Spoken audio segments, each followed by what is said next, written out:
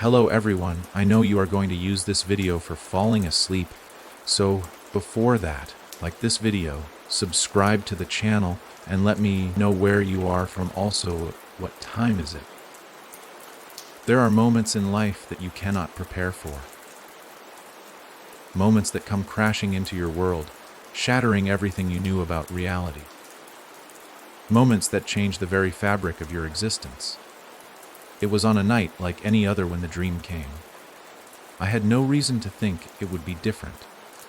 No premonition that this dream would haunt me forever, would twist its fingers into the deepest crevices of my mind, making it impossible to forget.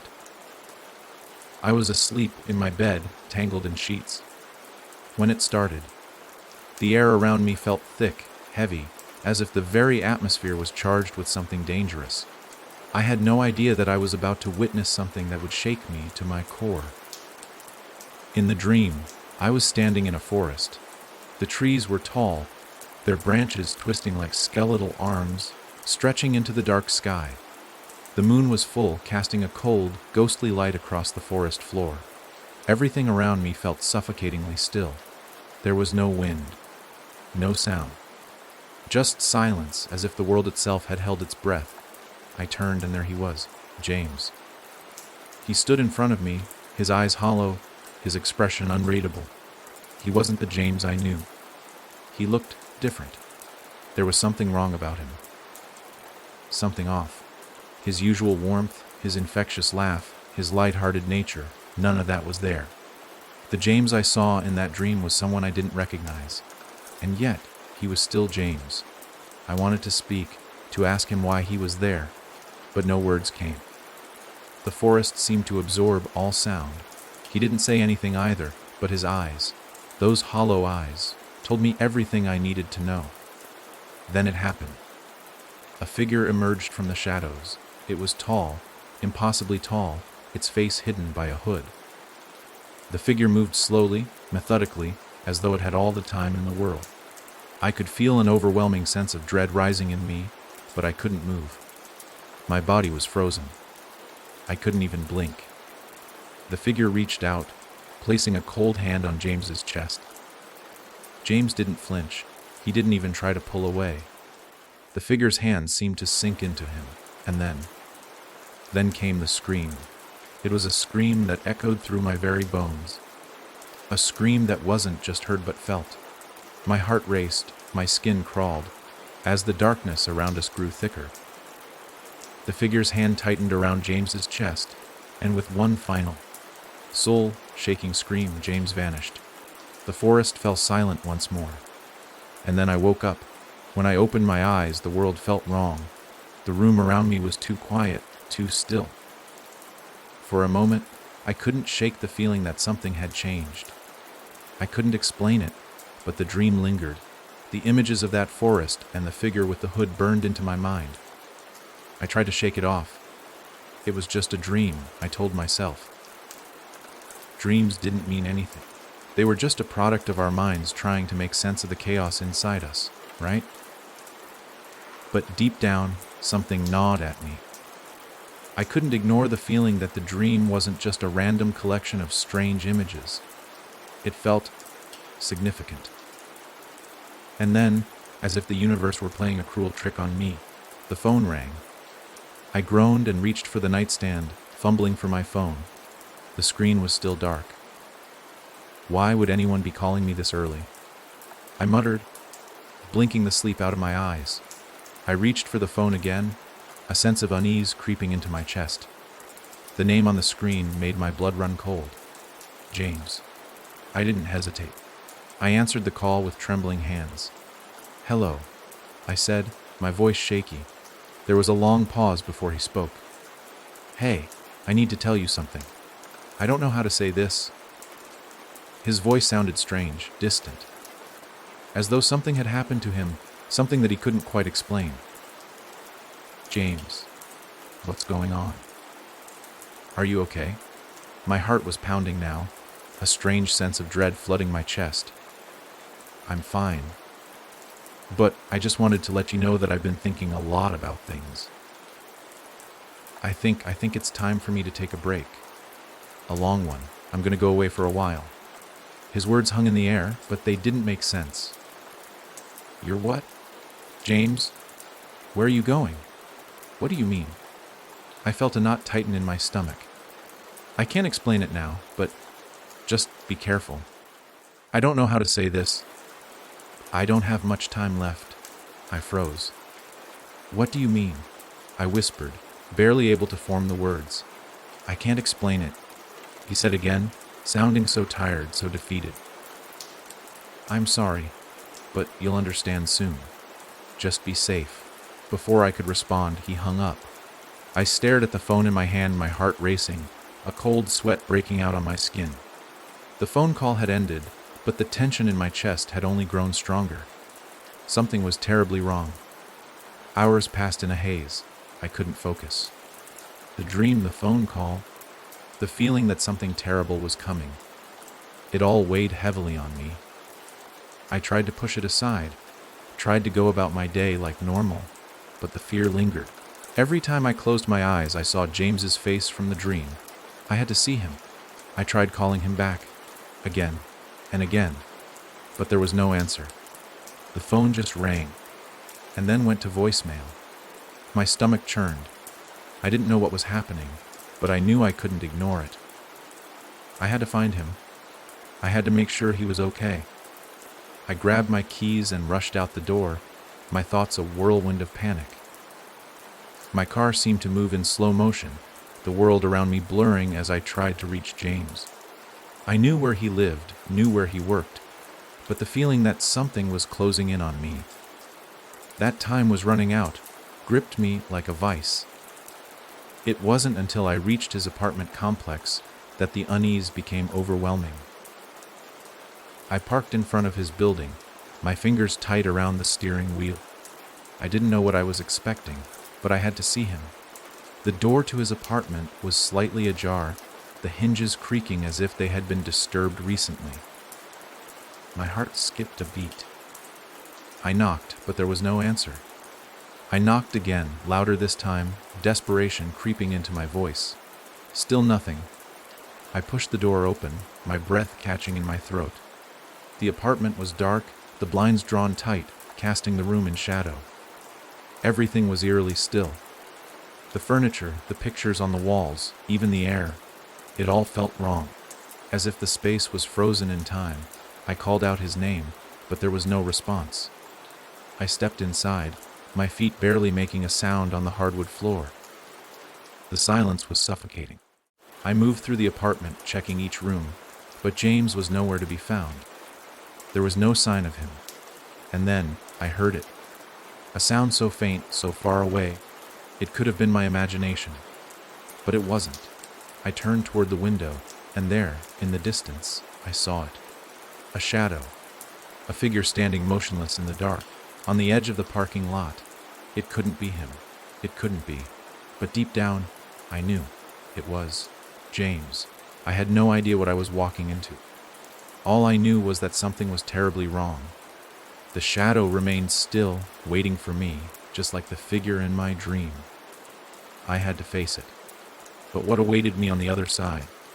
The air around me felt colder, the silence deafening. I took one step, then another. And in that moment, I realized the nightmare was just beginning, and it was coming for me too. The shadow outside the window remained unmoving, and I couldn't take my eyes off it. My breath hitched in my chest as I felt a shiver crawl up my spine.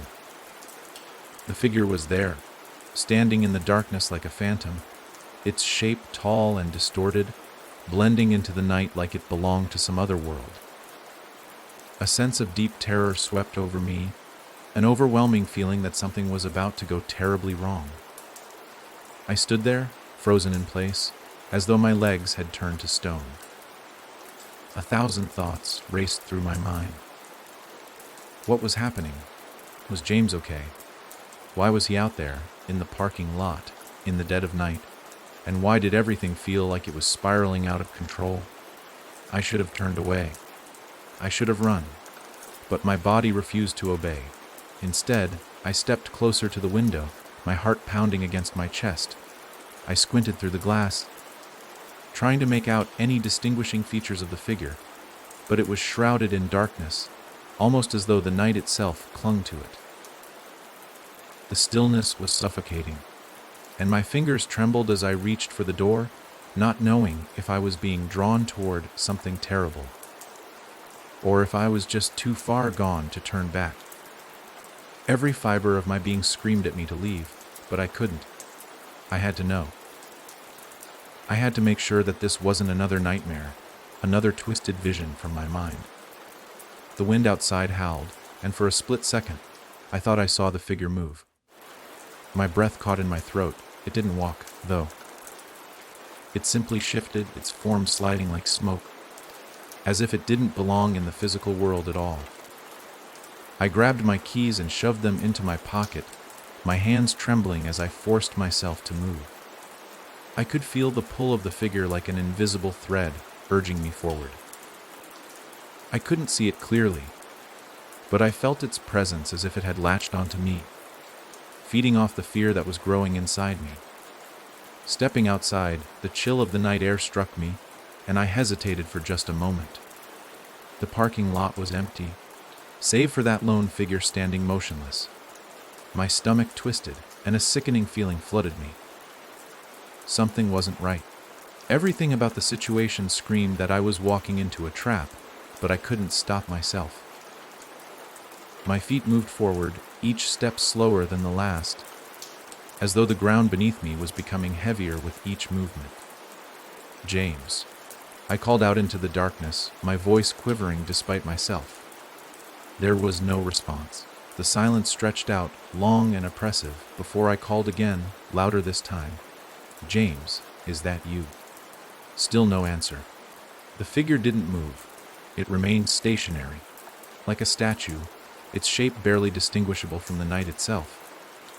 I stopped a few paces from where I had first seen the figure. The dread in my chest was almost suffocating now. The absence of sound, no crickets, no rustling of leaves, no movement, was unnerving. It felt like the world had stopped turning. Something shifted in the air, like a ripple of cold, and the figure finally moved. It didn't walk. It simply glided toward me, as though the ground beneath its feet couldn't touch it. I took a step back, but it was too late. It was too close. I froze, panic flooding through my body. This wasn't James. This wasn't him. The figure loomed over me, towering far taller than any human could be. It was draped in a dark, tattered cloak, its edges frayed and twisted, as though it had been caught in a violent storm. The hood of the cloak was pulled low over its face, but I could feel the eyes beneath it. Empty, hollow, all-consuming eyes that seemed to pierce into the very depths of my soul. It didn't speak. It didn't need to. I could feel its presence in every cell of my body, and it was as though the very ground beneath me was shifting. The air thickened, and a low hum filled my ears, as though I was standing at the edge of some vast chasm that could swallow me whole. And then I heard it, a faint whisper, barely audible, yet carrying the weight of 1,000 voices. A voice that seemed to come from everywhere, from within me and from all around. It wasn't a language I recognized, but the meaning behind it was clear. Don't let him leave. The words sent a jolt of terror through me, and before I could react, the figure reached out, its hand stretching unnaturally long. It was cold, freezing, and I felt a sharp, gnawing pain as the fingers brushed against my skin. My vision blurred, and I stumbled backward, my heart hammering in my chest. I could hear my own breath, ragged and shallow, mixing with the low hum that surrounded me. And then, as if by some dark magic, the world tilted. The figure that had once loomed over me was now far away, its outline blurring as the space between us seemed to stretch, like a thin thread unraveling into the void. I could feel the darkness closing in, pulling me deeper into its depths. I reached out, desperate to stop myself from being dragged into whatever nightmare this was becoming. But before I could even comprehend what was happening, the figure was gone, just like that. The night was silent again. I stood there, for what felt like an eternity, breathing heavily, my body shaking. I didn't know whether I had imagined everything or if it had been real. I had to tell myself it was just my mind playing tricks on me. But deep down, I knew better. I had seen it. Whatever that thing was, it was real. I turned toward the building, my thoughts a jumbled mess. I was shaken, afraid, but I had to find James. I needed to make sure he was okay. I had to find out what was going on before it was too late. The apartment was still empty when I returned. No sign of James. No clues to explain what was happening. But there was something else. On the floor near the door was a small piece of paper. It was folded neatly, almost too neatly, and when I picked it up, I felt an odd sense of dread. The paper felt old, brittle, as though it had been lying there for a long time. I unfolded it carefully, my hands trembling. The words scrawled across the page were barely legible. The ink smudged as though the writer had been in a hurry. "You can't stop it. It's already too late." I stood frozen for a moment, staring at the words. My heart began to pound in my chest again. A cold sweat broke out across my skin. I glanced around the room, my mind racing. What did it mean? What had James gotten himself into? And why had he left me with this warning? I didn't have answers. All I had was this message, and the undeniable feeling that something dark and sinister was coming for us. The dream was no longer just a dream. It was real. And whatever it was that had taken James, that had come for him in the night, was now coming for me too. I had no choice. I had to find him. I had to stop whatever had begun before it claimed us both. And I had no idea where to even start. The weight of the message in my hands felt like a leaden burden, pressing down on my chest. "You can't stop it. It's already too late." I stared at the words, over and over again, trying to make sense of them. They were simple enough. But the meaning gnawed at my mind like a persistent, malignant force. It was too late. That wasn't something you told someone unless you truly believed there was no hope left. The darkness outside the apartment felt deeper now, as though the shadows themselves had grown longer, more oppressive. The hairs on the back of my neck prickled with unease, and I could feel the presence of something. Something I couldn't see, but could certainly feel. The weight of the warning was suffocating. I couldn't stay here. I couldn't afford to wait around, hoping for some kind of explanation or miracle to appear. No, I had to move. I had to figure out what was going on. I had to find James before whatever this thing was, whatever he had warned me about, came for me too. With one last glance around the apartment, I shoved the note into my pocket and rushed out the door. The air outside was colder than before, a sharp bite in every breath. The world felt distorted, as if reality itself had started to bend under some unseen pressure. I walked quickly, every step hurried and heavy, as if I were moving against a current I couldn't see, but could feel tugging at my very soul. The streetlights flickered above, casting long, wavering shadows that seemed to distort the world around me. The houses, the trees, the very sky, it all felt wrong. It had only been hours since I last spoke to James. Yet it felt like days had passed. A part of me refused to believe that anything was truly wrong with him. That phone call, the one where he'd spoken so cryptically, had been nothing but a bad omen, I told myself. He was fine. This was just a case of nerves, or maybe some kind of stress he hadn't told me about. But deep down, I knew better. Something had happened to James. Something had changed him, and I feared I would never see him again unless I did something. I knew where James had gone. He often took long walks in the park when he needed time to think. It was his place of peace, the only spot in town where he could shut out the noise and chaos of his life. He had told me about it 100 times. I never understood the significance of it, not until now. The park was on the other side of town, a good walk from where I was. But at that moment, the distance between us didn't matter. I had to get there. I had to keep moving. The fear in my chest pushed me forward, urged me to go faster.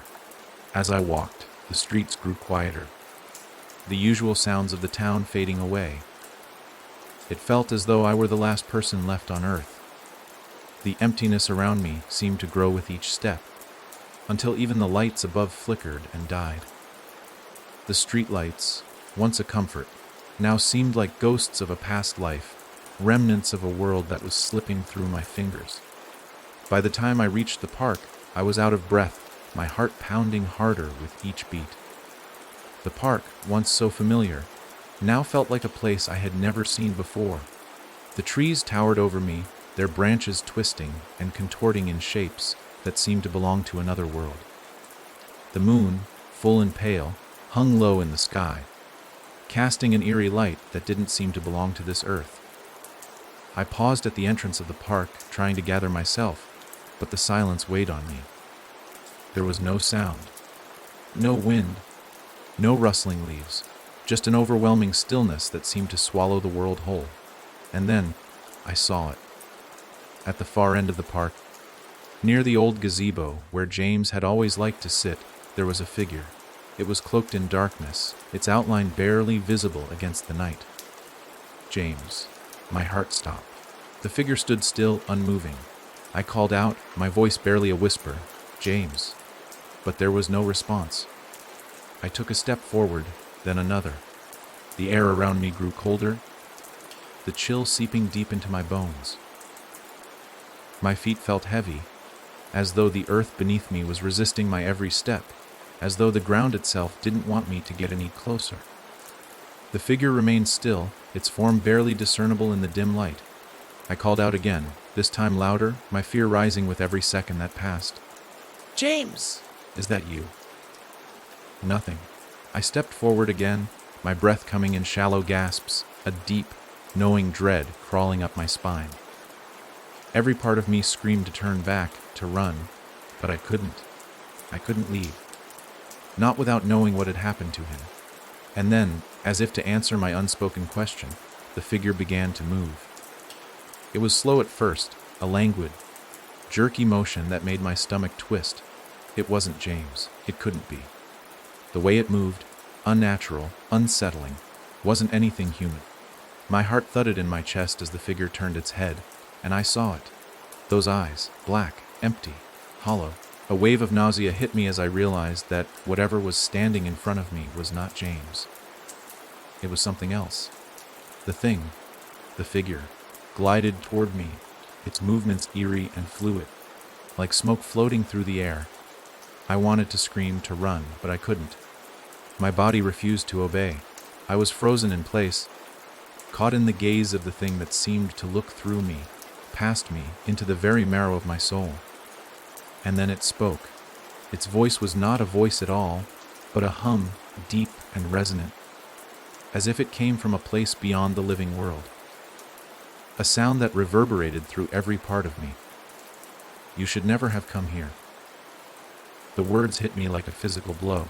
I could feel them deep inside me, vibrating in my bones, in my chest, until I thought I might suffocate from the weight of them. "James," I gasped, my voice cracking. "Where is he? What have you done with him?" The figure didn't respond. Instead, it reached out with a hand.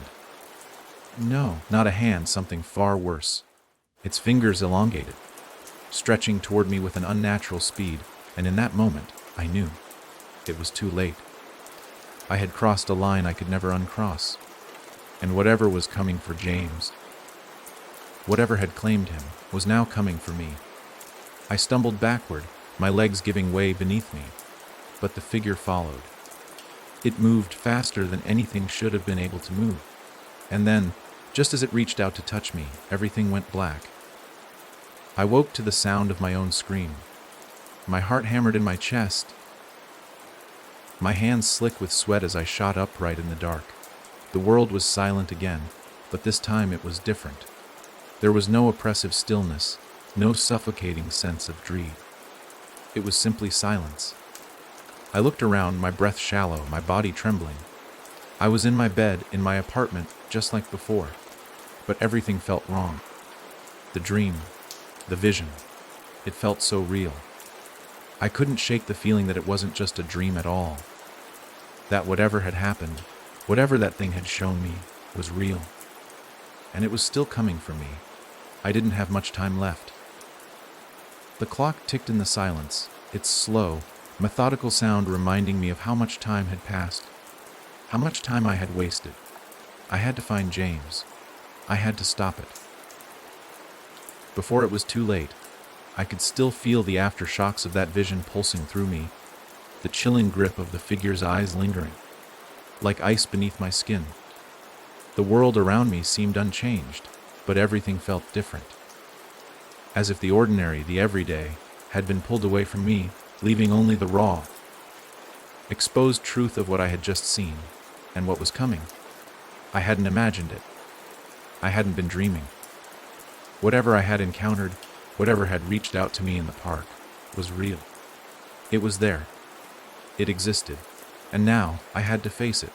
I sat there on my bed, the dark shadows of the night pressing in around me, and my mind raced, unable to grasp what had happened. My thoughts were a swirling storm of confusion, fear, and the undeniable feeling that the nightmare was far from over. The figure, the words, the empty eyes, it was all connected. But to what? Why me? Why James? I had to find answers. I had to understand what had happened to James and why that figure had singled him out. There had to be a reason. There had to be something behind it all, some thread that tied everything together. I grabbed my phone from the nightstand, desperate to call him again. My hands shook as I dialed James's number for the 100th time. The phone rang and then the voicemail. Again. Every time I called, it felt like a small piece of my sanity was slipping away, and I couldn't afford to lose any more. The panic rose again, threatening to swallow me whole. I threw the phone down on the bed, my mind racing, trying to think of where he could have gone. My mind kept drifting back to the park, to the dark figure, to the unsettling feeling that had gnawed at me the entire time. What was it that James had meant in his cryptic phone call? The words echoed in my ears. I don't have much time left. What did he mean by that? What did he know? A wave of guilt washed over me. Why hadn't I listened to him? Why hadn't I paid attention to the things he had said? Was he trying to warn me? Was it too late to do anything? I stood abruptly, my body moving on its own, as if it were acting without my permission. I needed to move, to do something, anything. I couldn't sit here waiting. Not with James still out there somewhere, probably in danger, probably lost to whatever had taken him. I had to start at the beginning. I had to retrace his steps. The next few hours blurred together, my mind a whirlwind of thoughts and plans, all rooted in one single goal: find James before it was too late. I couldn't shake the image of his face, the way he had looked when I had seen him in my dream, hollow, lost, empty. The drive to the park was faster this time, as if something was pushing me to get there, to find him before it was too late.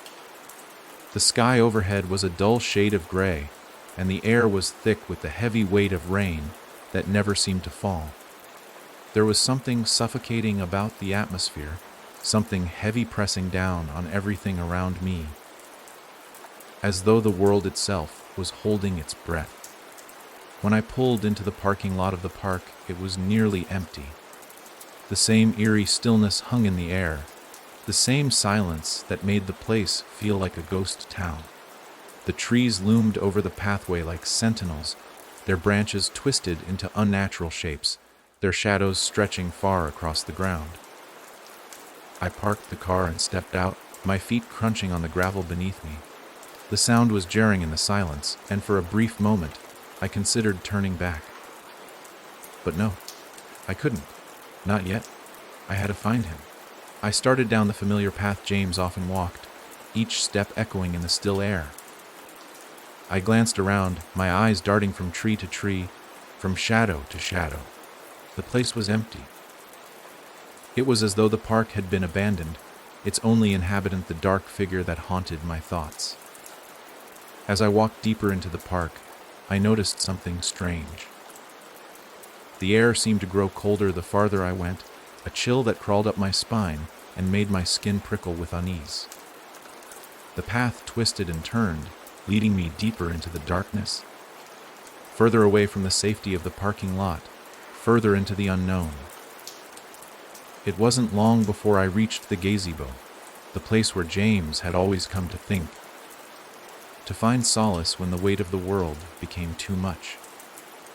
I had seen him there countless times, sitting alone with his thoughts, the peaceful surroundings offering him the escape he needed. But this time, when I reached the gazebo, something was different. The door was ajar. I pushed it open, the creaking of the wood echoing in the silence. The inside of the gazebo was dark, the only light coming from the faint glow of the moon above. I stepped inside, my heart racing. It was empty. No sign of James, no sign of anything, except the sense that something had been here, something that shouldn't have been. And then I saw it. On the floor of the gazebo, a small, tattered notebook lay open. The pages were yellowed, the edges worn and frayed as if they had been handled repeatedly. I hesitated for only a moment before I bent down and picked it up, my fingers trembling as I opened the first page. The handwriting was unmistakable. James's handwriting. I could feel a lump form in my throat as I began to read, the words jumping out at me, pulling me deeper into the mystery. I know it's coming for me. I don't know how to stop it. It's already too late. The words sent a cold shiver through me. This was it. This was the answer I had been looking for. Whatever James had known, whatever he had uncovered, it was here. This notebook was the key to everything. I flipped through the pages, my eyes scanning the frantic scribbles. James had been documenting something he hadn't told me about, something that had begun to take hold of him long before I realized. And now, as I read his words, I felt the terrifying reality of the situation settle in. It's a force. It's not human. It exists in the shadows, in the spaces between what we see and what we don't, and it wants me. It's been coming for me for months, waiting for the right moment. I felt my breath catch in my throat. This was no longer just a nightmare. This was real. This thing, whatever it was, had been after James, after me. I turned another page, but this time the handwriting had changed.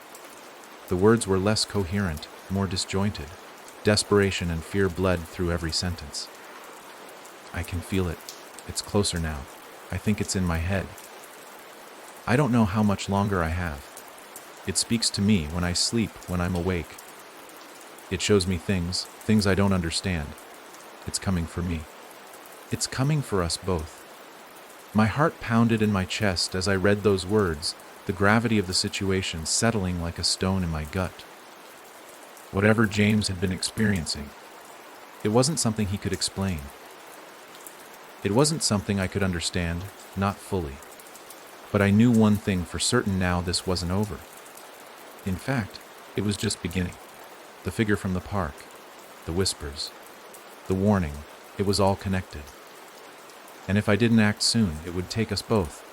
I shoved the notebook into my bag, my mind racing as I tried to formulate a plan.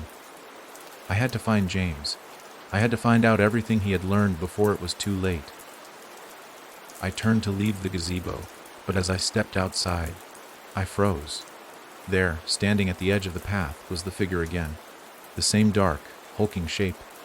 The same empty eyes. And it was looking straight at me.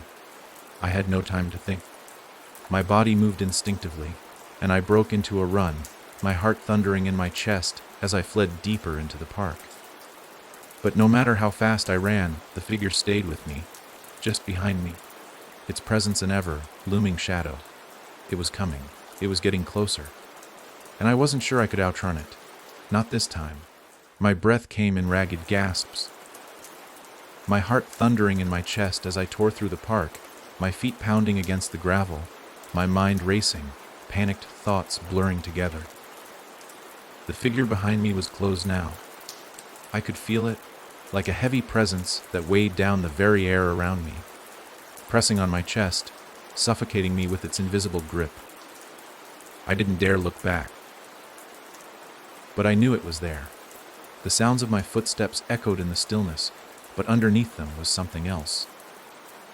A low, unnerving hum that seemed to reverberate through the ground. Through the air, a constant reminder that the figure wasn't just following me. It was watching me. It was toying with me. I turned sharply, cutting through the park's winding paths. But no matter how fast I ran, the darkness seemed to close in around me. The trees loomed overhead like twisted sentinels, their skeletal branches reaching down as though they were trying to snare me, to pull me deeper into the night. The park, once a place of calm, had become a labyrinth of fear. Its every corner hiding something that I couldn't see, something that was hunting me.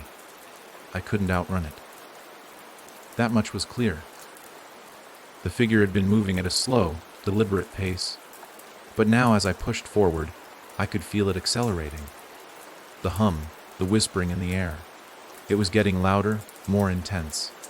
It was right behind me. I could hear its footsteps now. The faintest shuffle, like a soft drag of something heavy across the earth. It wasn't moving like a human anymore. It was something else. Something inhuman, something ancient.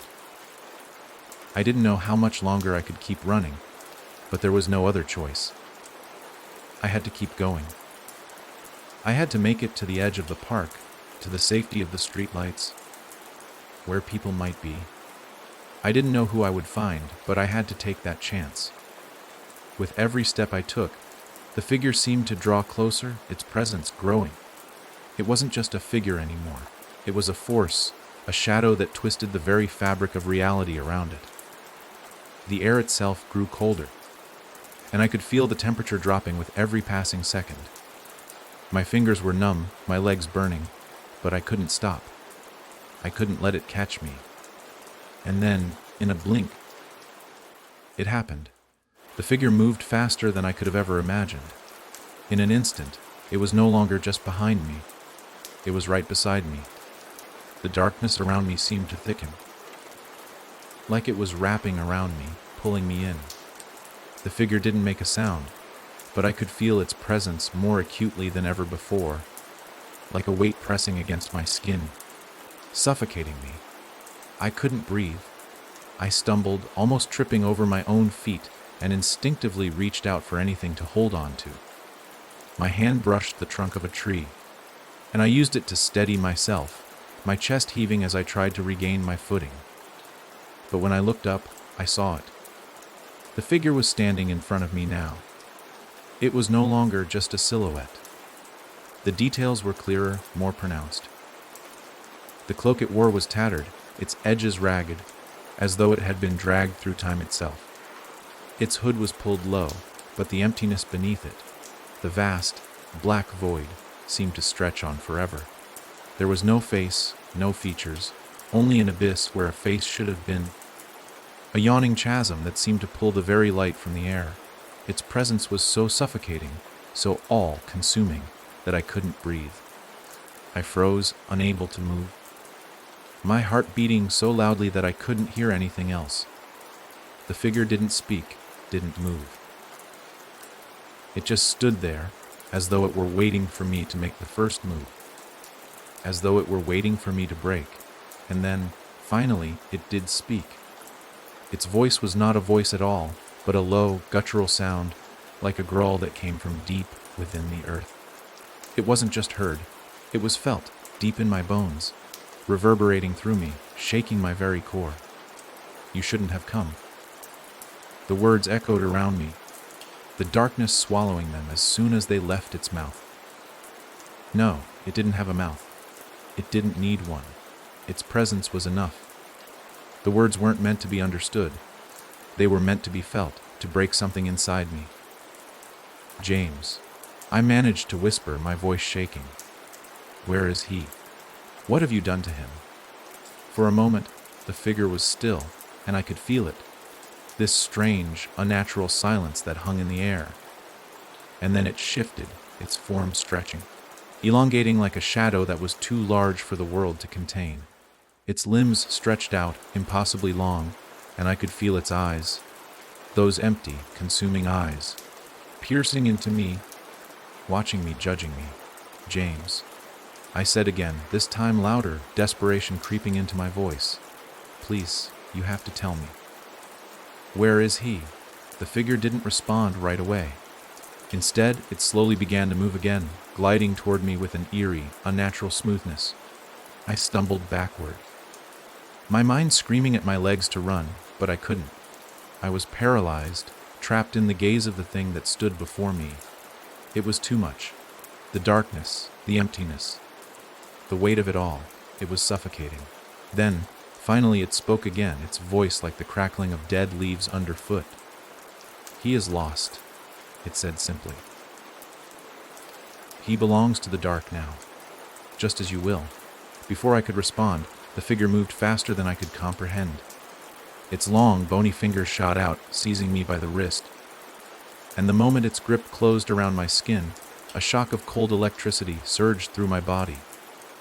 It wasn't a physical pain, but something far worse, a feeling of being torn apart from the inside. My vision blurred, and I could feel the ground beneath me shift, as though the world was bending, warping into something unrecognizable. I opened my mouth to scream, but the sound never came. My body refused to obey. I felt like I was being pulled into the figure, into the abyss that it had become, and I could feel myself slipping away. The cold, the emptiness, it was too much. And then, just as I thought I might lose myself entirely, a voice, familiar, a voice I would never forget, cut through the darkness. Run, it was James's voice. But it was distorted, garbled, as though he were speaking from somewhere far away. The figure's grip tightened, and I could feel myself slipping, fading, but the voice kept calling, urging me to escape, to break free from whatever this thing was. Ooh. And suddenly, with a burst of strength I didn't know I had, I yanked my arm away. The figure's grip loosened, and I stumbled backward, my feet finally finding purchase on the ground. My breath was ragged, my chest aching, as I looked up to see the figure looming before me once more, its eyes burning with fury. But I didn't look back this time. I ran. I ran as fast as I could, my legs moving on their own, every ounce of fear and desperation driving me forward. The darkness closed in behind me, but I pushed harder, faster, until I could hear nothing but the sound of my own breath and the pounding of my heart. I had no idea where I was going. I just knew I had to keep moving, keep running, because if I stopped, if I looked back, it would take me. The city lights appeared in the distance, a small beacon of hope that pushed me forward, one step at a time. I had no idea how long I had been running, but I didn't dare stop. I could still feel the figure's presence, its cold, suffocating grip lingering in the air, pushing me forward. I had to find James. I had to save him. I was breathless, each step growing heavier as I staggered through the streets, the cold night air biting at my skin. I didn't dare look back. I couldn't. The figure was still out there, lurking, stalking me from the shadows. But I had to keep moving, had to find a way to make sense of what was happening. I had no choice. Every step I took brought me closer to the edge of the city, where the lights of the town started to grow sparse. The streets became quieter, the buildings smaller, and the shadows darker. My hands trembled as I clutched my phone, once again dialing James's number, my thumb moving mechanically, praying that this time, somehow, he would answer. But once again, it went to voicemail. James, I whispered, my voice barely audible, choked with fear. Where are you? Please, where are you? The phone slipped from my hand as I stumbled onto the sidewalk. My mind raced, my heart pounding in my chest. The figure, the darkness, the voice, it was all connected. I knew that much. It was too much to ignore now. I couldn't pretend this was some bad dream anymore. Whatever had taken James, whatever had taken hold of him, was real. But what was it? I needed answers, and I had to get them, even if it meant facing whatever it was that had been haunting us both. I found myself standing in front of an old building, a nondescript place that I had passed by countless times without ever giving it a second thought. But tonight, under the dim glow of the streetlights, it felt like something far more important. The building had a strange, almost oppressive presence, an air of abandonment, but also a sense that something had once lived there. Something dark. I knew this place. It was an old storage unit, something I had never thought twice about. But tonight, it was different. Without thinking, I stepped forward, my instincts pushing me into the darkness beyond the door. The air inside smelled stale and musty, as though it hadn't been opened in years. A thin layer of dust coated the floor, and the faint smell of mildew clung to the air, but it was the silence that struck me the most. It felt like the room itself was holding its breath, waiting for something. For me. I stepped cautiously further into the space, my footsteps muffled by the thick layer of dust. As my eyes adjusted to the dim light, I noticed rows of old shelves, stacked high with boxes and forgotten belongings. Everything looked neglected, untouched for decades. And yet, despite its emptiness, the place felt alive in a way that made the hairs on my neck stand on end. Then, something caught my eye. A faint light flickered at the back of the room. It was weak, almost imperceptible, but it pulsed rhythmically, as though it were breathing. A low, rhythmic hum reverberated through the air. The same hum I had felt in the park. The same hum that had followed me in the night. I moved toward it, drawn in by the strange pull, the weight of inevitability pressing down on me. With every step I took, the light grew stronger, the hum louder. It was as though the very fabric of the building was alive with something dark, something ancient. My heart raced, but I kept moving. There was no turning back now. At the back of the room, I found it. A door, half open, leading down into what appeared to be a basement. The light came from below, the source flickering behind the door, like a lantern dancing in the dark. But it wasn't just light. It was something more. Something familiar, yet foreign at the same time. My mind raced with questions I didn't have answers for. I hesitated for only a moment before pushing the door open. The basement was cold, far colder than the rest of the building, and the moment I stepped down the stairs, I felt it. The presence that had followed me. The hum that vibrated in my bones. And then I saw it. A circle of strange symbols. Etched into the floor in chalk, their lines sharp and precise, forming an intricate pattern I couldn't understand. The flickering light was coming from an old lantern, placed in the center of the symbols. But it wasn't the light that caught my attention. It was what stood beside it. James. He was there, standing in the center of the circle, his eyes wide and vacant, like someone who had been lost for far too long.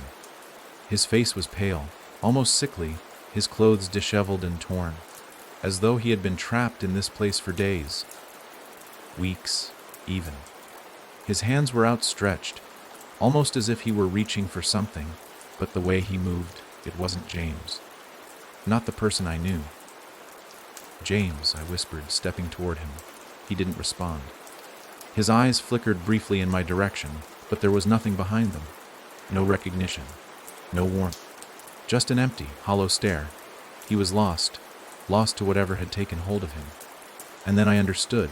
The darkness, the figure, the whispers. They had all been leading me here, to this moment, to this place. The symbols on the floor, they weren't just markings. They were a trap, a ritual. The hum I'd been hearing, the strange pull I'd felt. It wasn't just a coincidence. It was the same force that had taken hold of James.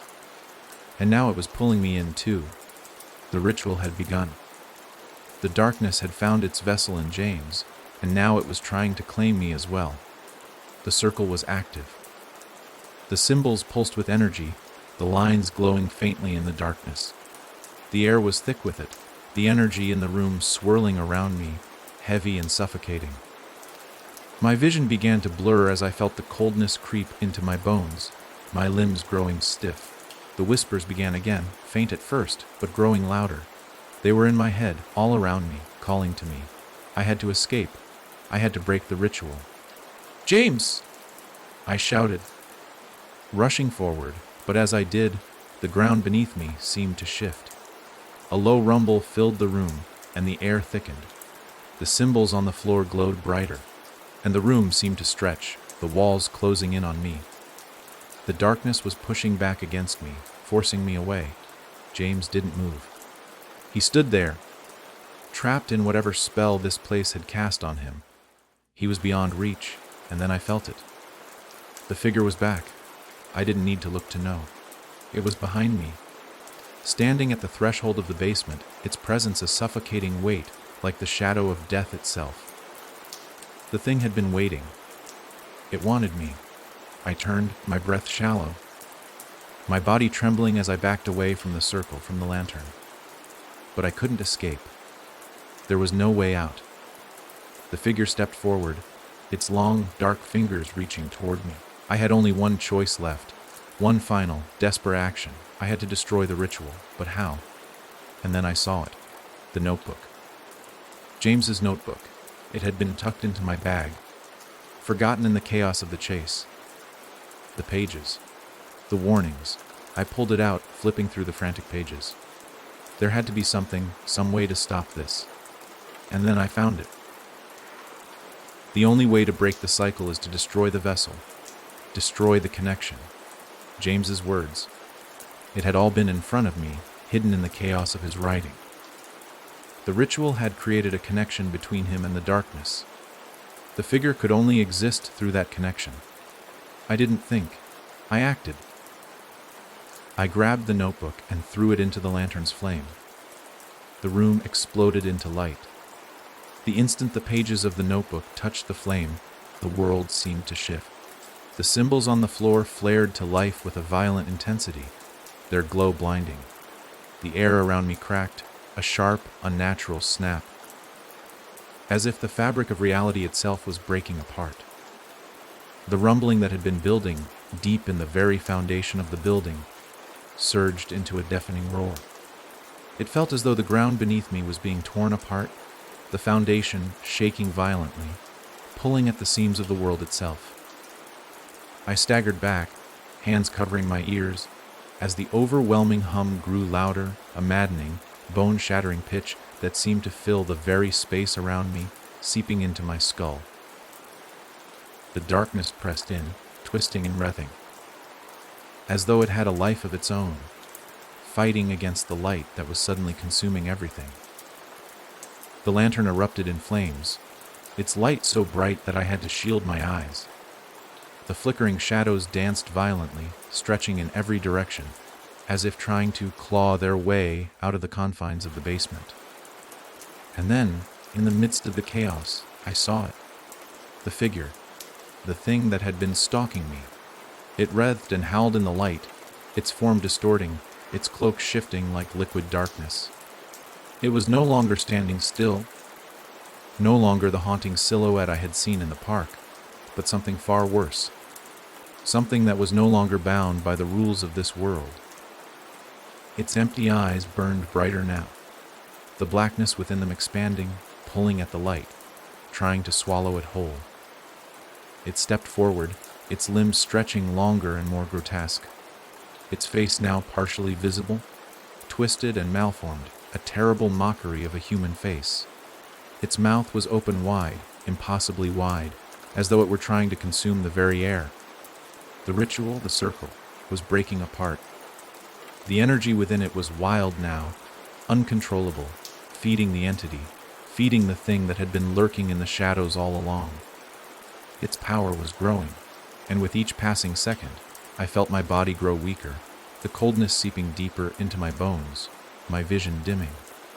But I couldn't stop. I couldn't give in. The notebook. James's last warning. He had written about breaking the connection. The ritual had been tethering the figure to this world, using James as a vessel. The only way to stop it was to sever that bond. I glanced back at James. He still stood in the center of the circle, his eyes vacant, lost. The dark power clung to him like a shadow, suffocating his soul. He wasn't himself anymore. He had to be freed. But how? I was about to rush forward, to try to pull him out of the circle, when I realized something. The lantern. The fire. The notebook. The connection between James and the figure. The dark force was through the ritual, through that circle on the ground. I had to destroy the symbols. My hand trembled as I reached into my pocket, pulling out a small metal object. It was the keychain I always carried, a simple metal tool with a jagged edge. A gift from James years ago. It had always seemed like a silly trinket, something small and unimportant. But tonight, it was my only weapon. I ran toward the symbols, each step a struggle against the overwhelming force that was bearing down on me. The hum was deafening now, louder than anything I had ever heard, and I could feel the vibrations in my chest. My bones rattling with every pulse of energy. The figure wasn't just watching me anymore. It was coming closer, its inhuman shape looming over me, every movement slow, deliberate. As if savoring my fear, I gritted my teeth and dropped to my knees, scraping the jagged edge of the keychain against the first symbol. The moment it touched the surface of the chalk drawing, there was a sharp hiss, like the sound of 1,000 whispers all at once, and the symbol began to crack, splintering apart like fragile glass. The figure let out a terrible screech, a sound so high, pitched it sent a sharp pain through my skull. It was trying to stop me, to hold the ritual together, but I had to keep going. I had to break the connection. For James. For myself. With trembling hands, I moved to the next symbol, scraping the keychain across the surface. Another crack echoed in the room, and the air seemed to warp, bending and twisting. The shadows on the walls writhed, screaming with the intensity of the entity's fury. The figure lunged forward, but it was too late. The ritual was unraveling. I kept moving, faster now. My heart hammering in my chest, the darkness swirling around me like a storm. Each symbol that I destroyed caused the room to quake, causing the figure to lose its shape, to become more unstable, its form shifting and flickering like a dying flame. But it was still coming for me, its presence growing heavier, like a weight pressing down on my chest. I reached the final symbol, my hand shaking so violently that I could barely keep the keychain steady. The figure was right behind me now, its cold breath on the back of my neck. But I didn't stop. I couldn't. I swiped the keychain across the last symbol, and the world exploded into light. A wave of searing heat flooded the basement, and I was thrown backward, crashing to the floor. My vision blurred, and the sound of the hum, so deafening moments ago, faded into nothing. The air felt suddenly still, too still, and I couldn't breathe for a moment, my body racked with exhaustion. When I opened my eyes again, the room was eerily quiet. The figure was gone. The oppressive weight in the air had lifted. There was no more hum, no more screaming shadows, just silence. I lay there for what felt like an eternity, my heart still racing. The adrenaline pumping through me, but I couldn't move. My body was spent, my muscles aching from the strain. The only thing I could hear now was the soft rustling of wind outside, the normal sounds of the world returning. I forced myself to sit up, blinking against the disorientation, and my gaze fell on James. He was still standing in the center of the circle, but his eyes were no longer vacant. They were focused, present, as if he had just woken from a long, terrible dream. His body was no longer stiff. He blinked, his expression slowly clearing as though he was shaking off the remnants of something heavy that had held him in place. James. I whispered, my voice hoarse. He looked at me, and for a moment I thought I saw a flicker of recognition. But then, in the next instant, he collapsed. I rushed to him, panic rising in my chest, but when I touched him, I realized he was breathing. He was alive. Weak, but alive. I held him in my arms, relief flooding me as I felt his pulse steadying, his body warming under my touch. The darkness had lifted. The nightmare was over. But as I looked down at him, a thought lingered in the back of my mind. What had we just escaped? What had truly been behind all of this? The figure, the ritual, the connection between them and the entity. It was all gone, but I couldn't shake the feeling that something far darker had been set free, something far older, something that might one day return. But for now we had won, and that was all that mattered, for now. The silence of the basement was almost suffocating. It felt like the walls were closing in, yet, for the first time in what felt like an eternity, I could breathe again. The oppressive weight that had been hanging over me, over both James and I, had lifted. The hum, the dark presence, the whispers, they were all gone. The air no longer felt thick with malice.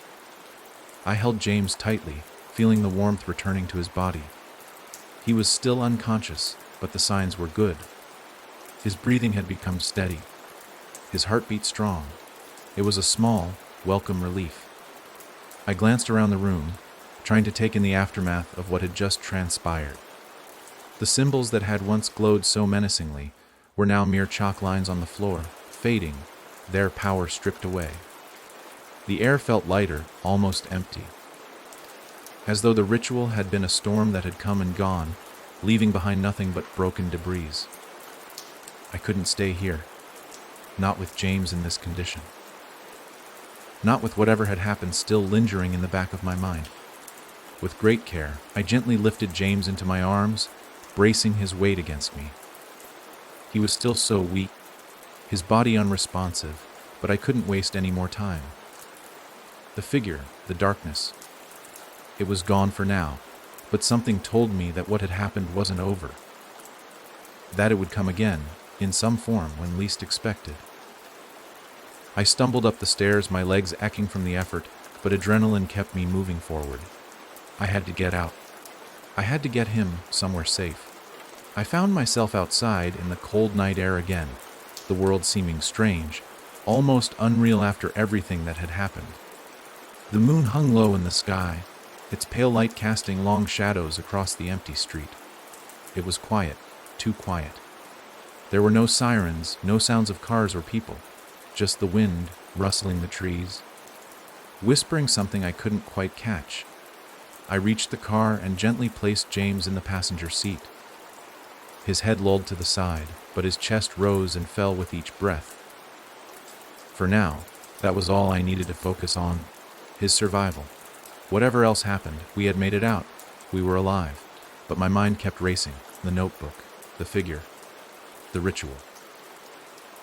I couldn't shake the feeling that we hadn't just escaped from something.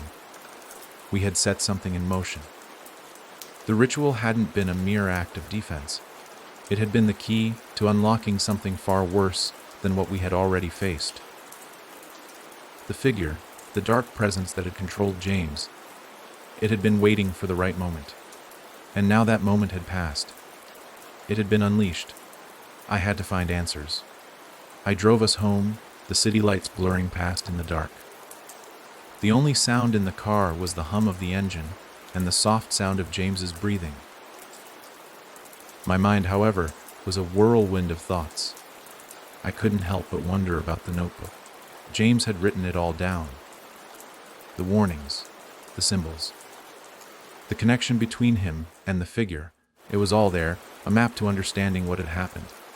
But what did it all mean? I pulled into the driveway, my hands shaking as I turned off the engine. The house seemed so normal, so unchanged, but I couldn't shake the feeling that something had followed us. The quiet seemed off, the stillness unnatural, as though the calm before the storm had settled in. I carried James inside, setting him gently on the couch. His breathing was slow but steady. He was alive, but how much of him had been taken by whatever had controlled him? I needed to understand more. I needed to know what that thing was, what it wanted, and how it had taken hold of James in the first place. I had seen enough to know that this wasn't just some paranormal event.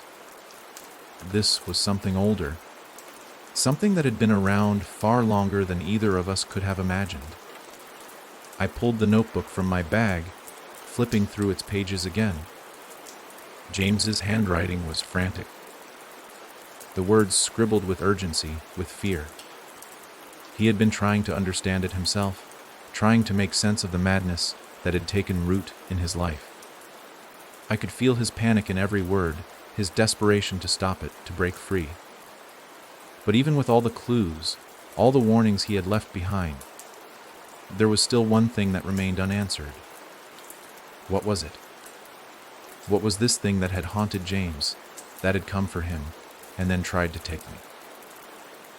What was the force that had driven it into our lives? I read through the pages again, looking for something, anything that could give me the answer. And that's when I saw it. It is an old one. It has existed for as long as the world has. Its hunger is insatiable.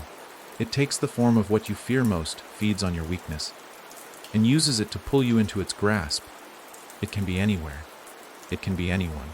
And once it has you, it will never let go. I felt the blood drain from my face as I read the words. It wasn't just a creature. It wasn't some ghost or demon. It was a force. A force that had always been there, lurking in the shadows, feeding off fear, off vulnerability. A parasite, and it was still out there, waiting, watching. I turned the page. The only way to break its grip is to sever the connection. It feeds on the rituals, the belief, the willingness of those it haunts to offer themselves. It thrives on fear, and once you give it what it wants, it never stops. If you destroy the ritual, you can break the chain for a time, but it always returns. My hands shook as I read the final words. It always returns. I sat there, frozen, as the weight of James's words settled over me. The ritual had been broken. The figure was gone. The connection had been severed, but not forever. This thing, the force that had plagued us both, was not finished. It had merely retreated, biding its time, waiting for another chance to strike. I looked over at James, his face pale and drawn, but there was a faint glimmer of life in his eyes as he shifted on the couch. We had survived. But for how long? The figure had been weakened, yes, but it had not been destroyed. It was still out there, somewhere in the shadows, waiting for the right moment to return. And when it did, we would have to face it again. This time, we wouldn't be as lucky. I couldn't shake the thought that no matter how hard we tried to move on, no matter how much we wanted to forget, the darkness would always be there, just beyond our reach. Waiting. Always waiting. I took a deep breath, feeling the weight of the moment. For now, we had escaped. For now, we were safe. But deep down, I knew the truth: we hadn't won. We had simply survived. And in this world of shadows, survival was the only victory we could hope for. The hours dragged on, each minute ticking by slower than the last. The weight of the night's events hung heavy in the air. Even though James was physically here, alive on the couch, something about him felt different. I could see it in his eyes. The way he stared at the ceiling, almost as if he was seeing something else, something far away, something terrible. I stayed by his side, watching him, wondering if he was ever going to be the same. He hadn't spoken much since we'd gotten back. Only faint murmurs in his sleep, and the occasional twitch of his hand. But otherwise, it was as though he was trapped in some kind of inn, between state, alive, but not truly awake. I couldn't blame him. What he had been through, what we had both been through, was beyond anything I could put into words. The figure, the ritual, the darkness, it was all a blur of terror, of helplessness. The past few days felt like one long nightmare, and yet, as I sat there in the quiet, I knew it wasn't over. The shadows still lingered. I glanced at the clock on the wall. It was well past midnight now. I should have been exhausted, mentally and physically drained. But I wasn't. I was alert, my mind still racing, still trying to process everything that had happened. The figure was gone, yes, but something about its absence made the silence even more oppressive. The house felt cold, and the air seemed to hum with a distant, almost imperceptible tension. I couldn't shake the feeling that I was being watched. Even now, sitting here, I felt the creeping sensation of unseen eyes on me, as though something was waiting, just out of reach. I stood up, restless, pacing the small living room. I needed to do something. Anything to keep my mind from spiraling. I had to figure out what we were dealing with. The darkness wasn't just a force that had taken hold of James. It was ancient. James had written about it in the notebook, but there were still so many unanswered questions. Why had it chosen him? How had it gotten to him in the first place? I needed to find answers. I had to understand this thing before it came back. I went to the desk in the corner of the room and rifled through the stack of papers. Bills, receipts, and random letters. Nothing important, just the usual clutter. But I kept searching, my fingers flying through the papers. There had to be something more. Something I had missed. And then I found it. A small, yellowed envelope. No name, no address. Just a simple wax seal with a strange symbol I hadn't seen before. It was a symbol that reminded me of the ones James had written about in the notebook. The same symbols from the ritual. The same dark shapes that had been etched into the floor of the basement. My pulse quickened as I carefully opened the envelope, pulling out a single sheet of paper. The handwriting was neat, precise, but unlike anything I'd seen before. It was old, like it had been written decades ago, maybe longer. To the one who reads this, know that you are not alone in your plight. The darkness you have encountered has always been. It is an ancient force, a parasite that feeds on fear, and it has been around since before the dawn of mankind. It seeks to destroy, to corrupt, to feed off the souls it touches.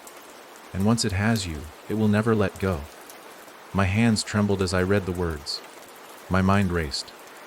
This was a warning, wasn't it? But from who? Who had left this letter? And why had they written it in the first place? But there is a way to banish it. You must sever the connection between the creature and its vessel. It will always return. It cannot be destroyed, only driven back.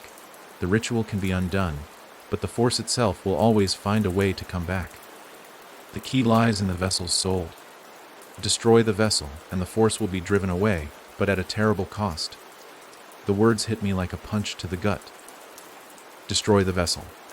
Was this referring to James? Was it telling me to kill him to stop the thing that had taken him?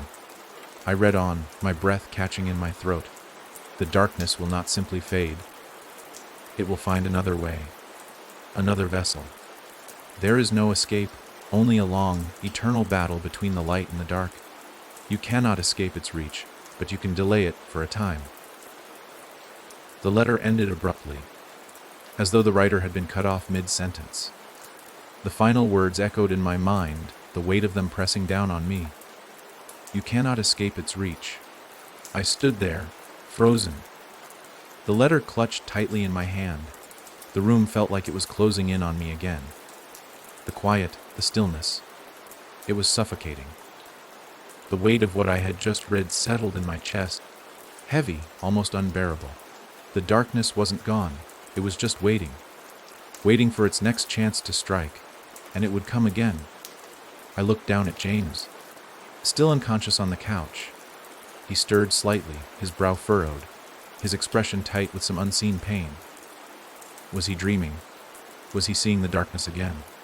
Was it still inside him, waiting to take control? I didn't know what to do. The letter had given me no real answers, only more questions, more uncertainty. Destroy the vessel. What did that mean? Was James the vessel, or was it something else? How could I ever know what was truly at stake? A sudden, sharp knock on the door snapped me from my thoughts. I froze. Who could that be? I glanced at James, unsure whether I should wake him or not. I couldn't shake the feeling that something was off. I hesitated, but the knock came again, louder this time. My pulse quickened. I felt a chill race down my spine. My instincts screamed at me to ignore it, to stay hidden, but curiosity and fear pushed me toward the door. I stepped cautiously toward it, the creaking of the floorboards sounding unnaturally loud in the silence. My hand hovered over the doorknob, and for a brief moment, I wondered if I had lost my mind. Maybe it was just a neighbor. Maybe I was just overthinking everything. I turned the knob and opened the door. There, standing on the other side, was a man I didn't recognize. He was tall, with graying hair and a worn leather jacket. His face was etched with lines of age and experience, and his eyes were sharp, like they had seen too much. He looked like someone who had spent a lifetime chasing ghosts. But it wasn't just his appearance that made me uneasy. It was the expression on his face. He didn't smile. He didn't say anything at first. He just stared at me, his gaze cold, intense, as if he was waiting for me to speak. Finally, he broke the silence. "You're not alone in this," he said, his voice low, gravelly. "It's not over. It's just beginning." And in that moment I realized with a sickening certainty that everything had changed. I stepped back, my heart racing, as the door swung open wider. The man didn't move, didn't step into the house, but his presence was enough. He was waiting for me to make the next move. Before I could respond, he spoke again. "Get your things. We need to go. There's no time to waste." The urgency in his voice sent a shiver down my spine. I wanted to ask him who he was, what he knew. But the words caught in my throat. How could I even begin to understand what he was talking about? "I don't understand," I said, barely able to form the words. "You will," he replied, his eyes darkening. "But we don't have time. The darkness is already moving again. You'll need to be ready." I stared at him, my mind spinning with questions. But before I could ask another, he turned and started walking down the porch steps, as if he were certain I would follow. As if he knew exactly what I needed to do next. The only thing I knew for sure was this: the nightmare was far from over, and it was coming for us once more. The door was still ajar. The man standing in the doorway, waiting for me. His words echoed in my head. "The darkness is already moving again. You'll need to be ready." What did he mean by that? And how did he know? I couldn't make sense of it. He wasn't just some random stranger. There was something about him that felt familiar, like a ghost from a past I didn't want to acknowledge. I stood frozen in place, my body locked in uncertainty. The stillness of the night had returned, but it was no longer the same calm quiet. The air was thick with tension, with a sense of foreboding that made my skin crawl. I glanced back toward the living room, where James still lay unconscious, his breathing steady, but his face contorted in some sort of nightmare. How could I leave him? How could I abandon him again? But what choice did I have? If the darkness was coming for us, if it was truly not over, then we needed help. We needed answers. And this man, this stranger, seemed to have them. I swallowed hard and finally stepped out onto the porch, the cool night air brushing against my skin. The man didn't turn around as I followed him, but I could feel his presence. The weight of his knowledge pressing down on me like a heavy fog. He stopped at the bottom of the steps, his back still to me, and turned his head slightly, as though he could sense my hesitation. "Time is running out," he said again, his voice urgent. "It's only a matter of time before it comes back. And this time, it won't stop. It will consume everything." I felt a chill crawl up my spine, and despite every instinct screaming for me to turn around and run back into the safety of my home, I couldn't. I couldn't ignore this. Something about him, his words, his presence, felt like the only lifeline I had left in a world that was spiraling out of control. "Who are you?" I managed to ask, my voice shaky. "What do you know about the darkness? About James?" The man finally turned to face me fully. His expression was unreadable, and for a moment, I couldn't tell if he was sizing me up or simply lost in thought. His eyes were sharp, a dark brown that seemed to reflect the moonlight in a way that made them appear almost black. His face was gaunt, like someone who had seen too many things he couldn't unsee. His hands were rough, his fingers stained with something I couldn't quite make out. "I know a lot more than you realize," he said, his tone grave. "But it's not about me. It's about him." He nodded toward the door, toward James, who was still inside, lying on the couch. "James," I said, the name tasting strange on my tongue. "What's happening to him?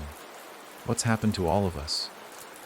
The man sighed deeply, and there was a sadness in his eyes, something that spoke of years of regret, of battles fought and lost. "The darkness is older than you think. It's been here long before you, before James. It feeds on fear, on the cracks in the soul, and it moves from one vessel to another. It finds weakness, it exploits it, and it consumes everything in its path. James wasn't the first to be chosen. He won't be the last. It's a cycle, one that's been going on for centuries." The words hit me like a cold wind. The weight of his knowledge settled on me, and for a moment, I felt the floor beneath my feet shift. This wasn't some random event. This wasn't just bad luck. This was something far older, far darker than I had ever imagined. But why James? Why us? I asked, desperation creeping into my voice. I could feel the panic rising in my chest again. "What does it want?" "It wants control," the man replied, his voice dark and steady.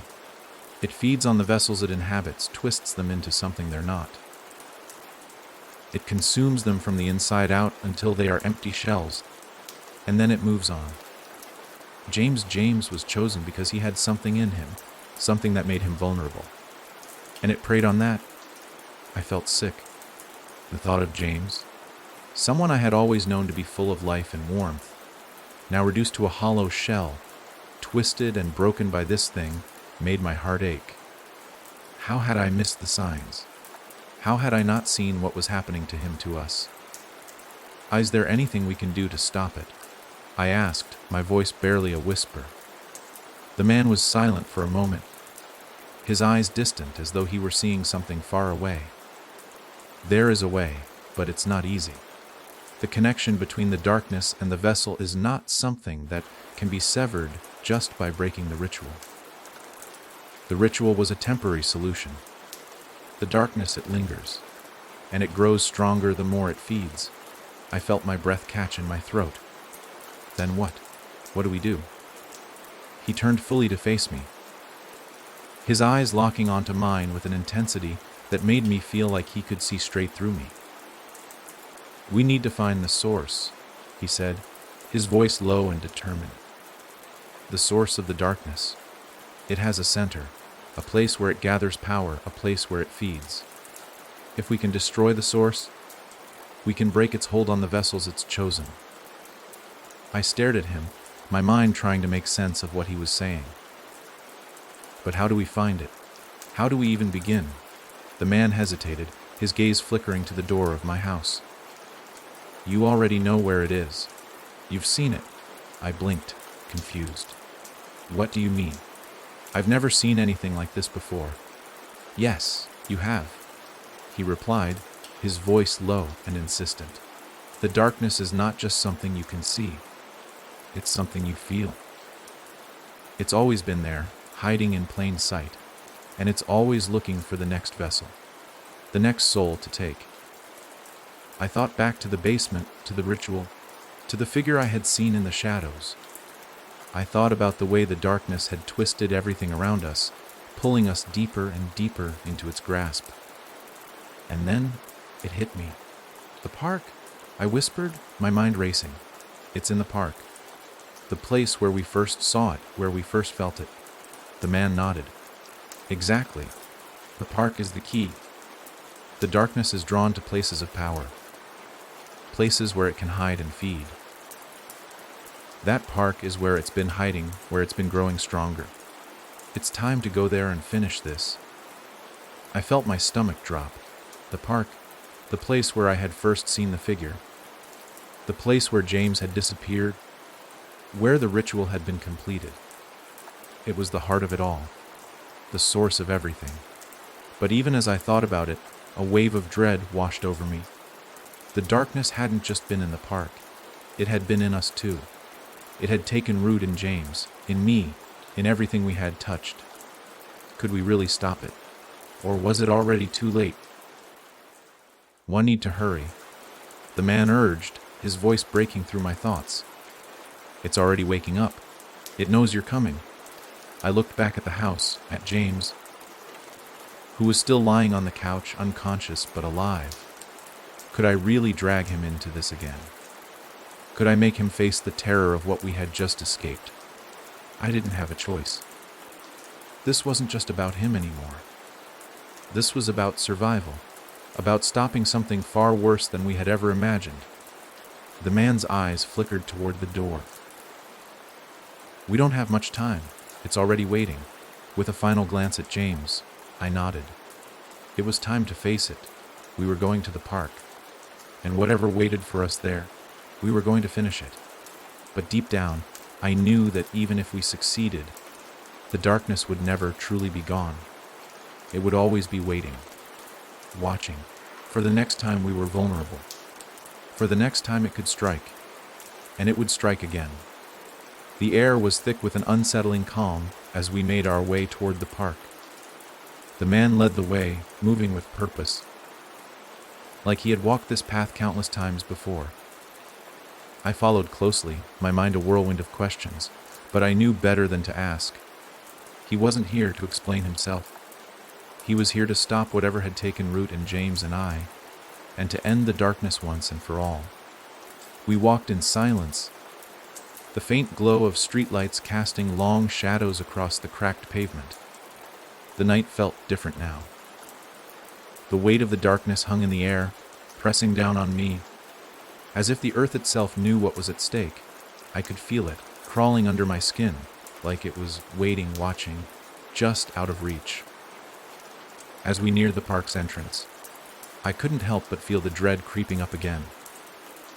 The park had never seemed so ominous. What had once been a place of simple beauty, with its wide-open spaces and quiet trails, now felt like a trap. The trees loomed overhead, their branches twisted and gnarled like skeletal hands, blocking out the stars. The ground beneath our feet felt uneven, as though the earth itself was shifting beneath us. The man stopped at the entrance, his eyes scanning the darkened path ahead. He looked at me, his expression unreadable. "We're close," he said, his voice quiet but firm. "Whatever it is, whatever this thing has become, it's here. It's drawing power from this place." I swallowed hard, the fear rising in my chest once again. What exactly are we going to do? How do we stop it? He didn't answer right away. His gaze was fixed on the park, as if he was seeing something I couldn't. The silence stretched between us, heavy with unspoken understanding. Finally, he spoke again. "We have to destroy the source, but we can't do it alone. You and James, you're part of it now. This thing has latched onto you, both of you, and until we break that connection, it will keep coming back." I felt a wave of cold panic wash over me. "You're saying it's inside us? The darkness?" He nodded grimly. "Yes, and until we sever that bond, it will always return. It feeds on you. It feeds on your fear, your vulnerability. That's why it chose you." I couldn't breathe. The realization hit me like a punch to the gut. It wasn't just James who had been taken. It was me, too.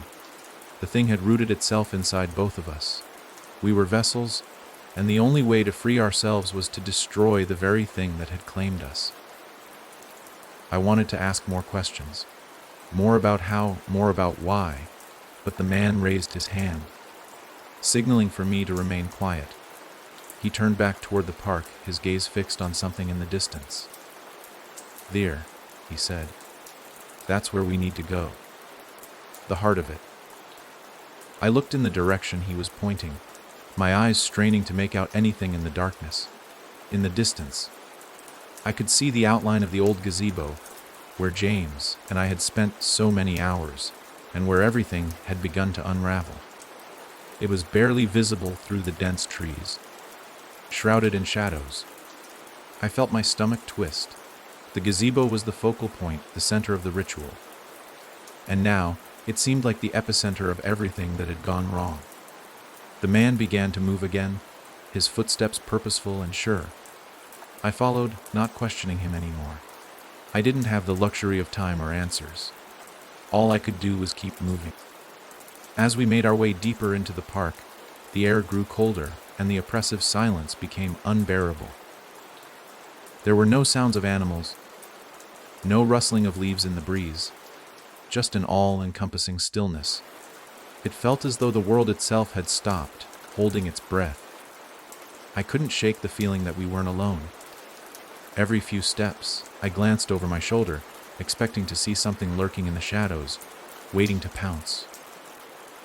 The park, once a peaceful place, now felt like a trap, its trees towering over us like sentinels.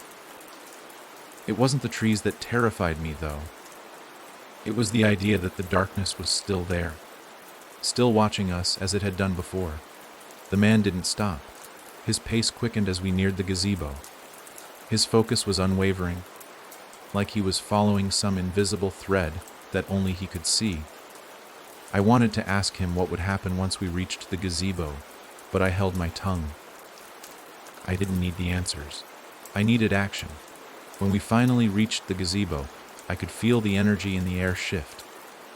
It was subtle at first, like a change in temperature, but it grew, and I could feel the heaviness pressing down on me again.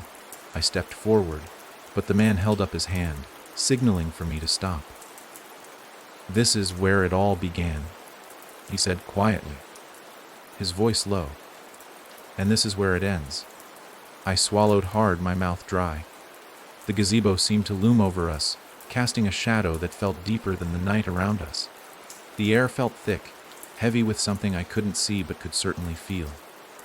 The man turned to face me. "You need to be ready," he said, his voice grave. "Whatever happens next, don't hesitate. The darkness can't be allowed to take control again." I nodded, even though I wasn't sure I understood what was about to happen. My body felt like it was frozen in place, the fear crawling under my skin, but I couldn't back down now. Not after everything that had happened. Not after seeing what had become of James. He stepped forward, placing his hand on the edge of the gazebo. For a moment, nothing happened. The night was still, the air stagnant. But then, slowly, something shifted. The ground beneath us trembled. The gazebo creaked, its ancient wood groaning, as if awakening from a deep slumber. The shadows around it seemed to twist and bend, pulling inward, as though the darkness itself was being drawn to the center of the structure. I took a step back, but the man was already moving forward. "It's here," he said, his voice urgent. "It's waking up." And then I saw it. A figure emerged from the shadows, a familiar shape, the same dark figure I had seen in my dreams, in the park, in the basement. Its cloak billowed around it like smoke, its face hidden in the folds of darkness, but I could feel its eyes. I could feel its presence, cold and suffocating. "No," the man said, his voice sharp. "We fight." Before I could ask what he meant, the figure lunged. Everything happened at once. The darkness exploded around us, a wave of cold and terror that threatened to consume everything. The man shouted something, and I saw him move toward the figure, but I couldn't focus. My eyes were locked on the figure, on its outstretched hand, on the void where its face should have been. It was reaching for me. I tried to move, to run, but my legs wouldn't obey. I was frozen, trapped in place by an overwhelming sense of dread. The darkness was closing in, and I couldn't breathe, couldn't escape. And then, just as I thought I might lose myself to it, I saw something else, a light. A faint glow like a beacon cutting through the shadows. It was coming from James. I didn't know how, but I moved. I ran toward him, the light growing stronger with every step. As I reached him, I saw his eyes, wide, filled with a mix of fear and recognition. He looked at me, and for the first time since this nightmare had begun, I saw him. The real James, not the hollow shell the darkness had created. He reached out, his hand trembling, but there was a strength in it now, a light in his eyes that had been missing. And then, without thinking, I grabbed his hand. Everything changed in an instant. The world shifted. The darkness screamed in frustration, its form flickering, twisting, as the light from James spread, cutting through the shadows, burning away the tendrils of fear and malice that had plagued us both. The figure howled, its form beginning to disintegrate, the shadows falling away like smoke in the wind. The air lightened, the oppressive weight lifted, and as the figure vanished into the darkness, I realized something. The battle wasn't over.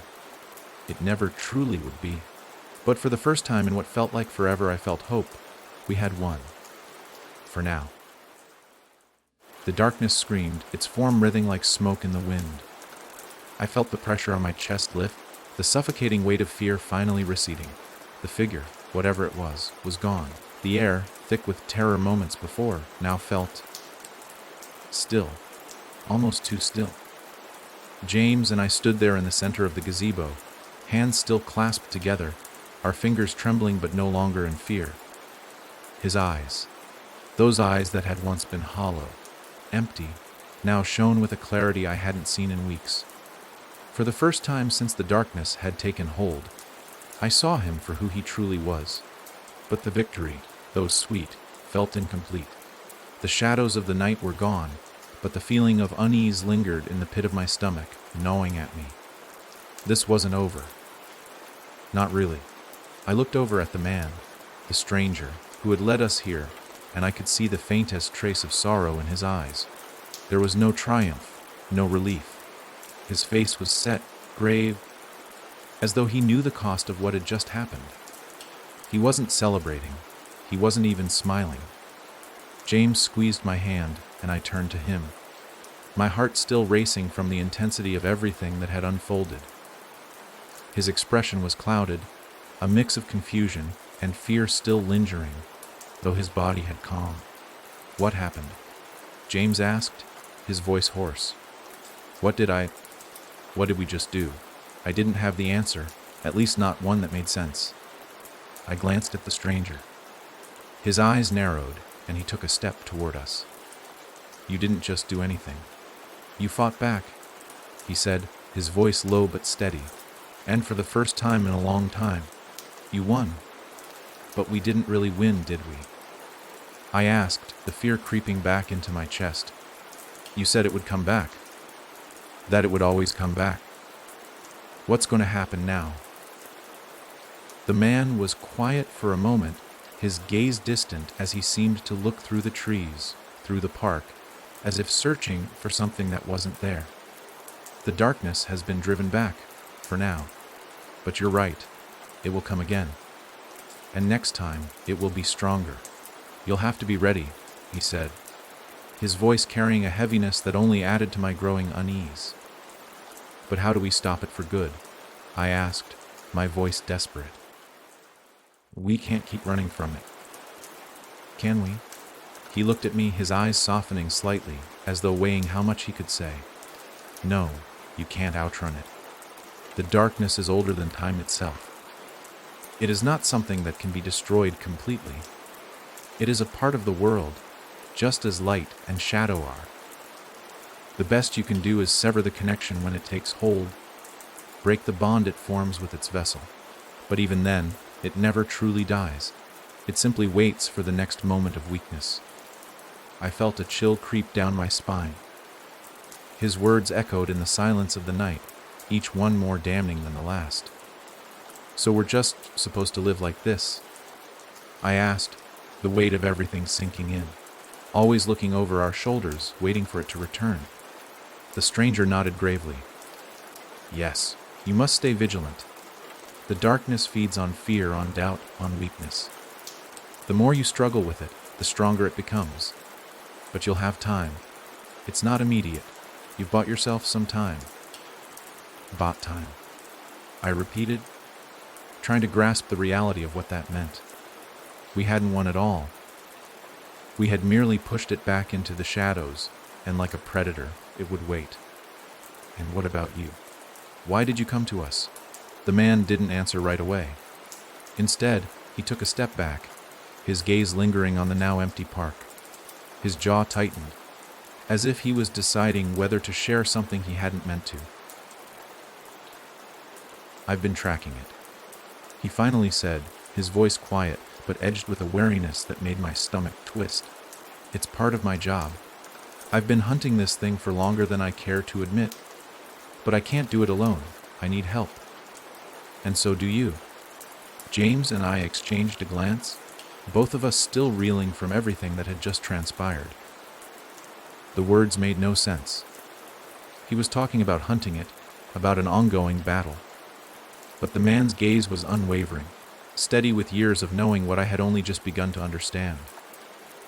"Why us?" I asked, my voice barely a whisper. "What do you need us for?"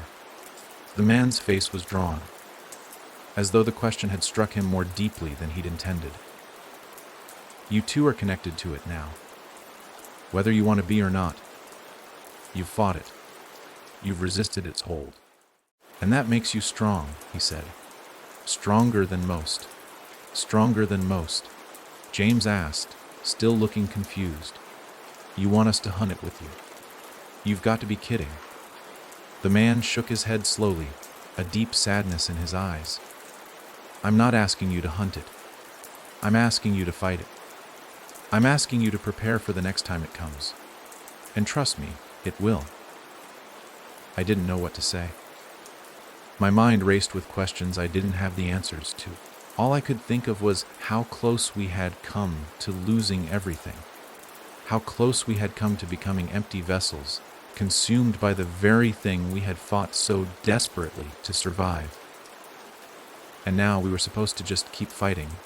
I was about to respond, to voice my confusion, when the man interrupted, his voice taking on a darker tone. "I can't guarantee your safety. Either of you. I can't even guarantee that you'll make it through the next battle. But you'll have a chance. And that's more than most get." I felt a lump form in my throat. This wasn't some simple fight, some easy victory. It was a war with an enemy that would never truly die. The man wasn't offering us hope. He was offering us survival. And survival, as it turned out, came at a cost. I glanced at James, his face drawn in exhaustion, his eyes still clouded with the remnants of the darkness that had taken over him. I wanted to protect him, to shield him from all of this. But I knew now that it wasn't that simple. This wasn't just a battle for survival. It was a battle for the soul, for our very existence. And the fight was far from over. "We'll help," I said, the words leaving my mouth before I could stop them. I didn't know why I said it. Maybe it was the fear of what would happen if we didn't. Maybe it was the need to protect James, to do whatever it took to make sure that the darkness never touched him again. But what do we do now? The man nodded once, his face hardening with resolve. Now we wait, we plan. And when it comes back, we'll be ready." The weight of those words hung in the air between us, a grim reminder that there would be no rest, no peace. The darkness would always return, and we would be ready for it. But as we stood there, the wind whipping around us, I realized something: we had never truly been alone in this fight. The darkness had claimed our lives, but it had not claimed our will to survive. We had fought, and we had won. For now. And maybe, just maybe, that was enough. The night stretched on, but the air felt lighter. Despite the darkness still lurking in the corners of my mind, I took one last look at the man, at the park, and at James, who, though still recovering, seemed like he was waking from a long and terrible dream.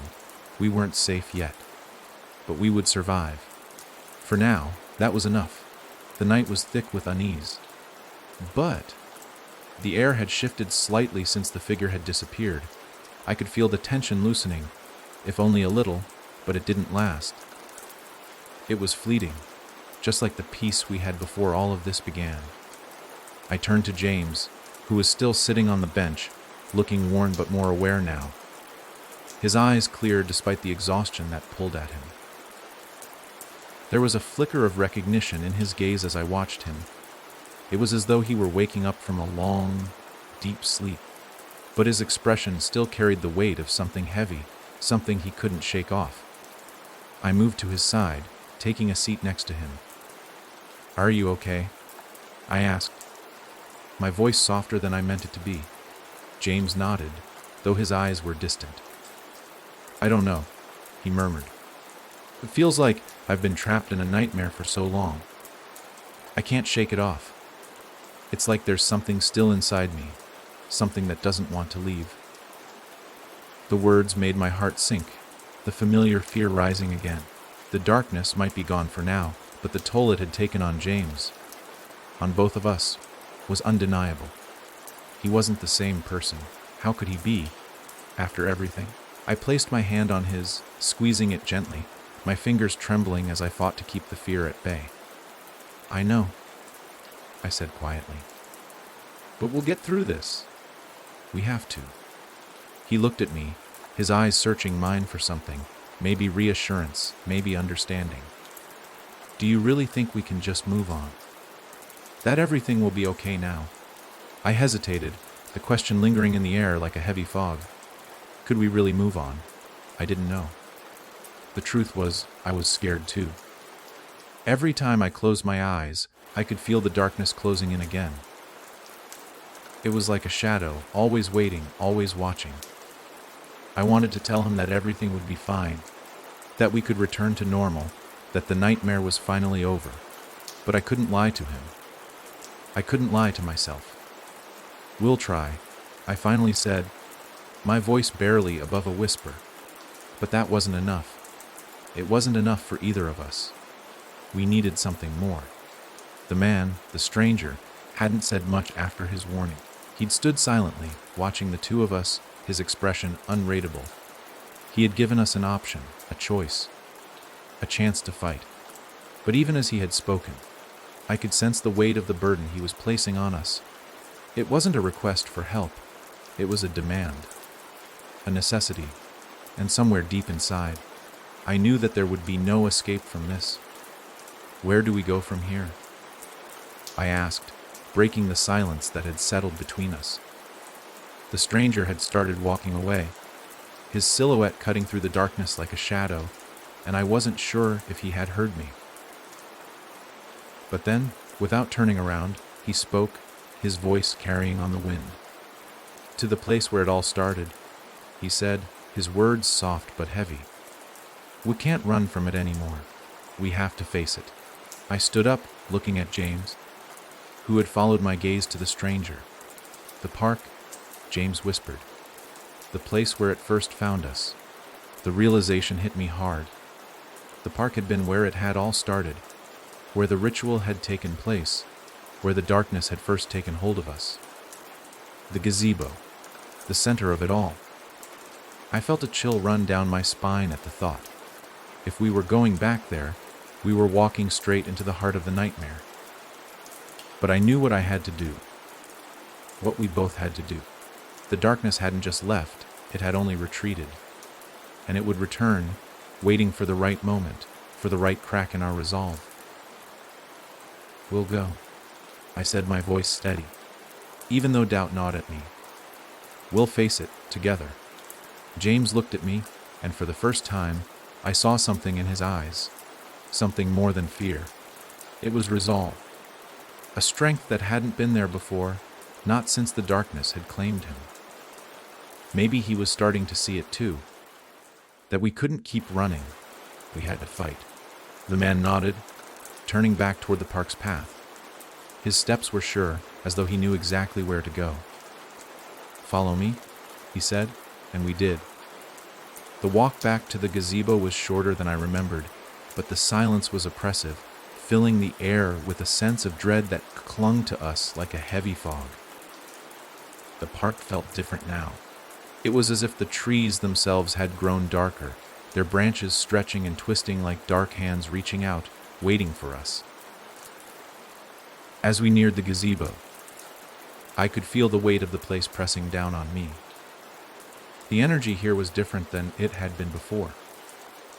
The darkness that had once suffocated everything felt more alive.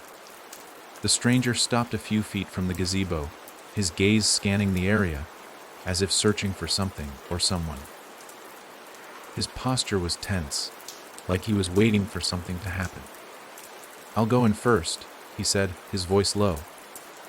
"Stay close." I nodded, but as I glanced at James, I saw the uncertainty in his eyes. The fear hadn't left him. It couldn't. The darkness had marked him, had claimed him, and I wasn't sure how much of him was still left untouched by it. I wanted to reassure him, to tell him that everything would be fine, but the words wouldn't come. Instead, I just took his hand again, holding onto him tightly, feeling his pulse under my fingers. It was real. He was real. And together, we would face this.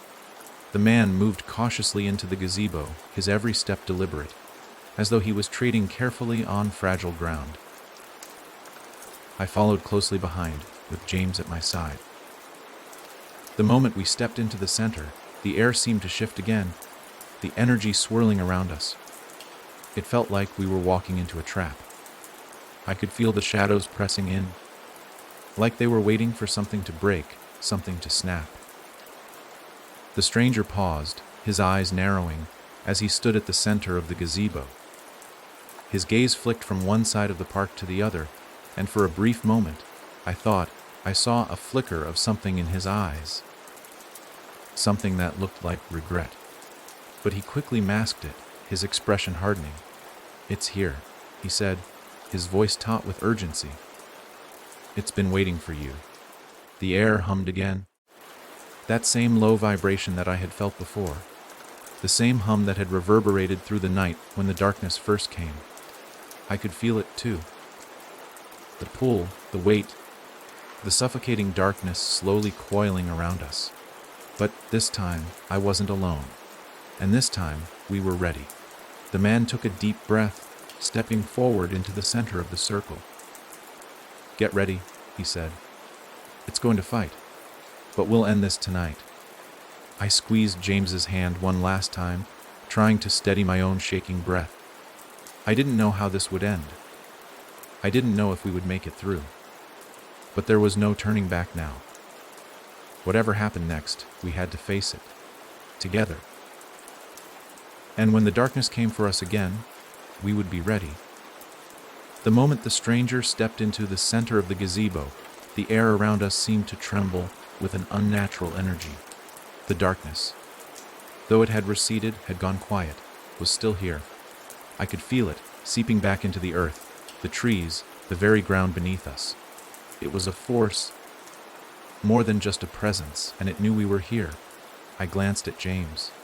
He stood next to me, his face pale, his eyes wide with uncertainty. His grip on my hand tightened, and I could feel his pulse hammering beneath my fingertips. He was scared. I couldn't blame him. I was terrified too. But in this moment, there was no room for fear. Not anymore. The stranger moved into the center of the circle, and everything seemed to still, the darkness holding its breath, watching. I watched him carefully, noticing how the light from the moon barely seemed to touch him. He was shrouded in the same oppressive aura that had surrounded the darkness. He stood there for a moment, motionless, his eyes closed as if in deep concentration. The silence was suffocating, and the weight of it pressed on my chest. I felt as though I were standing on the edge of a precipice, with the abyss staring back at me, daring me to step forward. And then, without warning, the earth beneath us shook. The trees in the park groaned, their branches twisting as if they were alive, writhing and clawing at the air. The wind picked up, a frenzied gust that seemed to come from all directions, making the trees sway violently. The shadows grew darker, thicker, and they seemed to move, wreathing like smoke, creeping toward us. I stepped back instinctively, pulling James with me, but the stranger didn't flinch. He stood resolute, his eyes locked on the center of the gazebo, his hand extended in front of him. "It's here," he muttered, his voice low but firm. "It's trying to reassert itself." We have to break its hold. I could feel it now. The presence, the energy building in the space around us. The ground trembled again, the air growing heavier with each passing second. The darkness was more than just a feeling. It was a force. An ancient force that sought to consume everything in its path. And it had found us. The figure appeared in front of us, just as it had in the park, in the basement. But this time, it wasn't simply a silhouette in the shadows. This time, it was solid, a tangible presence. Its form was towering, its cloak billowing in the wind, but its face was hidden. That abyssal void where its eyes should have been seen to swallow every bit of light around it.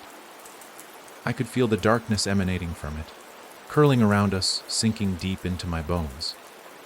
The air turned cold, the wind howling louder, and I shivered despite myself. I felt as though it were trying to invade me again, to drag me back into the emptiness I had barely escaped. No, I whispered under my breath, my grip on James tightening. The figure tilted its head slightly, as though sensing my resistance, and for a moment, I thought it might step forward, might take us both again. But it didn't move. Instead, it seemed to grow larger, its presence more oppressive, as if it were filling every inch of the space around us. The stranger stepped forward, his eyes still locked on the figure. But his voice rang out, sharp and commanding. "You will not have them," he said, his words cutting through the air like a blade. "Not again." The figure's form flickered, as if it was unsure of its strength, unsure of how much it had truly regained. It let out a sound, a low, growling hiss that echoed through the gazebo, through the trees, through the very ground beneath us. The stranger raised his hand, and the air around us seemed to shift, the wind dying down, the trembling earth steadying. A faint light flickered in his palm, a pale glow that illuminated his face for the briefest moment. I saw the look in his eyes, the same intensity I had seen in those who had come before us, those who had fought the darkness and had paid the price. "This ends tonight," the man said, his voice steady. He began to speak in a language I didn't recognize, the words flowing from his mouth like an ancient incantation, something primal, something that seemed to come from deep within the earth. The ground around us started to glow, faint lines of light emerging from the stones beneath our feet, tracing a path toward the edges of the gazebo. I felt the energy shift again, the darkness recoiling. The air hummed with power, an almost electric feeling that sent a shiver through my entire body. I looked at James, and I could see it too. He could feel it. We were part of this. We were connected to it. The figure screeched, its voice rising in pitch, as if it were in pain. It stepped forward, its long, skeletal hand reaching out toward us. But before it could touch us, the ground beneath its feet cracked, the light from the symbols beneath us growing brighter, pulsing with an intensity that shook the very air. "No," the figure howled, its voice filled with fury. "You cannot." The stranger spoke again, his voice louder now, commanding. "You will not take them. Not this time." With that, the figure let out a final, deafening scream, and the world seemed to crack open. A surge of energy rushed through the gazebo, a blinding light enveloping everything, and I felt myself being pushed back. The darkness, the figure, was being pulled away, its form flickering, becoming unstable, disintegrating before our eyes. The stranger's voice rang out again, louder, more forceful. And with a final surge of light, the darkness was gone. I collapsed to the ground, the force of the release almost too much to bear. The world around us seemed to shift, the shadows receding as the first light of dawn began to peek over the horizon. The park, once so heavy with the weight of the darkness, now felt almost peaceful, as if it had been freed from the chains that had bound it. I looked over at James, who was kneeling beside me, his eyes wide, his body trembling. But there was something else in his eyes now, a glimmer of something more than fear. He had been freed. We both had. The stranger stood tall, his face still grim. But there was a look of something else now. Something like relief, though it was fleeting. The battle had been won, but he knew as well as I did that it wasn't over. "It's not finished," the man said, his voice wary. "But you've bought yourselves time. Time to heal. Time to prepare for the next battle." I didn't respond right away. I didn't know what to say. He was right, though. The darkness would always return. It was a force that could never truly be destroyed, only driven back. The battle would go on. But for now, we had survived. We had won. James stood beside me, his hand resting lightly on my shoulder, his presence grounding me. The figure, the darkness, had been defeated. For now, we were alive. We were free. And that was enough. But even as we stood there, watching the light of dawn break through the trees, I knew deep down that the darkness would never truly leave us. It would always be watching, waiting, ready to return when we least expected it. The battle had just begun. And this time, we would be ready. The weight of survival. The first rays of dawn cut through the trees, casting long, golden streaks of light across the park. The air was lighter now, the oppressive heaviness that had gripped the place lifting with the retreat of the darkness. The park, once a battlefield, now felt like a place of temporary peace, a fragile calm before the storm. I didn't move at first. I stayed there, my hands pressed against the cool ground, trying to steady my breathing. The tension that had held me tight for so long was still there, but now it was different. Now there was a flicker of hope, a small, fragile thing, but a hope nonetheless. We had survived. The darkness had been driven back, but not without a cost. The stranger stood at the edge of the gazebo, his eyes scanning the horizon as the first light of the morning began to bathe the park in warmth. His face was expressionless, but I could sense the weight of the world in the way he stood. Like he had seen too much, like he had lived through this battle more times than he cared to count.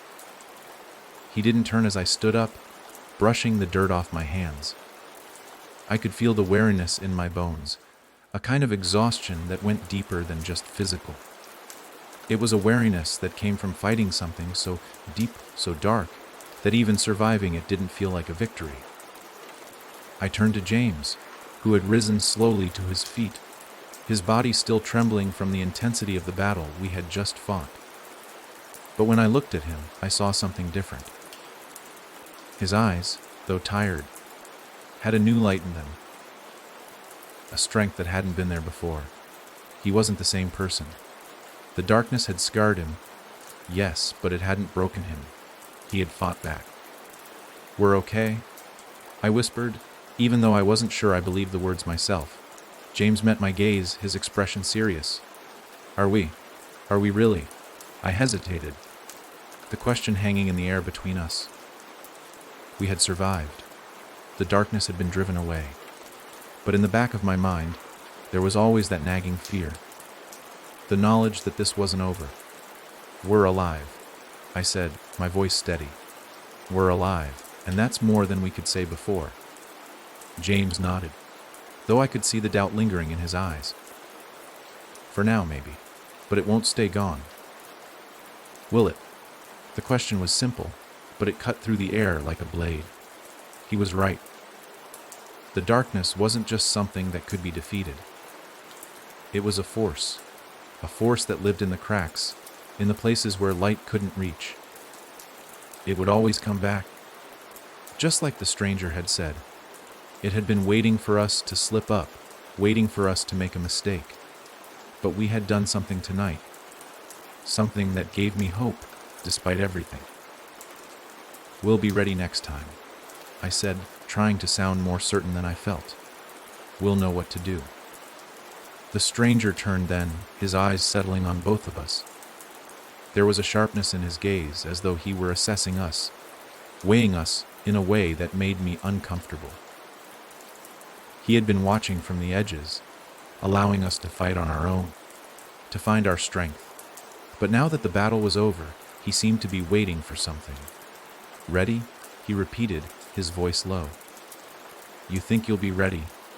I nodded, despite the uncertainty gnawing at me. "We'll be ready." He studied us for a moment longer, then exhaled a sharp breath. "You might be, but don't fool yourselves into thinking that the fight ends here. The darkness is patient. It waits for the perfect moment to strike again." I didn't respond at first. He was right. It wasn't over. We had won a battle, but the war wasn't finished. The thought of it, the thought that the darkness would return, that it would never truly let us go, pressed heavily on my chest. The stranger's gaze softened slightly, as if sensing my thoughts. "But that doesn't mean you're powerless. You've learned something tonight. You've learned how to fight back. That's more than most ever get." "Then what happens now?" James asked, his voice steady despite the lingering uncertainty. "What do we do next?" The stranger didn't answer immediately. He glanced around the park once more, his eyes narrowing as though he were searching for something just beyond the edge of our vision. "Now, we prepare," he said finally. "I'll help you. But there's more you need to understand. There's more to this than you realize." I felt my chest tighten at the thought. What more could there be? We had already faced the darkness. We had already fought it, and now it had retreated. At least for now. "You're not ready for what's coming?" The stranger continued, his voice growing more serious. "This thing, this darkness, it's not just some evil entity. It's part of something much older, something that has existed since the beginning of time. You're part of something much bigger than yourselves now, and if you're going to survive what's coming, you need to know the truth." I felt my stomach twist. The truth. What truth? "You've been marked," he said, his eyes locking onto mine. "Both of you. The darkness left its mark on you. It's in you, and it's only a matter of time before it starts to take hold again. Unless you learn how to fight it in ways you don't yet understand, it will eventually consume you." I didn't know how to respond. My heart raced in my chest. "Marked? What did he mean?" "I'm going to teach you," the stranger continued, his gaze intense. "I'll show you how to control it, how to fight it on your terms. But it won't be easy. The darkness has a hold on you already, and it won't let go easily." I looked at James, and I could see the same confusion in his eyes, the same fear that mirrored my own. But there was something else there now, something that hadn't been there before. A spark of determination. "How do we start?" I asked, my voice stronger than I felt. The stranger nodded, his expression unreadable. "We start by learning the truth. The darkness feeds on fear, on weakness. But there's a way to use it. A way to turn it against itself. But first, you need to understand what you're truly dealing with." He turned away then, his steps leading us further into the park. "Calm," he said, his voice commanding. "It's time to begin." I hesitated, but James squeezed my hand, pulling me forward. There was no going back now. We were in this together, no matter what the future held. And whatever came next, we would face it head on. The darkness may never truly leave us, but we would learn to fight it. We would learn to survive. And we would win. The path of knowledge. The stranger led us deeper into the park, his pace quickening, as though he knew exactly where we needed to go. The trees closed in around us, their twisted branches casting long shadows that seemed to stretch unnaturally across the path. The air was colder now, the morning light still weak, as though the darkness of the night refused to fully retreat. James and I walked in silence, our hands clasped together, our thoughts racing. We didn't speak, but we both knew that we were facing something we couldn't ignore anymore. This wasn't just about surviving the darkness. This was about understanding it, knowing how to fight it, and perhaps, most frightening of all, knowing how to control it. I glanced at James, his face pale but determined. He had always been the strong one between us. But now it felt like the roles had reversed. He was still healing from everything that had happened to him. But there was a fire in his eyes that hadn't been there before. We were in this together. We had to be. The stranger led us to a small clearing deeper in the park, where a low stone wall encircled an ancient-looking structure. The stone was weathered old, as though it had been there for centuries, silently waiting. The structure itself was simple. A small stone shrine with carvings that I didn't understand. Runes and symbols that seemed both foreign and familiar. The stranger stopped in front of it, his eyes scanning the carvings with a mixture of reverence and something darker, something more knowing. "This is where it begins," he said, turning to us. "This is where the darkness first made its presence known, where it began to take hold of the world. These runes, these symbols, they are the key to understanding what we're facing." I looked at the shrine, trying to make sense of the symbols.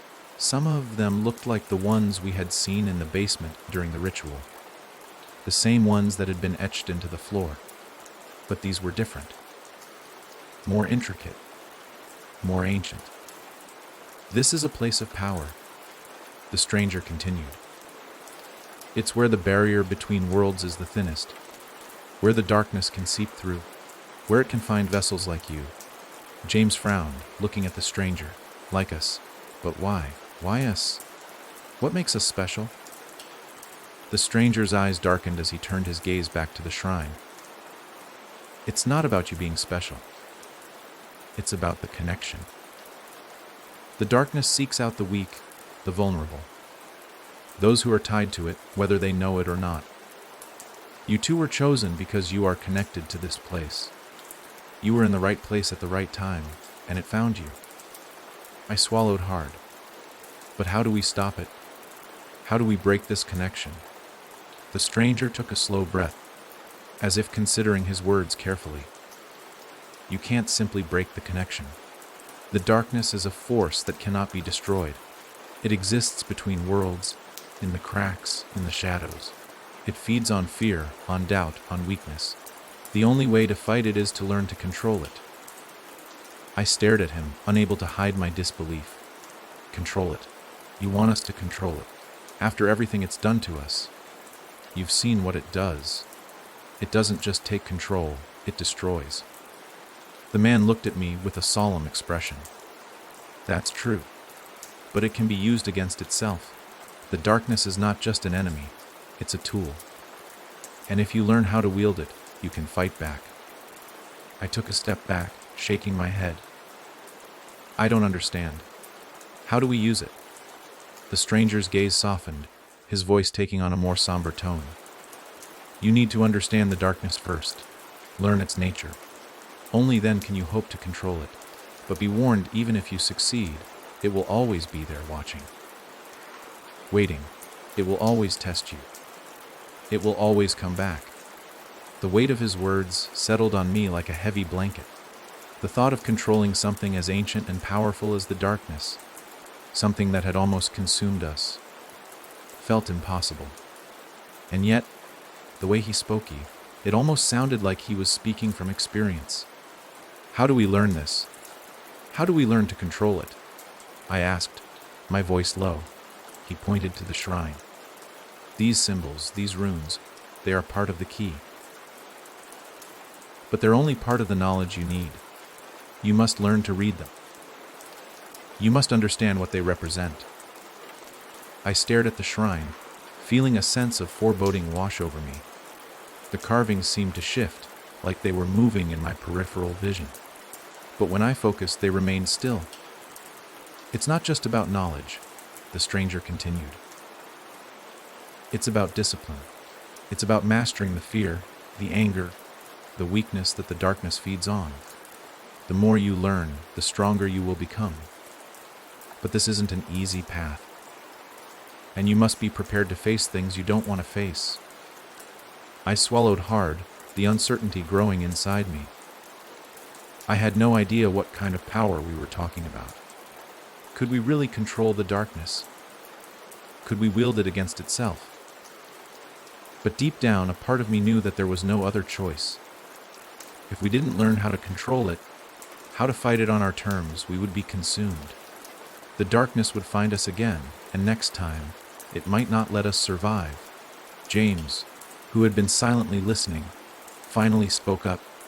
How long will it take? How long do we have to prepare? The stranger turned to face him, his expression hardening. It depends. The darkness is patient. It waits. But it won't wait forever. You will need to act before it grows too strong.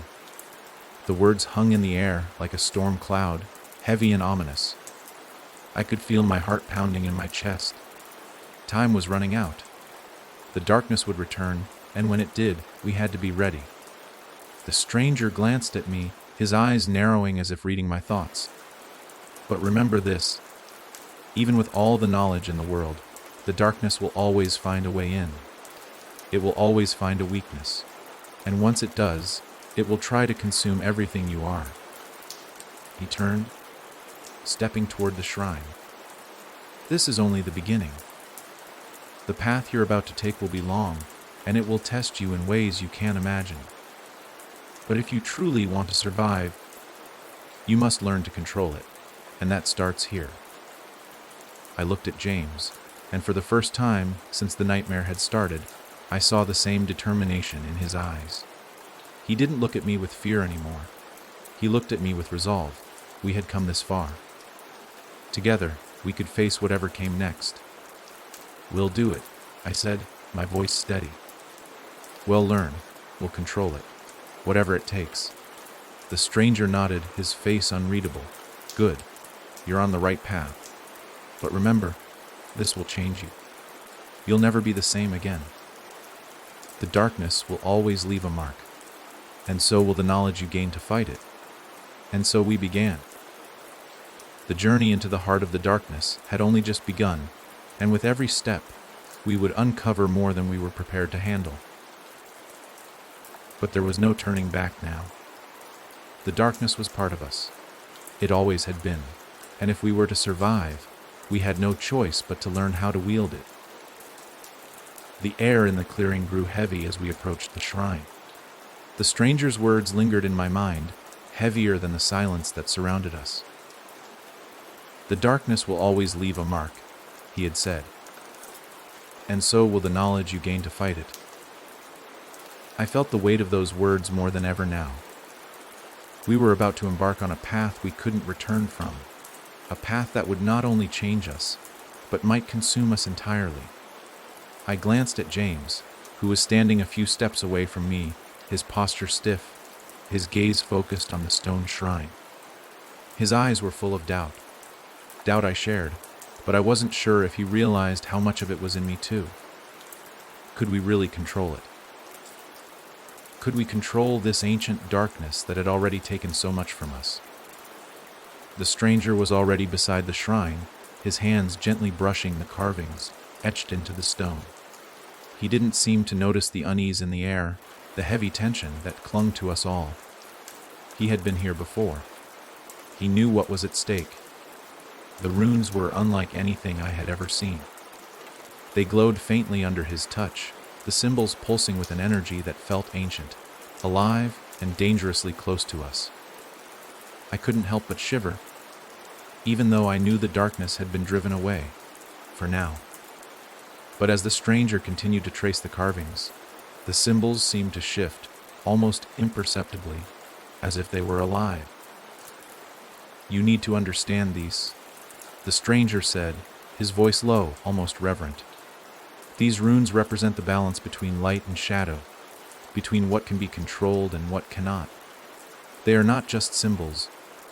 They are the key to unlocking the power of the darkness and to understanding how to manipulate it. Manipulate it.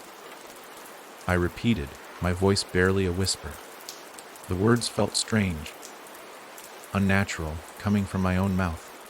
How can we possibly manipulate something like that? We barely survived its last attempt.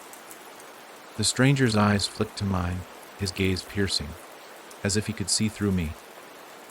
That's exactly why you must learn, he replied. The darkness doesn't simply take, it feeds. And the only way to stop it from consuming you is to learn how to turn that power against it. You must use it, but on your terms. James shifted, taking a small step forward. He was visibly tense, his body still recovering from the physical and mental toll the darkness had taken. "And how exactly do we use it?" he asked, his voice strained but steady. "What's the first step?" The stranger gave him a slow, considering look before answering. "The first step is understanding. Understanding the nature of the force that controls the darkness. You both carry it inside you now. It feeds on your weaknesses, your fears. But it also feeds on your strength, your resolve. And when it recognizes that, it tries to exploit it. It doesn't care about the individual. It cares about what it can break, what it can consume."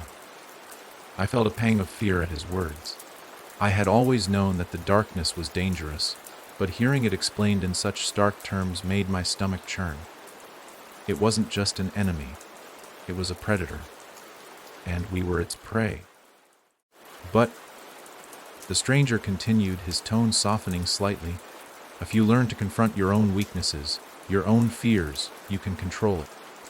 You can turn its power against it." I couldn't quite wrap my mind around what he was saying. Control it. How could we possibly control such a force? It had already shattered everything we had known, twisted James into something unrecognizable. But I didn't have time to question him further. The urgency was thick in the air, and I knew we had no choice but to follow this path. There was no running from it anymore. "Come closer," the stranger said, motioning for us to approach the shrine. He stepped back, allowing us to stand in front of the ancient stone structure. Touch the symbols. Feel the energy. I hesitated. Every instinct screamed at me to turn away, to flee from the shrine, from the darkness that it represented. But there was no escape now. This was our reality. The darkness had marked us, and we had no choice but to face it head on. I stepped forward, my hand hovering over the stone, the faint glow from the runes pulsing against my skin. It was warm, almost too warm, like a heartbeat, steady and insistent. James stood next to me, his hand brushing against mine, and together we reached out, placing our palms against the runes. The moment we made contact, a rush of energy surged through me. It was like nothing I had ever felt before, an overwhelming rush of power, of something ancient and untamed. My heart raced, and I could feel the darkness stirring inside me, as if it were waking up, recognizing that I had come for it. But then, almost as quickly as it came, the surge of energy receded.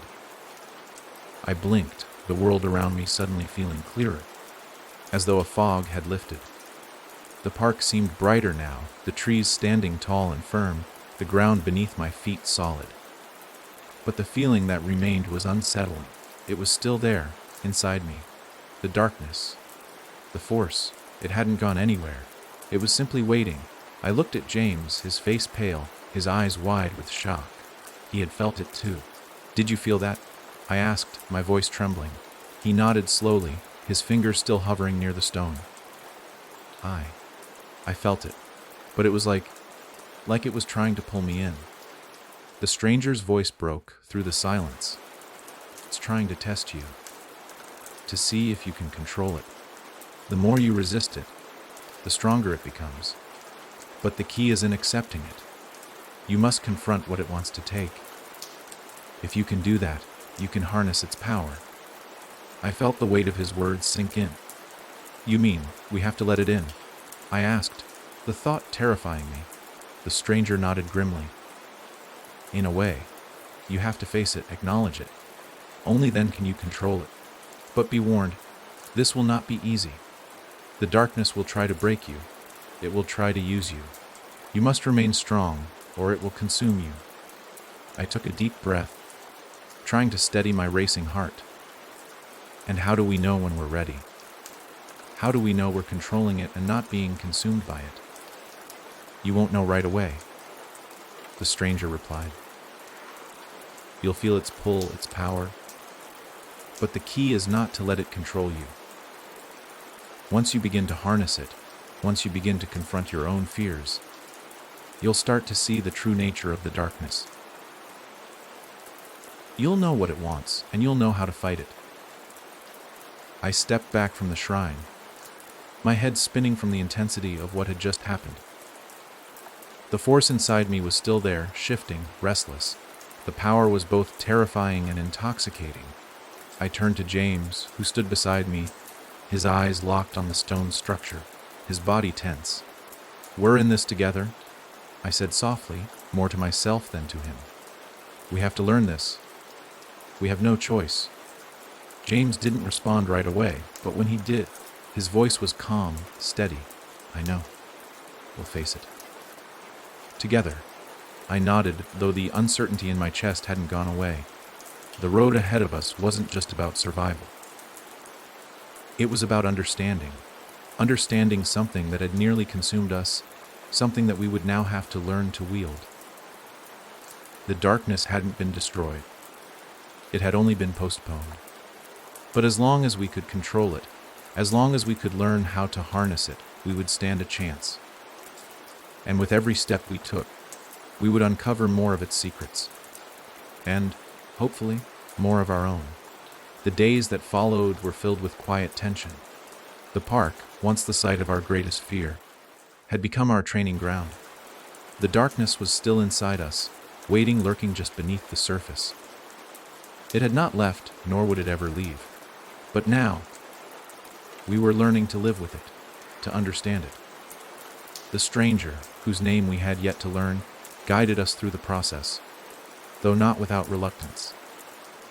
He had never explained how he knew so much about the darkness, nor why he had chosen us to be the ones to fight it. But he had taken us under his wing, and there was no turning back now. The path we were walking would change us, whether we were ready for it or not. Every day, we returned to the shrine in the park, our hands brushing against the ancient runes carved into the stone.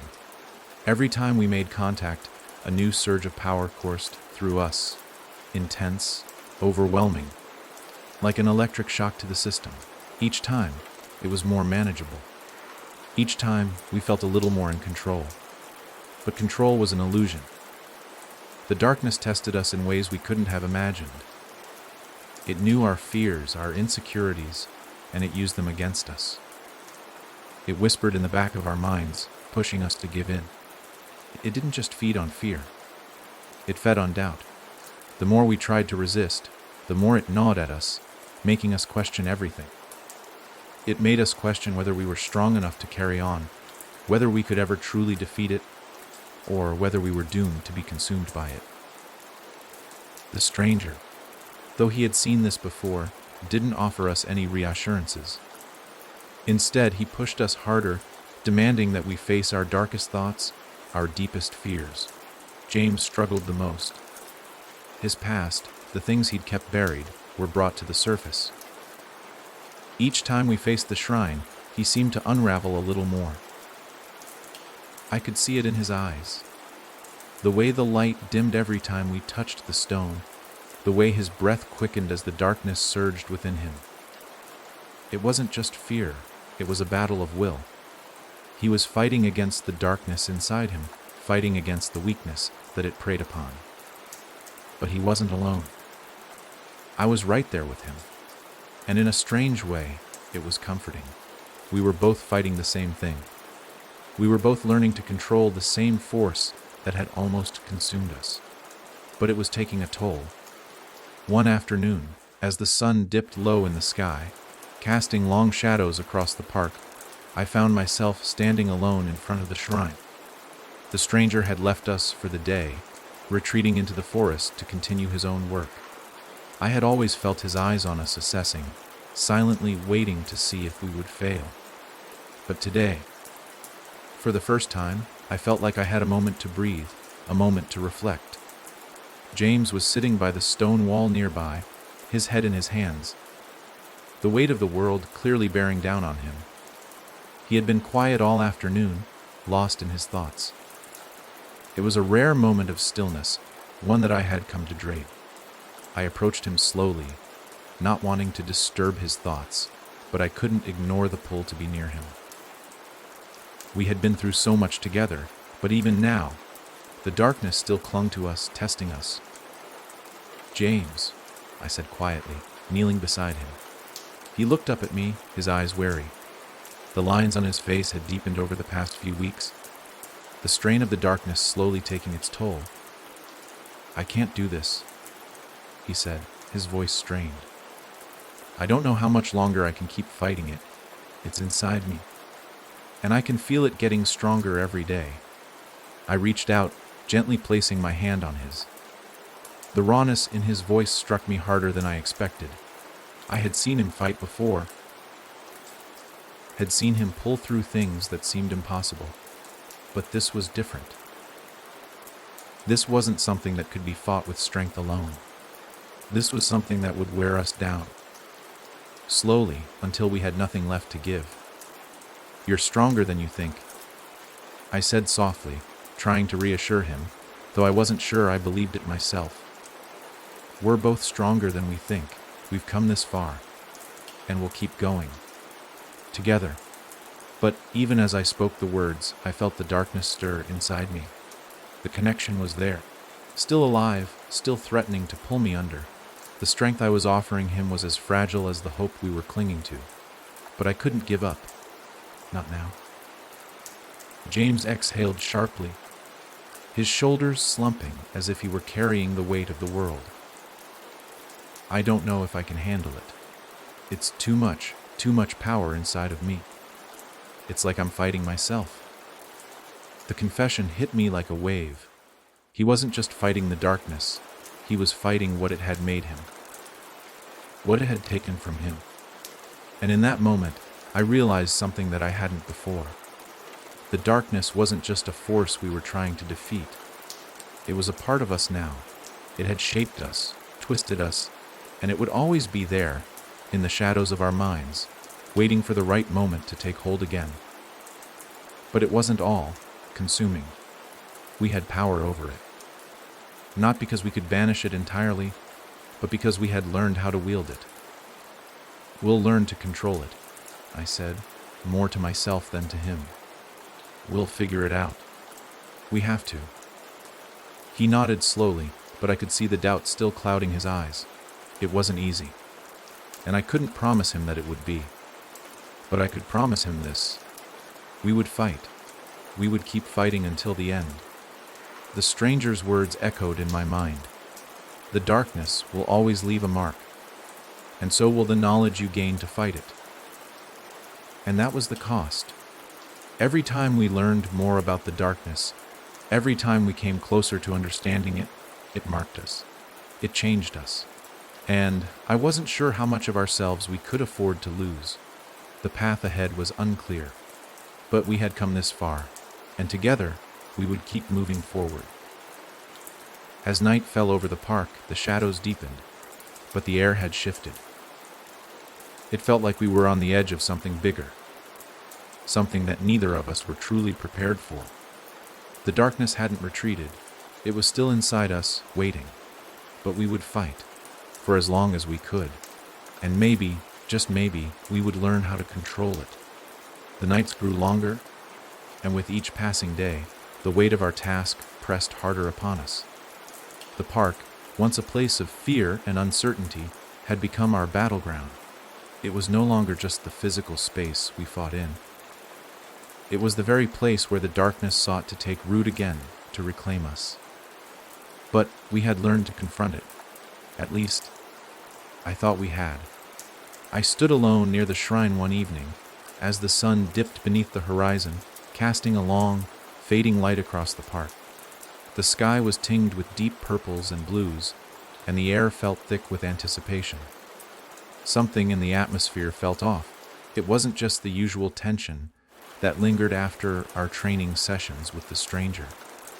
No, this was different. Something was changing. James had been quieter than usual. For the past few days, he hadn't been himself. He moved like a shadow, as if the weight of the darkness had sunk deeper into his bones. He had been withdrawing again, as if the pull of the force that had once taken him was growing too strong. I glanced toward the stone shrine, the faint light of the runes glowing in the gathering dark. We had come so far. The stranger had been right. Each day we grew stronger. But with every step we took toward mastering the darkness, a part of us was being lost. A part of our humanity, perhaps, or the things that made us who we were. The stranger's lessons were growing harder too. Every encounter with the darkness left us more drained, more uncertain. The shadows weren't just outside us anymore. They were inside, clawing at the edges of our minds. And the more we learned to control them, the more we realized just how much of us was being consumed by it. I could feel the weight of the darkness now, pressing against me from the inside. It was like a pulse, a thrum deep within my chest. Each time we touched the runes, the power surged, like a current of energy that connected us to something much older, much darker. But I had learned, as the stranger had said, to resist it, to keep the darkness at bay. At least, I thought I had. The first sign came when I touched the stone shrine that evening. The usual hum of power flowed through my fingertips, but this time it felt different. It wasn't just the usual warmth. It was colder, sharper. It made my entire body tense, a deep, unsettling chill crawling up my spine. I jerked my hand away, heart pounding, as if I had touched something I shouldn't have. That's when I heard it, a low whisper, almost inaudible at first. My breath caught in my throat as the words seemed to echo through the air, although no one was near. I looked around, but the park was still empty. You can't run forever. I spun around, my heart racing. The voice, the words, they weren't from the stranger. They were from something else, something far darker, far older. And they came from deep within me, as if the darkness itself had taken root in my very soul. I took a step back, my eyes darting across the park. No one was there. I was alone. The air felt thick with the presence of something unseen, something watching me from the shadows. You cannot control what you do not understand. The voice whispered again, louder this time. I swallowed hard, the darkness in my mind swirling, threatening to break free. Panic crept in, but I held it back. I had to stay strong. I had to keep fighting. But then, as if answering the call of the darkness inside me, I felt it again. Another voice, this time from outside, pulling me from my thoughts. I spun around, my gaze meeting the stranger's piercing eyes. He had been standing in the shadows, watching me, waiting. You felt it, didn't you? He asked, his voice steady, but his eyes calculating, measuring. I nodded, though my throat was tight with fear. What is that voice? Where is it coming from? The stranger stepped closer, his expression somber. That is the darkness, he said softly. It has been trying to speak to you.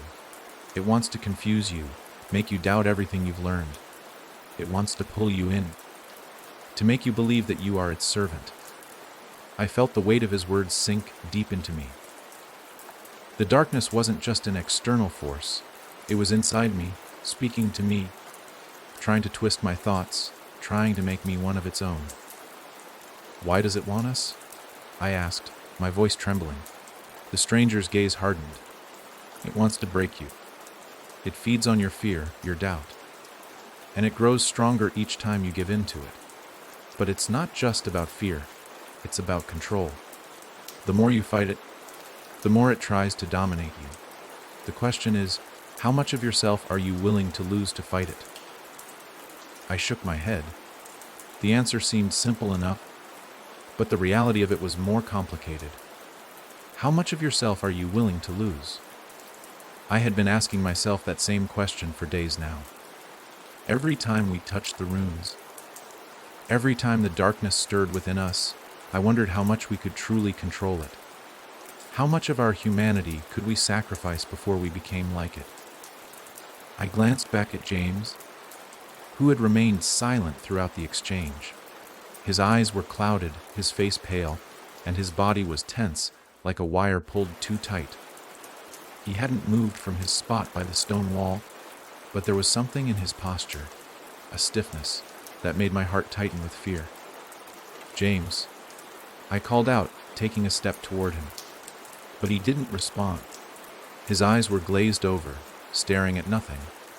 His breathing had slowed, but there was a stillness to him now, a detachment that chilled me to the core. "James," I repeated, my voice growing more frantic. He blinked, finally turning toward me. But when he looked at me, there was something missing. His eyes, those familiar eyes, were no longer filled with warmth or the familiar spark I had known. They were hollow, dark. "I feel it," he whispered, his voice low, barely a breath. "It's inside me. It's here, and it won't let me go." His words sent a sharp jolt of fear through me. I rushed to his side, taking his hand. "We're in this together," I said, trying to steady my own trembling hands. "We won't let it take you." But even as I spoke, I could feel it. The pull, the weight, the darkness that had always been waiting for us. It wasn't just outside anymore. It was inside us. It was part of us, and it was growing stronger every day. The stranger stepped forward, his face grave. "This is it. The point of no return. The darkness has awakened fully within you both. You will have to make a choice now. You must either face it head on and learn to control it, or you will be consumed by it." James's grip tightened on my hand, and I could feel the tremor in his fingers. His body shook with something deeper than fear, something far darker. He was struggling, fighting to keep it at bay, but I could see the battle was wearing him down. I looked at the stranger, my heart heavy with the weight of what was to come. "What do we do?" I asked, my voice trembling. The stranger's eyes softened just slightly, a hint of sympathy beneath the hardness. "You fight. You face it, and you don't let it break you. You control it. Because if you don't, it will control you." I closed my eyes, trying to steady my breath. I didn't know how much more I could take. The darkness had already taken so much. How much more could we sacrifice to stop it? But there was no choice. There was no turning back now. We had to face it. And if we didn't, we would lose everything. The world around us seemed to darken in an instant. The park, once a place of training and hope, now felt like a battleground. Each step we took carrying the weight of the decision we had made. The stranger stood a few feet away, his eyes fixed on us, watching carefully. He had said it was time to face the darkness, and now we were standing at the edge of it. I looked at James, who still had a tremor in his hand, though his grip on mine remained steady. His eyes were distant, and I could see the internal struggle behind his gaze. The darkness had never truly let go of him. It had been inside him, pulling at him, ever since that first night in the park. "You're not alone in this," I whispered to him, though my own voice trembled. "We do this together. Always." He turned his gaze toward me, his eyes searching mine for some kind of reassurance. I didn't know if I could give him that. I didn't know if I could give myself that. But I meant it. We were in this together. The stranger's voice broke through the silence. "It's time to begin," he said, his voice cold and steady. "You've felt the pull of the darkness. You've been carrying it inside you since the first ritual. It has taken root in your souls, and it will always be a part of you now. The key is understanding it. Understanding what it is, how it moves, how it feeds." I could feel it now, the faint tug at the edges of my consciousness. The darkness, like a whisper just out of reach, waiting for me to falter. Waiting for me to make a mistake. I could feel its cold fingers brushing against my thoughts, its presence slipping through the cracks I didn't even know I had. It had always been there, and it always would be. The first lesson is to accept it. The stranger continued, his eyes piercing mine. The darkness can't be fought if you refuse to acknowledge it. Denying it makes it stronger. Fighting it makes it stronger. You must learn to face it. Accept it as part of who you are, and then you can control it. James looked at me, his brow furrowed. confusion clouding his eyes. Control it. How? It's been controlling me since the moment it took hold. The stranger's gaze softened, just slightly, as though he understood the burden we were both carrying. The darkness feeds on your fear. It feeds on your self-doubt, your insecurities. The more you resist it, the more it consumes you. But if you accept it, if you understand that it is part of you, you can learn to control it. I shook my head, the weight of his words sinking deep into my chest. I didn't understand. I didn't understand how something so dark, so malevolent, could ever be controlled. How could we possibly use it without being destroyed by it? Face it now, the stranger commanded. Both of you. The words echoed in the air like a command, and suddenly I could feel it, like a tide crashing against me. The darkness surged, its cold presence flooding my senses, drowning out everything else. I could feel the fear clawing at the edges of my thoughts, threatening to consume me. I took a deep breath, trying to steady myself, but it was like trying to hold back a flood. The darkness seeped into every part of me, its voice whispering in the back of my mind. You can't escape me. I'll never leave you. You are mine, but I fought it. I forced the words back, the voice faltering in my mind. No, you will not control me. I will control you. I heard James's breath hitch beside me, his body stiffening. I turned to look at him, and I could see it in his eyes. He was struggling, fighting the same battle I was. The same fear, the same temptation to give in. The darkness was pulling at him, trying to consume him just like it had done before. James, focus, I said, my voice shaking but firm. We have to fight it. Together. He nodded. Though his face was pale, his eyes wide with fear. It's so strong. I don't know if I can do this. You can, I said, stepping closer to him. You've fought it before, and we'll fight it again. The darkness seemed to pulse around us, as if it were listening, waiting. I could feel its grip tightening, but I didn't let it take hold. Not again. The stranger stood silent, watching us, his eyes never leaving us as we struggled to face the force inside us. But he wasn't here to give us answers. He wasn't here to save us. He was here to make sure we survived this. I closed my eyes, letting the darkness wash over me again. This time, I didn't fight it. I embraced it. I let it flow through me, feeling its cold grip on my chest, on my mind, but I didn't resist. I acknowledged it. I allowed it to be part of me, and in that moment, something shifted. The darkness wasn't as overwhelming. It was still there, still cold, still pressing against me, but it didn't feel as though it had full control. I could feel it, but I could also feel myself standing against it, fighting it, using it. I wasn't afraid anymore. I didn't have to be. Beside me, I felt James take a shaky breath, his body relaxing slightly. He was doing the same thing, accepting it, controlling it. The stranger spoke then, his voice softer than before, almost approving. You've begun to understand. The darkness is not something to fear. It is a tool, and if you learn to use it, you will be able to protect yourselves from it. The world seemed to shift again. The tension in the air lightening, the weight of the darkness lifting, if only slightly. I opened my eyes to find James looking at me, his expression different, calmer, more focused. The shadows still lingered around us, but they weren't as threatening. They were just shadows. Part of the world. We did it, he whispered, his voice almost in disbelief. I nodded, though part of me remained unsettled. We had faced the darkness, but we knew this was only the beginning. The stranger had shown us the way to control it, but we hadn't won. Not yet. We've learned, I said, my voice steady but filled with uncertainty. But we haven't won. It will come back. The stranger's gaze was hard, unyielding. It will. But now you know how to fight it, and you will be ready. James and I exchanged a glance. The truth hung in the air between us. The darkness was a part of us now, and it would always be. But so was the strength we had gained to fight it. The stranger turned and began walking away, his back to us.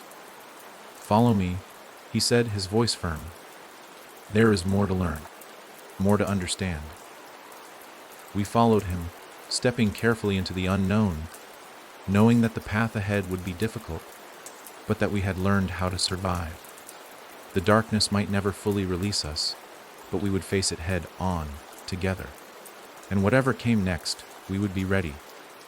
The stranger led us deeper into the forest, the fading light of the day casting long shadows across the ground.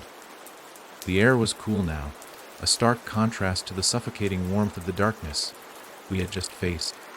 Every step we took felt like a journey into the unknown, a path that had no clear end, no promise of relief. The stranger's pace never faltered, his eyes fixed ahead, his expression unreadable. He wasn't looking for approval, nor did he seem concerned with our progress. He was guiding us, yes, but it wasn't for our sake alone. We were the ones who had to learn, who had to understand. If we were to survive, we needed to learn everything. The darkness, its true nature, how to fight it, not just survive it. James and I walked side by side, but there was a distance between us now. It wasn't physical, but something more subtle. A distance born of the strain we had both felt, of the way we had both been touched, marked by the darkness. It was like a scar, deep and invisible, that we couldn't escape, no matter how hard we tried. James hadn't said much since our last encounter with the darkness. His mind seemed to be somewhere else, lost in thought, perhaps wrestling with the same questions that had been plaguing me. What if we couldn't control it? What if the darkness always had the power to take us back? And I wasn't sure I had an answer. The stranger finally stopped in front of a large, weathered stone archway, its edges rough and jagged, as if the earth itself had split to create this path. Vines grew thick around the stone, the wild overgrowth of the forest encroaching on the structure. It looked ancient, like a relic of some long, forgotten time. The air around it felt different, colder, charged with something I couldn't quite explain. It felt like we had crossed a threshold, not just of space but of time itself. I stopped beside the stranger, feeling the weight of the moment settle over me. "What is this place?" I asked, my voice barely more than a whisper. The stranger turned to face us, his gaze unyielding. "This is the threshold, the boundary between the known and the unknown, the place where the darkness first began to seep into the world." I looked at the archway again, the twisted vines curling around the stone like some kind of ancient guardian. "What do you mean? How did it begin here?" He stepped forward, his boots crunching against the overgrown ground. The darkness was never just an entity. It was a force, a primal force that existed before time.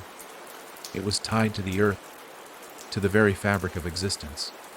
Long ago, it was contained, sealed away by those who knew of its power. This is where it broke free. My heart skipped a beat as I absorbed his words. The darkness wasn't just a manifestation of evil or an enemy we had to fight. It was something far older, something far more dangerous. It had been locked away, sealed from the world for a reason, and now it had returned, and we were caught in the middle of it. "Then why didn't you stop it?" James's voice was sharp, his frustration creeping in. "Why didn't you protect us? You knew what it was." The stranger didn't flinch, but there was a flicker in his eyes, something akin to regret. "I was part of the group that sealed it away," he said quietly. But even then, we didn't understand its true nature. It wasn't just a force of darkness. It was something more. I could feel the tension growing, the sense of urgency thickening in the air. "What do you mean? What was it really?" The stranger sighed, as if the weight of the truth was heavy on him, more than he wanted to carry. "It's not just a force of destruction. It's a parasite. It latches onto everything. The weak, the strong. It feeds off fear and doubt, yes.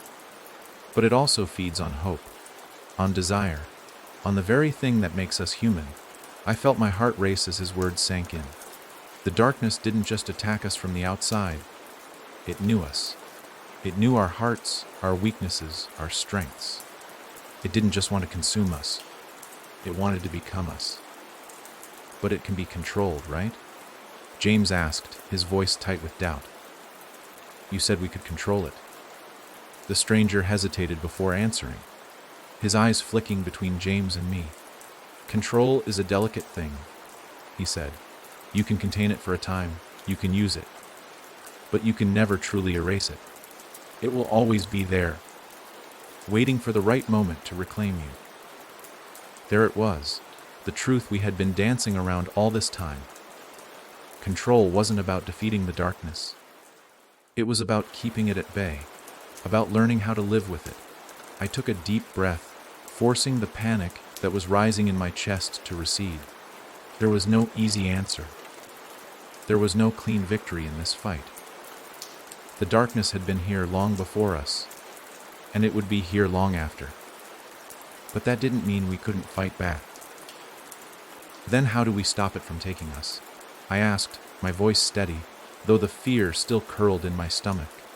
The stranger turned toward the archway, his face cast in shadow. You don't stop it, you survive it. You learn to live with it, to use it as a weapon. To keep it contained long enough to protect the world from what it can do. I followed his gaze to the archway, feeling the weight of what lay beyond it. The place where the darkness had first broken free. The place where it had returned. The boundary between light and shadow. You must cross this threshold, he said, turning to face us. You must enter the heart of the darkness and face what lies within it. Only then will you understand the true nature of the force you're fighting. Only then can you begin to wield it. But be warned, it will test you. It will try to break you. I stood frozen for a moment, my heart pounding. The choice had been made. We had come this far, and now we were standing on the edge of something far more dangerous than we had ever imagined. The stranger was right. It was not about defeating the darkness. It was about understanding it, about facing it head on and learning to live with it. But as we stood there, at the threshold, the reality of what we had to do began to sink in. This wasn't a fight for survival. It was a fight for our souls. We have no choice. I whispered, my voice heavy with the weight of the decision. We have to do this. James nodded, his expression resolute. Together, he said, his voice firm despite the uncertainty that clung to him. The stranger stepped aside, his eyes watching us with something akin to resignation. Then go. Enter the threshold. Learn what you must. But remember this, the darkness is always watching. It will never let you go. I took a step forward, my heart pounding in my chest, and together, James and I crossed the threshold. The air shifted as we stepped through the stone archway, the world around us changing in an instant. The ground beneath our feet felt different. Colder, more unstable, and the darkness that had been lingering at the edges of our minds seemed to press in on us from all sides, thicker now, heavier. And then I understood. This wasn't just about facing the darkness outside, it was about facing the darkness within. And that was where the true battle would begin. As we crossed the threshold, the world around us shifted in ways I couldn't comprehend. The air, once cool and fresh, became thick and oppressive, pressing down on us from all directions. I could hear the faint rustling of wind, but it felt as though it was coming from within me, moving through the very fabric of my thoughts. The darkness was no longer just an external force, it was inside us too, pulsing with an energy that was impossible to ignore. The ground beneath our feet was uneven, jagged, as though we were standing on the remnants of something long destroyed. The trees around us seemed to warp and bend in unnatural ways, their trunks twisting like dark, skeletal arms reaching for the sky. The path ahead was shrouded in shadows, the way forward obscured by an impenetrable fog that rolled in, swallowing the light from above. I felt a chill creeping up my spine, a familiar unease growing with every step we took. This wasn't a place of safety, of clarity. This was a place where the darkness thrived, where the boundaries between worlds blurred and twisted, and we were standing at its very heart. "Stay close," I murmured to James, though I wasn't sure if he could hear me over the pounding of my own heartbeat. I could feel the darkness tugging at me, testing me, and I knew it wasn't just me. It was testing him too. We had been through so much, but nothing like this. Nothing like the depths of what lay ahead. James said nothing, but his grip on my hand tightened. A silent acknowledgement that he was as unsettled as I was. His eyes flicked nervously around, as if expecting something to leap out from the shadows. I could see the fear in his eyes, and I knew it mirrored my own. "Why are we here?" he asked, his voice shaking slightly. "What are we supposed to do?" I didn't have an answer. The stranger had told us to come here, to face the darkness head on, but I wasn't sure what that meant. Was this just another step in our training? Was there a goal? Or were we simply here to face our own fears, our own weaknesses, in a place where the darkness had no boundaries?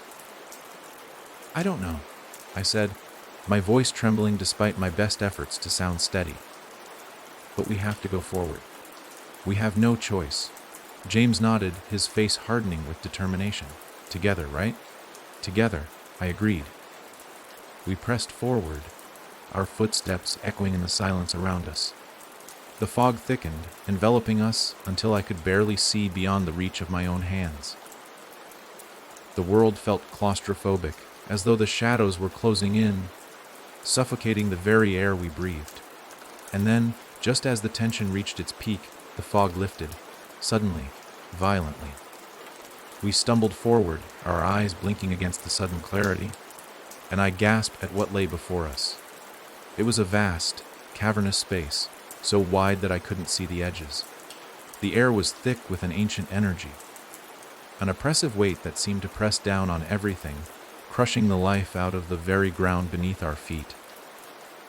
The sky above was black, not a single star visible, not a sliver of moonlight.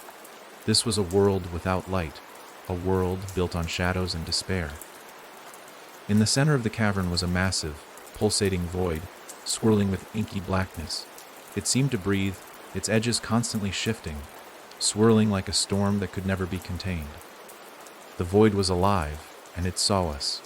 I could feel its presence, its hunger, its endless thirst, and I knew, deep down, that this was not just a place of darkness. This was the source. This was where it all began. I stumbled back, my mind reeling with the sheer enormity of it. This wasn't just a fight for survival. This was a fight for everything we had ever known, everything we could ever hope to be. "We have to stop it," I whispered, more to myself than to James. "This is where it all started. This is where it ends."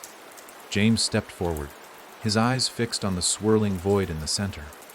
His voice was low, steady, but the fear was still there, buried beneath the surface. "How? How do we stop it? It's everywhere. It's in everything." I didn't have an answer. I could feel the darkness pulling at me, its tendrils reaching out, testing me. But there was no time to waste.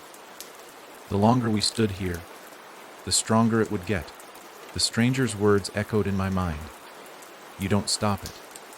You survive it. You learn to live with it, to use it as a weapon. To keep it contained long enough to protect the world from what it can do." I closed my eyes, steadying myself. If we were to survive this, we had to understand it. The darkness wasn't something to be defeated. It was something to be contained, to be controlled. We had already learned to face it, but now we had to learn how to fight it on our terms. "James," I said softly, my voice filled with resolve. "We don't have to destroy it. We just have to stop it from breaking us." James turned to face me, his expression filled with the same resolve. "How do we do that?" I glanced at the void again, and then I saw it.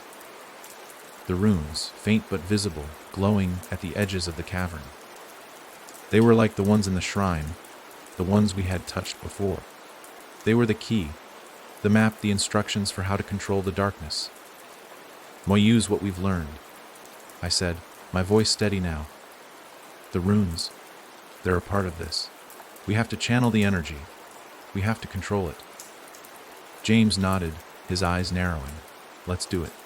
We stepped forward, both of us drawn to the runes.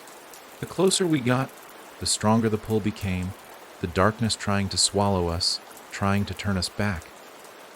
But we had learned to resist. We had learned to control it. And now, it was our turn to take the power back. The moment we touched the runes, a surge of energy pulsed through us. It was like the force of 1,000 storms, but this time, we weren't just reacting to it. We were directing it. We were using it.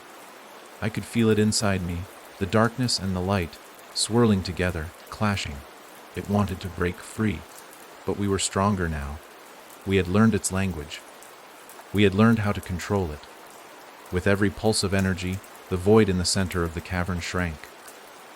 It writhed, twisted, but it couldn't escape. It couldn't consume us. We were forcing it back. We were fighting it. Not with brute force, but with understanding. I could feel the void's rage, its desperation. It fought against us with every ounce of strength it had. But it was nothing compared to the strength we had found in ourselves. The darkness had tried to break us, but now, we were using its own power to keep it contained.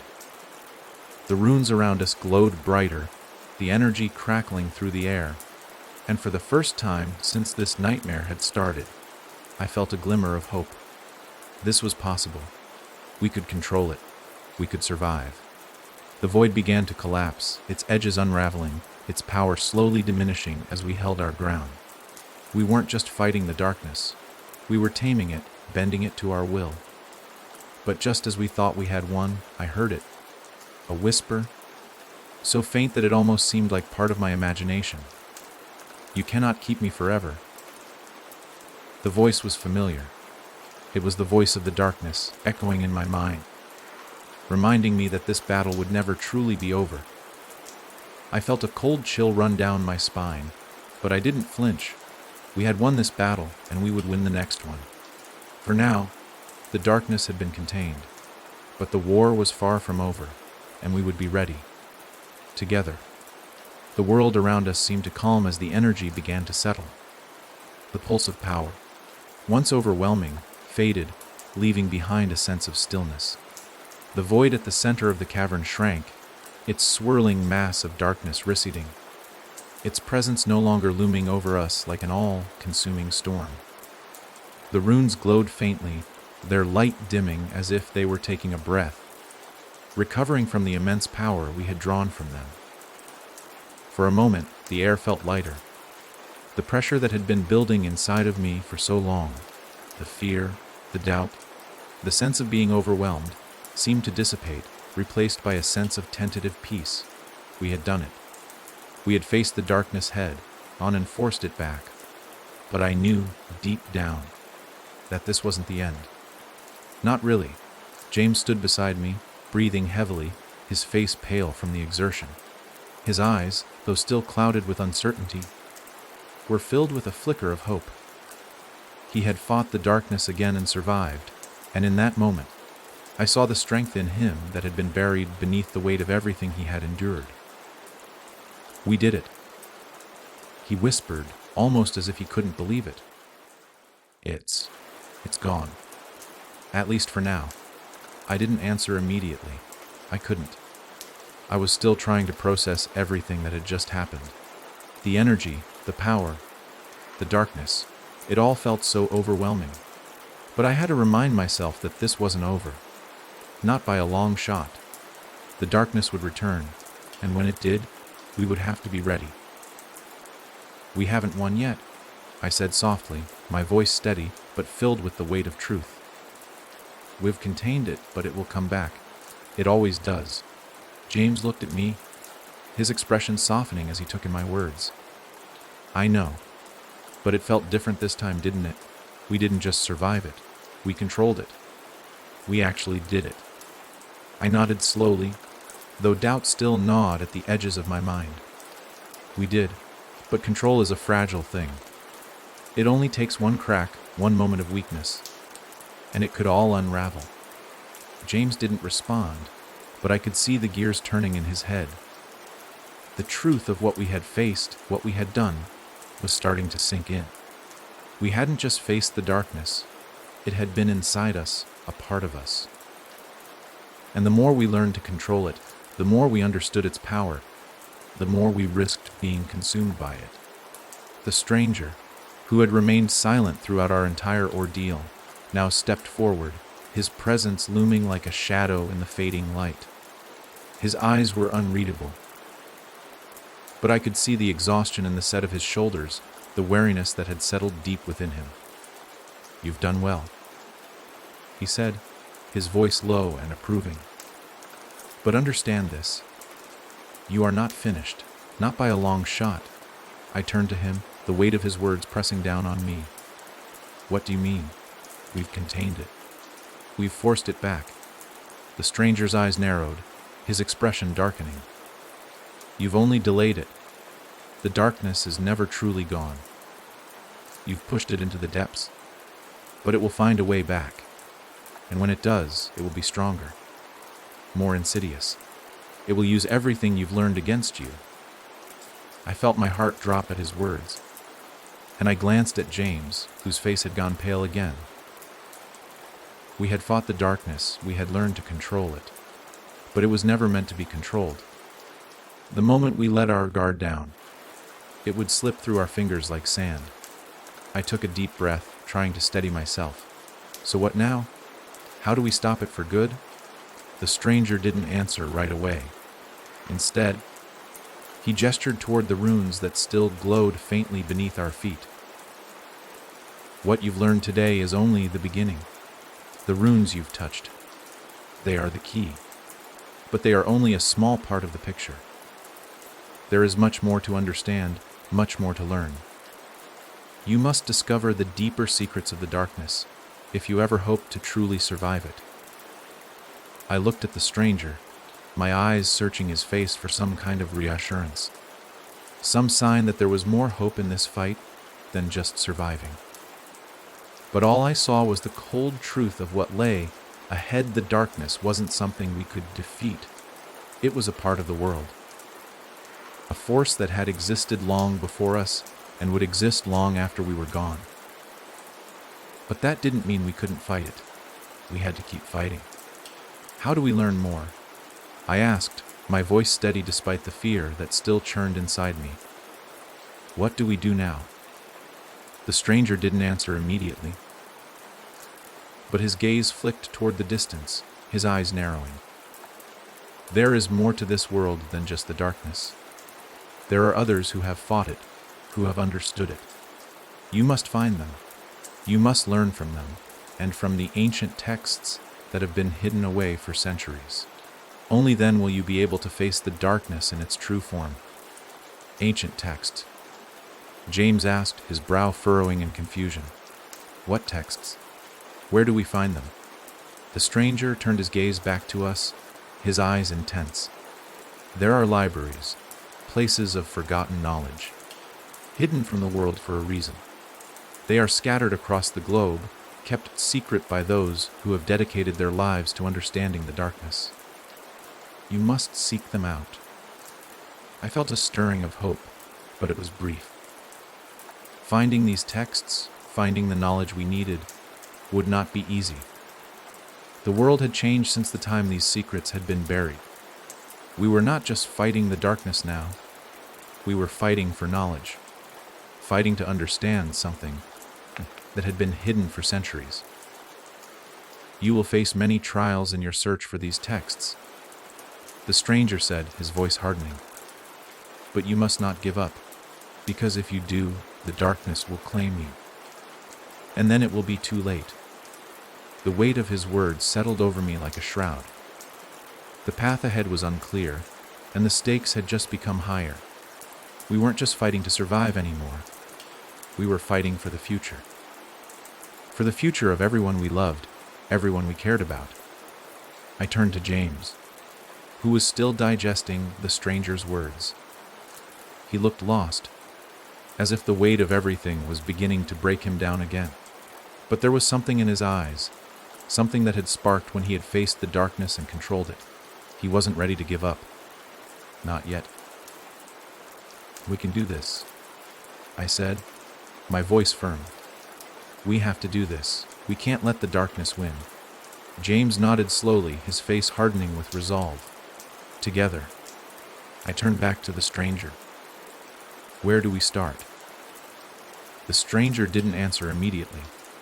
Instead, he stepped forward, his eyes distant, as though he were searching for something deep within himself. Finally, he spoke, his voice low but filled with conviction. "The first library is close," he said, "but you must be prepared. The path will not be easy, and the darkness will do everything it can to stop you. It will try to break you. But you cannot let it. Not now. Not ever." We nodded, understanding the weight of what we were about to do. The fight was far from over. It had only just begun. As we stood at the threshold of this new journey, I realized that the true battle was not against the darkness itself. It was against the fear, the doubt, the uncertainty that would threaten to tear us apart. It would challenge us, test us, and in the end, it would be up to us to decide whether we could survive it. And with that, we stepped forward, ready for whatever the darkness would throw at us next. We were not just fighting for our lives. We were fighting for the world. And we would not fail. The air felt different now, as if the very atmosphere had changed around us.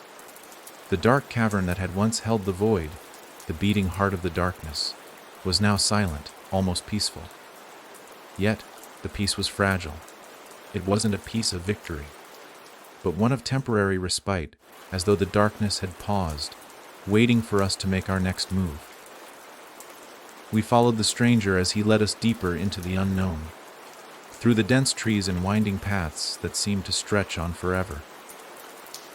The world felt bigger now, as if we had crossed into some other realm, a place untouched by time, where the boundaries between light and shadow blurred beyond recognition. The stranger's pace was steady, his expression unreadable, but there was something in his eyes that made it clear. We weren't just moving through the forest. We were on a journey to something much larger than ourselves.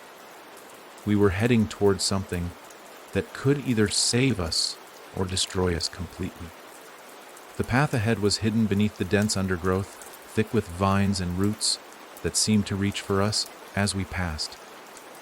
The deeper we ventured, the more I felt the weight of the darkness trying to creep back in, slipping into the cracks in my thoughts. It was a subtle pressure, the kind that builds slowly until you can no longer escape it. But I couldn't afford to give in. Not now. James walked beside me, his face etched with worry, but I saw the same determination in his eyes. We had faced the darkness before, and we had fought it. But now, we weren't just fighting it. We were trying to understand it, to find a way to control it. Something that seemed impossible, and yet we had no choice but to try. "Where are we going?" I asked, my voice breaking the silence as we trudged along the overgrown path. "How far is this place?" The stranger didn't turn to answer right away, his eyes fixed ahead. "The first library is not far," he replied. "It lies within the heart of the forest, hidden away for centuries. It was built by the ancients, long before the world as you know it. They were the first to truly understand the nature of the darkness, and they locked away the knowledge that could defeat it." I glanced at James, a sense of unease settling over me. "And this library, it holds the answers." The stranger nodded, his pace never slowing. "It holds the knowledge of the ancients, their understanding of the darkness, the rituals, the power that lies beneath it all. But it will not be easy to access. The darkness has been here for a long time. It has twisted and corrupted everything in its wake. The library is protected by more than just physical barriers. It is guarded by the force itself, I felt a cold shiver run down my spine, warded by the darkness. "Yes," the stranger said. "The darkness will do everything it can to stop you from finding it. It will manipulate your fears, twist your thoughts. But the key to reaching the library lies within you. If you cannot overcome your own fear, your own doubt, you will not be able to access its secrets." I stopped walking for a moment, the weight of his words settling heavily in my chest. "And what happens if we can't?" I asked. "If we fail?" The stranger didn't answer immediately. He simply turned to look at me, his face solemn, his eyes filled with something that resembled pity. "Then you will be consumed," he said softly. "The darkness will take you, and there will be nothing left. You will become a vessel, just like those it has claimed before." James and I exchanged a glance, and I could feel the unspoken fear in the air between us. But we didn't have time to dwell on it. We couldn't afford to. The path ahead was uncertain, and the darkness would stop at nothing to tear us down. We pressed on, our footsteps muted by the thick carpet of fallen leaves and moss beneath us. The further we went, the more the forest seemed to close in, the trees towering above us like silent sentinels. The air felt heavier now, the very ground beneath our feet vibrating with an energy that I couldn't explain. It was as if the forest itself was alive, watching, waiting. And then, as we rounded a bend in the path, we saw it. The entrance to the library was hidden among the trees, barely visible except for the faintest glimmer of light emanating from the crack between two massive stone pillars. The air around it shimmered with an energy that felt ancient, powerful, and dangerous. The stranger paused, his gaze fixed on the entrance. "This is it," he said. "The first step." I could feel the pull, the weight of the place pressing in on me, trying to drag me into its depths. The darkness was stronger here, its presence suffocating, curling around the edges of my mind like a serpent waiting to strike. We approached the stone pillars cautiously, our footsteps hesitant as we drew closer to the entrance. The moment we stepped through the pillars, I felt it, the shift. The air grew colder, the shadows darker, as though we had crossed into a different world entirely. The very ground beneath our feet seemed to pulse with an eerie energy, and I could feel the darkness closing in around us. "Stay focused," the stranger said, his voice low but firm. "Whatever happens, don't let it take hold of you. The library will test you. It will show you your deepest fears, your greatest regrets. But you must remain strong. Do not let it control you." I nodded, though my heart was racing in my chest. The moment we crossed that threshold, I knew we were no longer in control. The darkness had already begun to shape the space around us, bending reality, twisting everything into something unrecognizable. The library itself was unlike anything I had ever imagined. It was a vast, open chamber, its walls lined with towering shelves filled with ancient books and scrolls. The air smelled of dust, of something old, something forgotten. But there was something else in the air, something palpable. It was the weight of the knowledge that lay within those walls, the weight of centuries of secrets, buried for reasons we could only begin to understand. But as we ventured deeper into the library, I realized something. The darkness was here. It had followed us. I could feel it. It wasn't just in the shadows anymore. It was in the air, in the very walls of the library, pressing down on me like a physical force. It was alive, watching, waiting for us to make a mistake. I reached out to touch one of the books on the nearest shelf, but the moment my fingers brushed against it, I felt a surge of cold shoot through my body. The darkness had taken hold. I could feel its claws sinking into my mind, its whispers rising once again, trying to break me. I recoiled, pulling my hand back, but the darkness didn't stop. It swirled around us, filling the room with a cold, suffocating presence. It was trying to get inside us. It was trying to take us. "Don't let it in," the stranger warned, his voice sharper now. Focus. The library will try to distract you to weaken your resolve. You must stay strong. I nodded, but my hands were shaking. The darkness was everywhere. It was in the books, in the walls, in the very air we breathed. It was all around us, pressing down, threatening to break us. And as I looked at James, I saw it in his eyes. The same fear, the same uncertainty. He was struggling, fighting the same battle I was. But we couldn't fail. Not now. Not when we were so close to the answers. We had to push forward. The darkness had tested us before, but this time we would not let it win. Together, we stepped deeper into the heart of the library, knowing that we were about to face the most dangerous part of our journey yet. The darkness was strong, but so were we. And we would fight, we would learn. We had no other choice. The darkness pressed in around us, heavier than before, as we made our way deeper into the library. Every step seemed to echo, as if the very walls of the place were alive, breathing, watching. It felt as though the books themselves held the weight of untold knowledge, their secrets waiting to be unearthed. But there was something darker here, something more sinister. The air hummed with an unsettling energy, an invisible force tugging at my mind, pulling me in every direction. I glanced at James, whose face had turned pale under the weight of the suffocating atmosphere. His eyes darted around the room, as though the shadows themselves were following him, whispering to him, beckoning him to succumb to their pull. Stay close. I whispered, though I knew there was little I could do to shield him from the force inside the library. The darkness here was different. It wasn't just an external enemy. It had woven itself into this place, into the very structure of the library. It was as much a part of the walls as it was a part of us.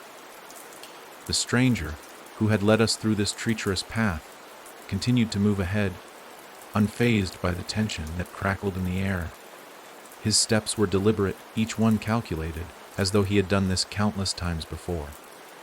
I can feel it, I said, barely above a whisper, not needing to explain to James. He knew exactly what I meant. The moment we crossed into the library, the darkness seemed to come alive. It pulsed with an almost physical presence, stretching out from the very walls, creeping up our spines, sinking into our minds. It whispered promises of failure, of surrender, of doubt.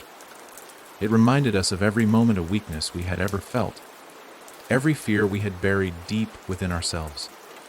James's eyes flicked to mine, and for a brief moment, I saw the familiar flicker of fear in them. But then he tightened his jaw. His shoulders squared, and the flicker faded. He was fighting it, just like I was. We couldn't afford to be weak. Not now.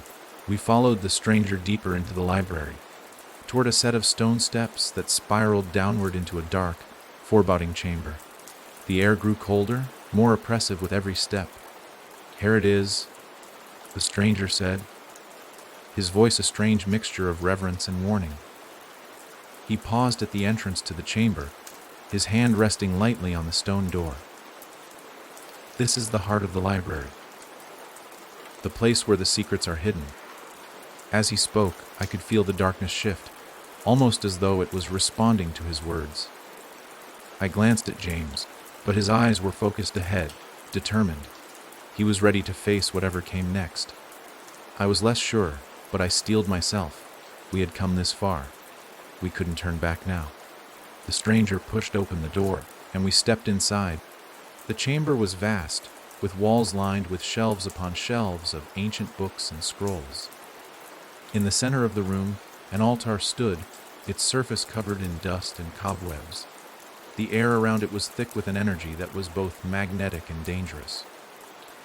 Atop the altar, a large, weathered tome lay open, its pages yellowed with age. Its words written in a language that I couldn't understand, yet it felt familiar. The darkness in the room swelled, thickening as if the very presence of the book called it to life. I could feel it trying to take hold of my thoughts, twisting them, pushing them toward despair. This is where the final test begins.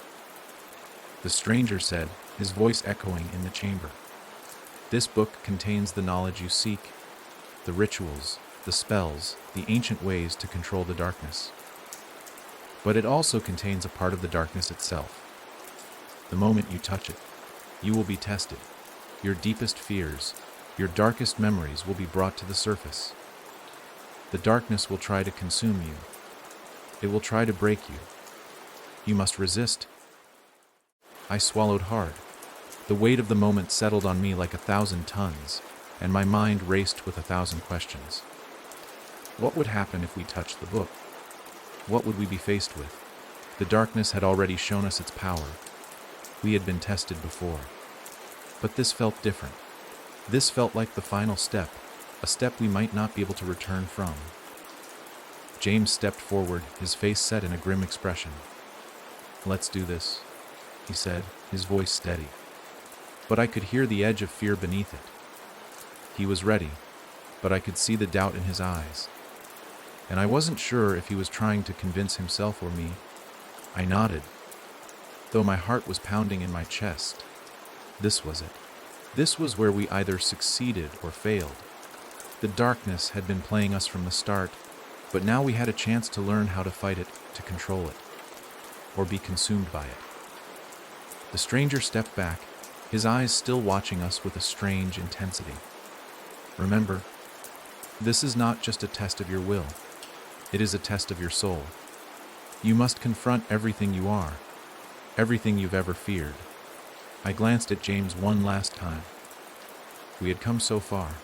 This was our last chance. We approached the altar together, our footsteps almost synchronized.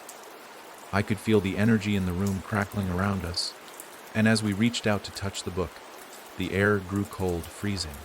The shadows in the room seemed to shift, as though they were alive, moving, whispering. And then, as our hands touched the ancient tome, it happened. The world around us shattered. I found myself standing in a dark, empty void. There was no light, no sound. Just an all-encompassing darkness that wrapped around me like a thick, suffocating fog. I couldn't breathe. I couldn't move. I felt weightless, as if I were floating in an endless abyss. The darkness pressed in on me from all sides, and I could feel it, its presence, its power, crawling beneath my skin. But then, I heard it. A voice. "You think you can control me?" It was a whisper, but it felt as if it came from everywhere. My mind, my soul, my very being was filled with its words. "You are mine. You always have been. You cannot fight me. You cannot escape me." The darkness began to grow, swelling, until I could feel it crawling into my thoughts, twisting my memories, pulling them to the surface. I saw faces. Faces from my past, from moments long buried. People I had loved. People I had failed. I saw my own face, distorted, twisted with guilt and regret. "You failed them. You always fail." I flinched, the voice seeping into my mind, wearing away at the walls I had built to keep it out. The fear, the shame, the doubt. It all came crashing down on me at once. I could feel it pulling me under. But then, through the haze of darkness, I saw something else. A flicker of light. I reached for it, my hand trembling, my body shaking, but I kept moving. I kept reaching for the light. And then I heard James's voice, faint at first, but growing stronger. "We're not alone. We'll fight this. We're in this together." The light grew brighter, the darkness pushing back, but not completely retreating. The voice screamed in fury, its grip tightening around my chest. "You cannot fight what you are. You cannot escape me." But this time, I didn't let it in. I fought. I resisted. "I'm not yours," I whispered, my voice trembling but firm. "I'm not yours." And with that, the darkness began to retreat. Slowly, at first, but then with greater force. The shadows that had once seemed all-consuming began to fade. The weight on my chest lifted. I opened my eyes. The void was gone. The book lay before us, its pages still glowing faintly. We had passed the test. But the darkness was still there, watching, waiting. And I knew then, as we stood together in the heart of this place, that the true fight was only just beginning. The darkness didn't disappear completely. It retreated, yes, but it wasn't gone. It lingered at the edges of our consciousness, like a shadow that refused to be cast aside. I could still feel its presence pressing against my thoughts, curling around my mind like smoke. But for now, we had pushed it back. For now, we had proven that we could control it, at least for a little while longer. I took a deep breath, steadying myself. The weight of what we had just experienced was heavy, but I couldn't allow it to overwhelm me. Not now. The library, this place, held the answers we needed, and we couldn't afford to waste any more time. James stood beside me, his hand still on the ancient tome, his fingers trembling slightly. His face was pale, but his eyes were focused, sharp. I could see the fear still lingering beneath the surface, but there was something else now. Something stronger. He looked at me, his voice quiet but filled with determination. What now? I glanced at the book before us, the weight of its presence still heavy in the air. The pages were open, but they no longer glowed with the same intensity they had before. They were dim now, faded, as if the energy had been spent. The book had shown us a glimpse of the darkness, but it hadn't given us the full answer. We have to read it, I said, my voice steady despite the uncertainty. The book holds the knowledge we need, but we have to understand it, we have to be able to use it.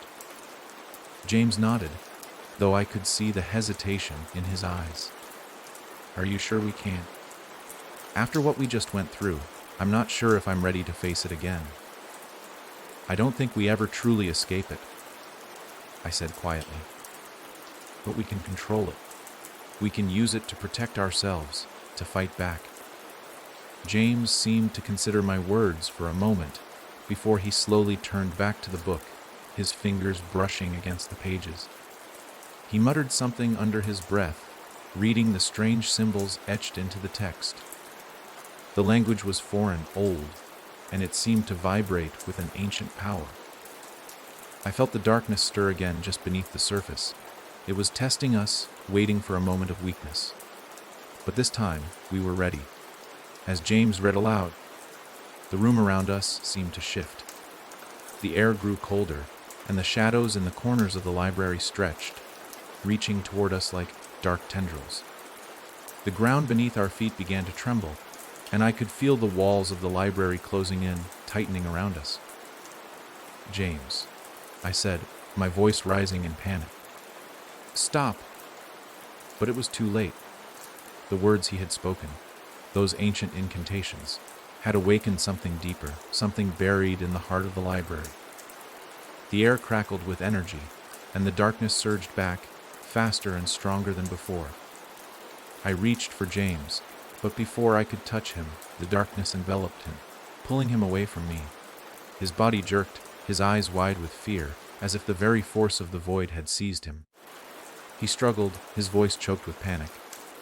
No, I screamed, but lunging forward, but I was caught in the grip of the shadows as well. The darkness wrapped around my limbs, squeezing the air from my lungs. I could feel it, the same cold, suffocating presence that had once threatened to swallow me whole. But this time, it was worse. It was stronger. It was everywhere. You cannot escape me, the voice echoed in my mind. A deep, guttural whisper that came from everywhere and nowhere. You belong to me. You always have. And you always will. I fought back, pushing against the pressure that threatened to break me. But the darkness pressed harder, its grip tightening, pulling me under. Through the haze of terror, I could hear James's voice, distorted and distant. Help me! I can't stop. I reached out, my heart racing, my mind screaming for him. James! Fight it! You can control it! You have to. His voice faltered, lost beneath the weight of the darkness, but I knew he heard me. He had to. He had fought it before. He had controlled it before. I refused to let this be the end. With all my strength, I reached inside myself, searching for the place where the darkness had taken root. I found it, the cold, hollow place inside me where the shadows had nestled in, where they had waited for me to break. But I wasn't breaking this time. I was fighting back. I focused on the feeling of control, on the lessons we had learned, on the knowledge we had gained. The runes, the rituals, they were not just tools of the darkness. They were tools for us to fight it, to use it, to contain it. And I wasn't going to let it win. I reached out to James, calling to him, pushing through the darkness with everything I had. James! Remember, we're in this together. Slowly, I felt the pressure around us begin to loosen. The grip of the darkness faltered, just for a moment, just long enough for me to see James again. His eyes were wide with panic, but I saw something else there. Recognition, a spark of the strength he had once shown. Together, he whispered, his voice barely audible. Together. The darkness pushed against us, trying to break us again, but this time we were ready. We fought it together, our wills merging, our strength pulling us forward. The shadows writhed and twisted, but they couldn't hold us. Not anymore. With a final surge, we pushed back, breaking free from the darkness's grasp. The room seemed to shudder, the walls of the library vibrating with the force of our resistance. The shadows recoiled as if they had been struck, and the pressure in the air began to dissipate. But the fight wasn't over. Not yet. The stranger, who had been watching us all along, stepped forward, his face grim but proud. You've done it. You've passed the first test. I felt a wave of exhaustion wash over me, my body trembling from the strain. The darkness still lingered at the edges of my mind, but for now, we had won. But I knew that this wasn't the end. The stranger had been right. The darkness would always come back. We had only bought ourselves time. There's more to learn, the stranger said, his voice low. More trials to face. The darkness will continue to test you, to push you.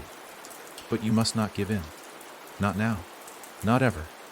James nodded, his face still pale, but the strength in his eyes was undeniable. We're ready, he said, his voice steady. We'll keep fighting. I turned to him, my heart swelling with a mixture of relief and determination. Together, we had faced the darkness. Together, we would continue to fight. And no matter what came next, we would be ready. The walls of the library were now eerily quiet, save for the faint rustle of the pages of the ancient tome that lay before us. The darkness still hung in the air, but it had been pushed back, at least for the moment. The oppressive weight of it no longer felt suffocating, but the tension in my chest hadn't fully loosened. We had passed the test, but we both knew that this was far from over. The stranger stood across from us. His eyes narrowed with a strange intensity. He hadn't spoken since we had broken free from the darkness's grasp, but I could feel the weight of his gaze. He was assessing us, waiting to see how we would handle the next step. What now? I asked, my voice barely above a whisper. The room felt too still, the air too heavy. It wasn't the silence of peace, but the silence of waiting. The stranger didn't answer right away. Instead, he stepped closer to the altar, his fingers brushing the pages of the book as if he was carefully choosing his next words. You've learned something important today, he said finally. You've learned that the darkness can be controlled, that it can be fought. But you've also learned something else, that it is never truly gone. You can never let your guard down. You cannot defeat it. I felt a knot form in my stomach at his words. Then what are we supposed to do? I asked, the frustration in my voice rising. If we can't defeat it, if it's always going to come back, what's the point of all this? The stranger's gaze softened, just slightly, but there was no pity in it. Only a hard, unflinching truth. The point is survival. You cannot defeat the darkness because it is not something that can be destroyed. It exists as part of the balance of this world, just as light and shadow exist. But it can be contained, controlled. It can be used against itself. I could feel the weight of his words settle around me like a shroud. This was it, then. This wasn't a battle for victory. This was a battle for survival. We weren't here to end the darkness. We were here to learn how to live with it, to fight it every day. But how? James asked, his voice strained but determined. How do we use it? How do we keep it at bay when it's always watching? Always waiting. The stranger's gaze shifted to him, and for a moment, I thought I saw something flicker in his eyes.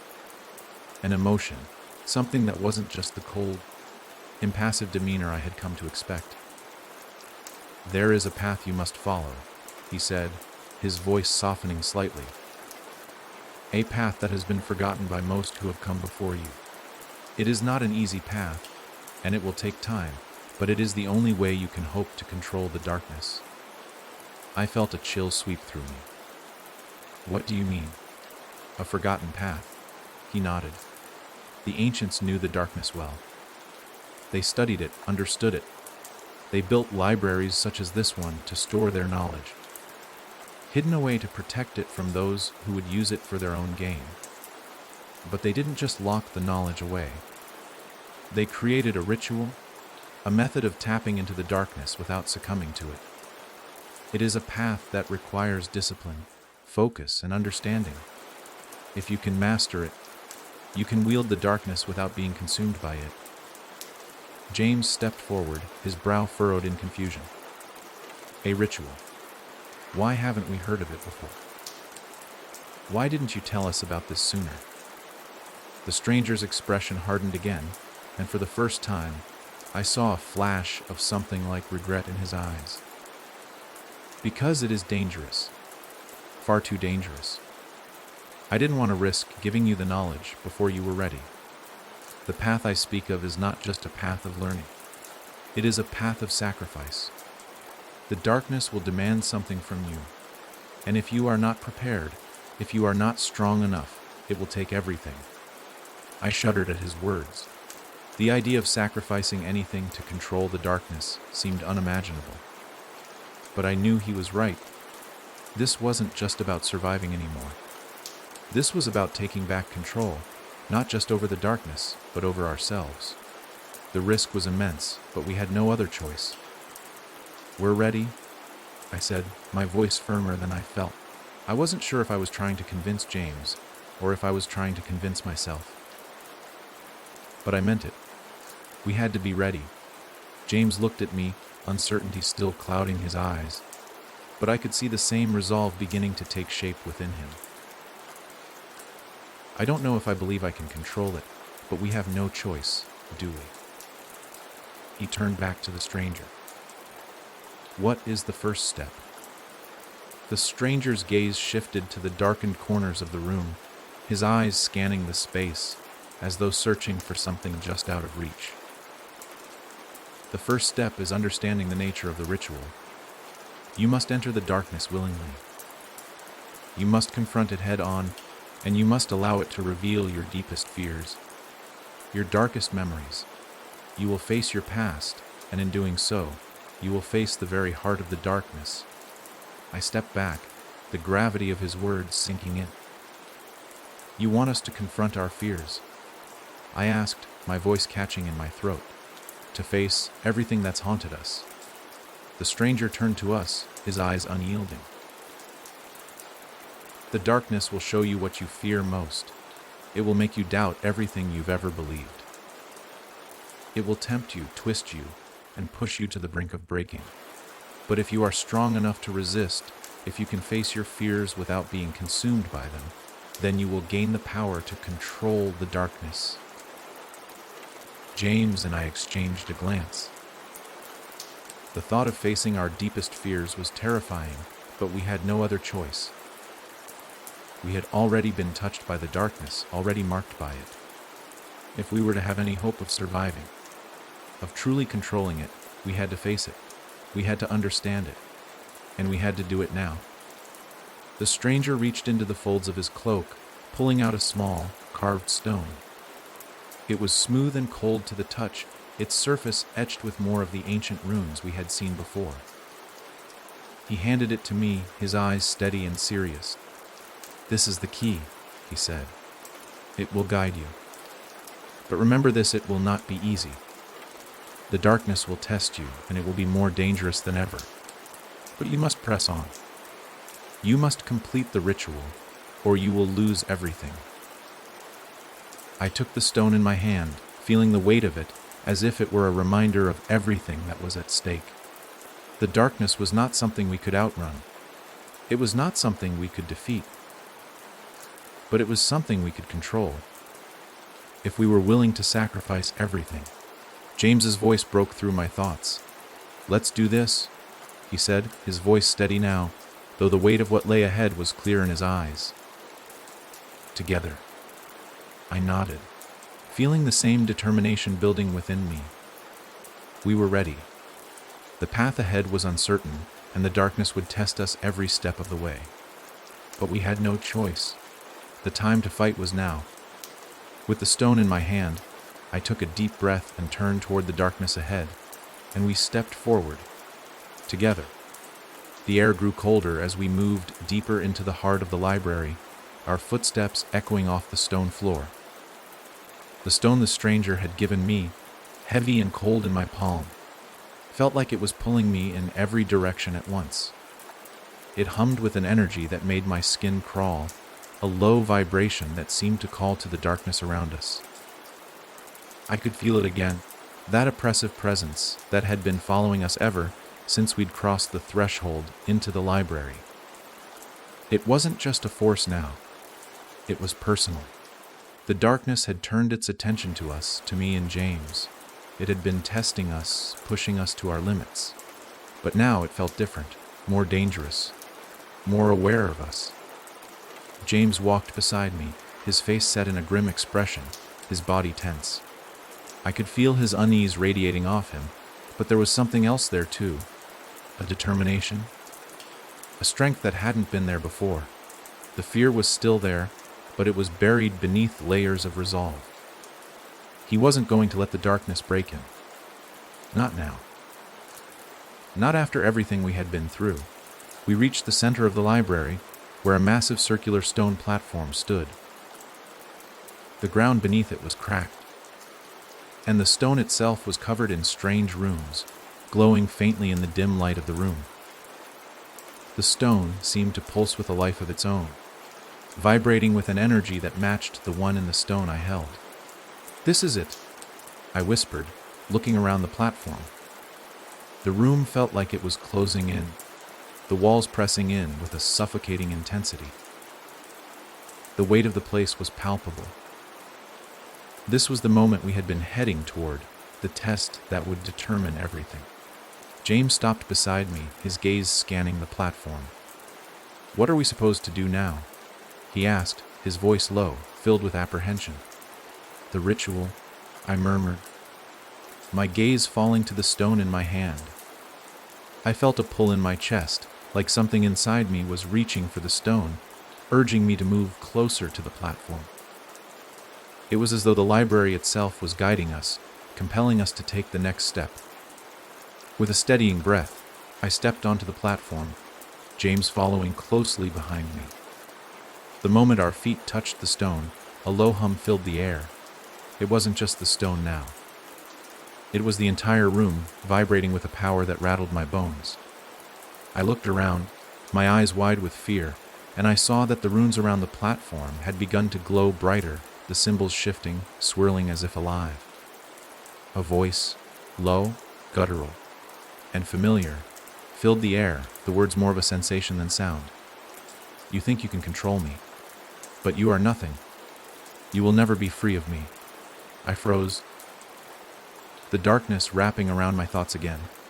This was the moment. The darkness would push everything we feared to the surface. We had already faced its tricks before, but this was different. This time it was going to show us everything. Our deepest regrets, our most terrible fears. The stone in my hand pulsed, a sudden, jarring pain shooting through my fingers up my arm and into my chest. I gasped, my body locking in place as the darkness took hold. I could feel it crawling beneath my skin, trying to take over, trying to twist me into something I wasn't. The whispers flooded my mind again, louder, more insistent. You will fail. You will be consumed. There is no escape from what you are. I pushed against it, but the weight of the darkness was suffocating. It knew my fears, my insecurities. It knew every crack in my resolve. You can't win this fight. The voice continued. Not while you're weak. Not while you carry these burdens. I saw it then. Flashes of memories, each one darker than the last. My mistakes. The people I had failed. The moments I had let slip through my fingers, too scared to act, too unsure of myself. I could feel the shame rising within me, threatening to drown me. I was about to collapse, to give in to the fear, but then I felt a hand on my arm. James's hand, steady and strong. I looked at him, and for the first time, I saw what I needed to see in his eyes, not fear but determination. He wasn't going to let me fall. He was here. He was fighting this too. Remember? James said, his voice firm. We're in this together. We've always been. You don't have to do this alone. His words cut through the darkness like a blade. I took a deep breath, pushing back the wave of despair that threatened to overtake me. We weren't alone. We couldn't be. Not now. Not when we had come this far. With a surge of willpower, I focused on the stone in my hand. The darkness screamed, trying to break me, to drag me back into its grip. But I wouldn't let it. I remembered what the stranger had said. The darkness feeds on your fear. It feeds on your doubt. You must face it. Understand it. Only then can you control it. I closed my eyes and let the darkness come. I welcomed it. I embraced it, not as a part of me, but as something I could control. I had already faced my fears, my mistakes. And I was still standing. James stepped forward, his voice steady now, calm. We've learned how to fight it. We've learned how to control it. Don't let it take you. The darkness screamed louder, its fury building as it tried to consume us both. But this time, we fought back. Together. With a final, desperate push, the stone in my hand flared to life, the energy surging through me, through James. The darkness recoiled, its presence flickering, but we held firm, our focus unwavering. For a moment, everything was still, and then the darkness broke. The air cleared, the pressure lifted, and I felt the weight of the stone in my hand grow still. The runes around us dimmed, the power in the room ebbing as though it had been drained. We had done it. The silence that followed was deafening. But it wasn't the suffocating silence of the darkness. It was a peaceful silence, the kind that comes after a storm has passed. I turned to James, my breath shallow, my body shaking with the aftermath of the battle we had just fought. But there was something in his eyes, something like relief, like we had both survived something we didn't know if we could. We did it, I said, my voice barely above a whisper. James nodded slowly, his lips pulling into a weary smile. Together. But even as the words left his lips, I couldn't shake the feeling that the darkness wasn't truly gone. It had been pushed back, yes. But it would return. It always did. And we would have to be ready. Because we were far from done. We had only just begun to learn how to control it. The silence in the library stretched for what felt like an eternity. But I knew it was only a moment. The weight that had once crushed the air around us had lifted, leaving behind a strange sense of calm that, if anything, made the danger we had just faced feel all the more real.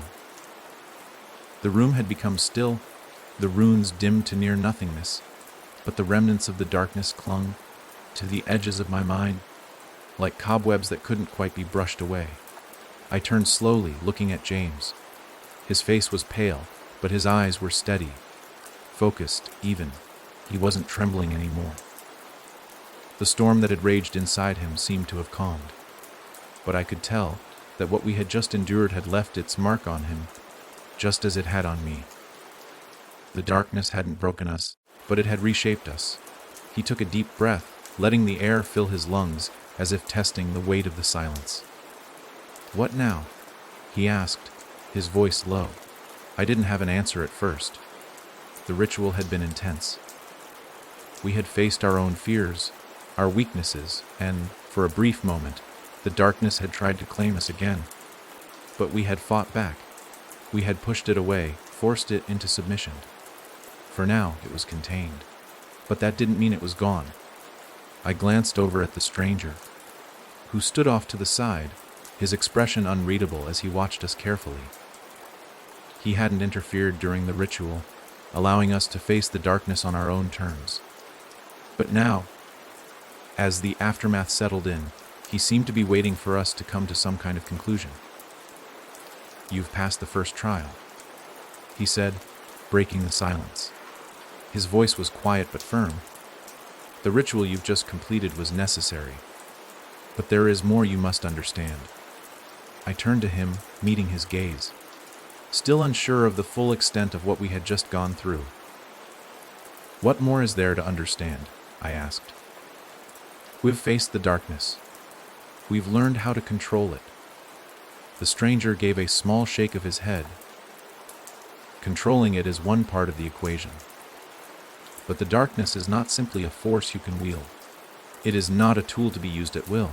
It is part of the very fabric of this world. It exists as a balance. And to truly survive it, you must learn to live with it, not just control it."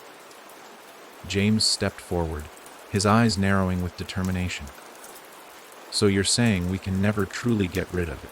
We can only keep it at bay." The stranger nodded, his face grim. "That is the truth. The darkness will always be a part of you now. It has shaped you. It will shape everything you do from here on out. But with what you've learned today, with the ritual and the control it gives you, you can keep it in check. You can live with it." I felt a knot tighten in my chest. The realization hit me hard. We weren't here to defeat the darkness. We were here to understand it, to survive it. It was something I had known on some level, but hearing it so plainly felt like a punch to the gut. "You're telling us we're not free," I said, my voice thick with the weight of the words. "We're never going to be free." The stranger's eyes softened, though there was no pity in them. "Freedom is an illusion when it comes to the darkness. It will never let you go, not completely. But you can learn to live with it. You can learn to control it, to use it. And in doing so, you will be able to protect what matters most." James looked at me, his face unreadable for a moment before his features softened. He was thinking the same thing I was. This isn't over. It will never be over. But we could fight. We could survive. Together. The stranger turned and began to walk toward the far side of the library, where the shadows seemed to deepen, swallowing the light. He didn't look back as he spoke, his voice low and deliberate.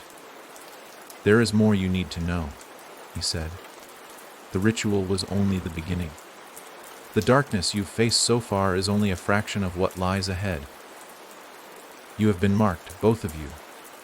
You are connected to it in ways that you do not yet fully understand. And to truly control it, to master it, you must uncover the truth about the origins of the darkness." I felt my stomach drop at his words. The origins. What did he mean by that? We had barely scratched the surface, and now we were supposed to uncover more. My mind raced with questions, but I forced myself to stay calm. "Tell us what we need to do," I said, my voice steady despite the uncertainty gnawing at me. The stranger stopped in front of a large, ancient-looking door that had been hidden in the shadows of the library. Its surface was covered in intricate carvings, symbols that looked similar to the runes we had seen throughout the library. But there was something darker about them, something more dangerous. "The truth is hidden in places like this," the stranger said, his voice barely more than a whisper. "Places that the darkness has not yet fully claimed. You will need to travel to these locations, seek out the knowledge that lies within them. Only then will you begin to understand what you are truly up against." "Where do we start?" James asked. his voice steady despite the growing unease in his eyes. The stranger's gaze locked onto mine, and for the first time, I saw a flicker of something. Concern, perhaps, or maybe just the weight of what we were about to undertake. There are libraries, ruins, sacred sites scattered across the world, he said. They are the last remnants of those who first understood the darkness. Some are hidden deep in the wilderness. Others are buried beneath layers of time and secrecy. But all of them hold knowledge that will help you unlock the final steps in controlling the darkness. I took a deep breath, nodding slowly. This wasn't going to be easy. It wasn't going to be quick. But this was our only chance. We had to understand the darkness, learn from the past, and use that knowledge to protect ourselves and everyone we cared about. We'll do it, I said, my voice firm. We'll find these places. We'll uncover the truth. The stranger turned, his expression unreadable. You must be prepared. The darkness will follow you wherever you go. It will test you, push you to your limits. But if you succeed, you will learn how to control it. And when the time comes, you will be ready to face whatever it throws at you. I looked at James, who met my gaze with a mixture of determination and something deeper, something that spoke of the burden we both carried. We had come this far. We had learned to fight the darkness. But now, we had to learn how to live with it. Together, I said quietly, knowing the words would carry us through whatever came next. James nodded. Together. The darkness may have claimed parts of us, but it would not take everything.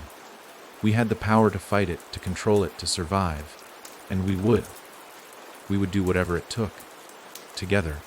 The library was silent again, but this time the stillness felt different. It wasn't the oppressive silence of an unseen force lurking in the shadows. No, this was a quiet that invited contemplation, the kind that only follows after a great trial. When the dust begins to settle, and the enormity of what has been done, what must still be done, begins to sink in. The tension was still there, hanging in the air like smoke, but there was also a sense of resolution, a strange, fragile peace. I felt it most strongly when I glanced at James. His face, though still pale, was set in a way that I hadn't seen before. Determined, focused. He was no longer just fighting for survival. We were both fighting for something bigger now: control, knowledge, strength to face whatever the darkness would throw at us next. And we both knew it wasn't over. It couldn't be.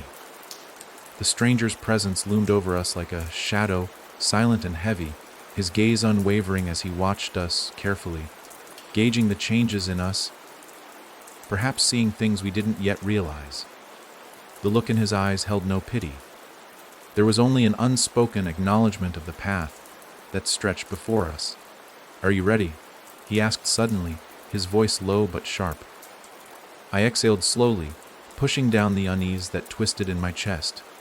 I knew the question was loaded. We weren't just preparing for some physical journey. We were preparing to face the very depths of what had always been lurking beneath the surface of our lives, the darkness that we had tried so hard to keep at bay. It was time to move forward, and there was no turning back. I nodded. "We're ready," I said, though my words didn't carry the full weight of certainty I wanted them to. We were more prepared now than we had ever been, but we both knew that what we faced next would push us further than we could imagine. The stranger's lips tightened into a thin line, his expression unreadable. "Then go," he said, gesturing toward the farthest corner of the library. There, beyond the stacks of ancient books and scrolls, was another door, this one even older than the last. It was almost hidden beneath layers of dust and webs, the wood darkened with age. The intricate carvings on its surface were worn, but there was no mistaking the power it held. As we approached, I felt the air shift once again, the familiar weight of the darkness pressing down. The stone beneath our feet seemed to hum, as if reacting to the presence of the door. It was as though the library itself was holding its breath, waiting for us to open it. Beyond this door lies the first step of your journey, the stranger said, his voice almost a whisper. The first of many trials. And remember, there will be no guide, no map. You must rely on your strength, your will to survive. James turned to look at me. I saw the question in his eyes, the hesitation, the same doubt that I was feeling. He wasn't sure what we were about to face, and neither was I. But there was no other choice.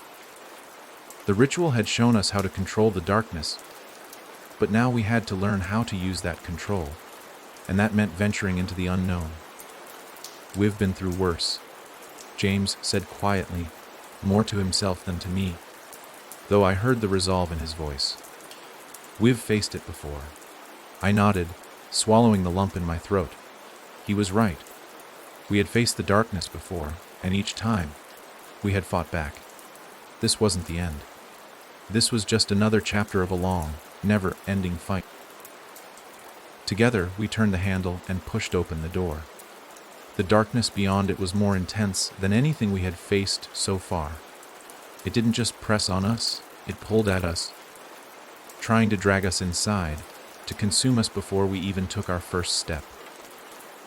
The air felt thick, like we were walking through water, heavy with the presence of something ancient and hungry.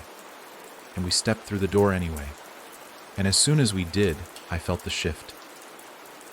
The room behind us seemed to disappear, and the world around us was no longer the library.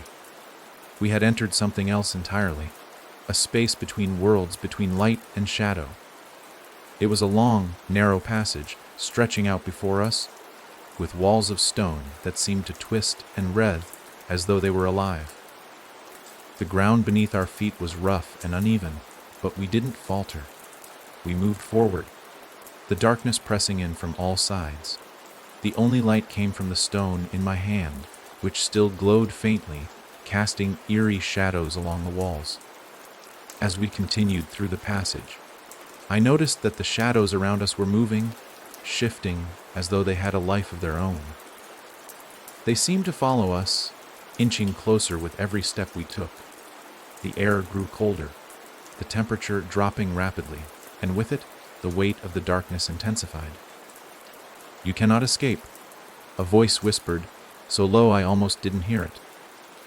"You belong to me. You always have." The words cut through the silence, and the darkness pressed closer, squeezing at my chest. I could feel it, the fear starting to crawl back up my spine. But I couldn't let it.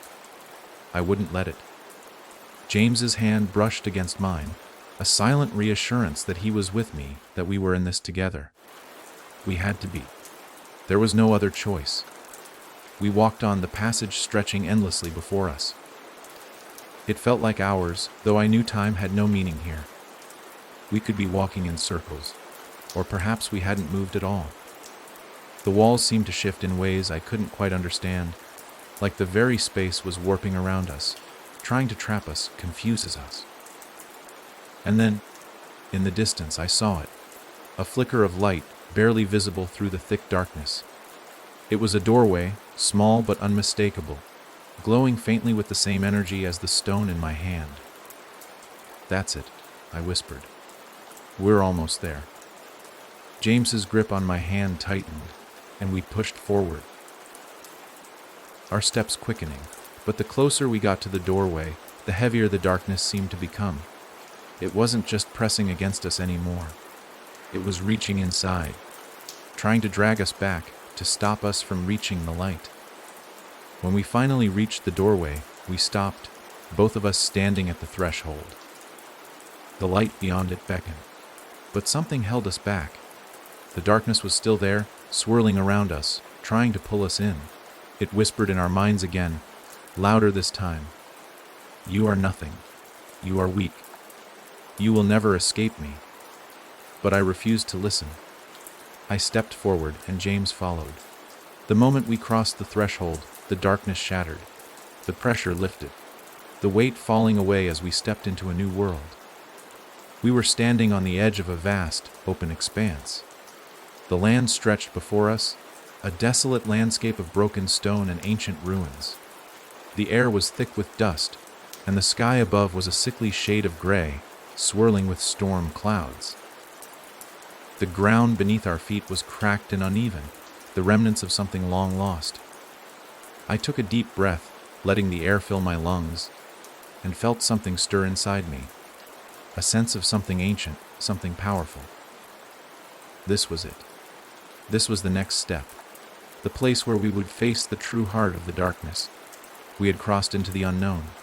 There was no turning back now, and we would fight, together.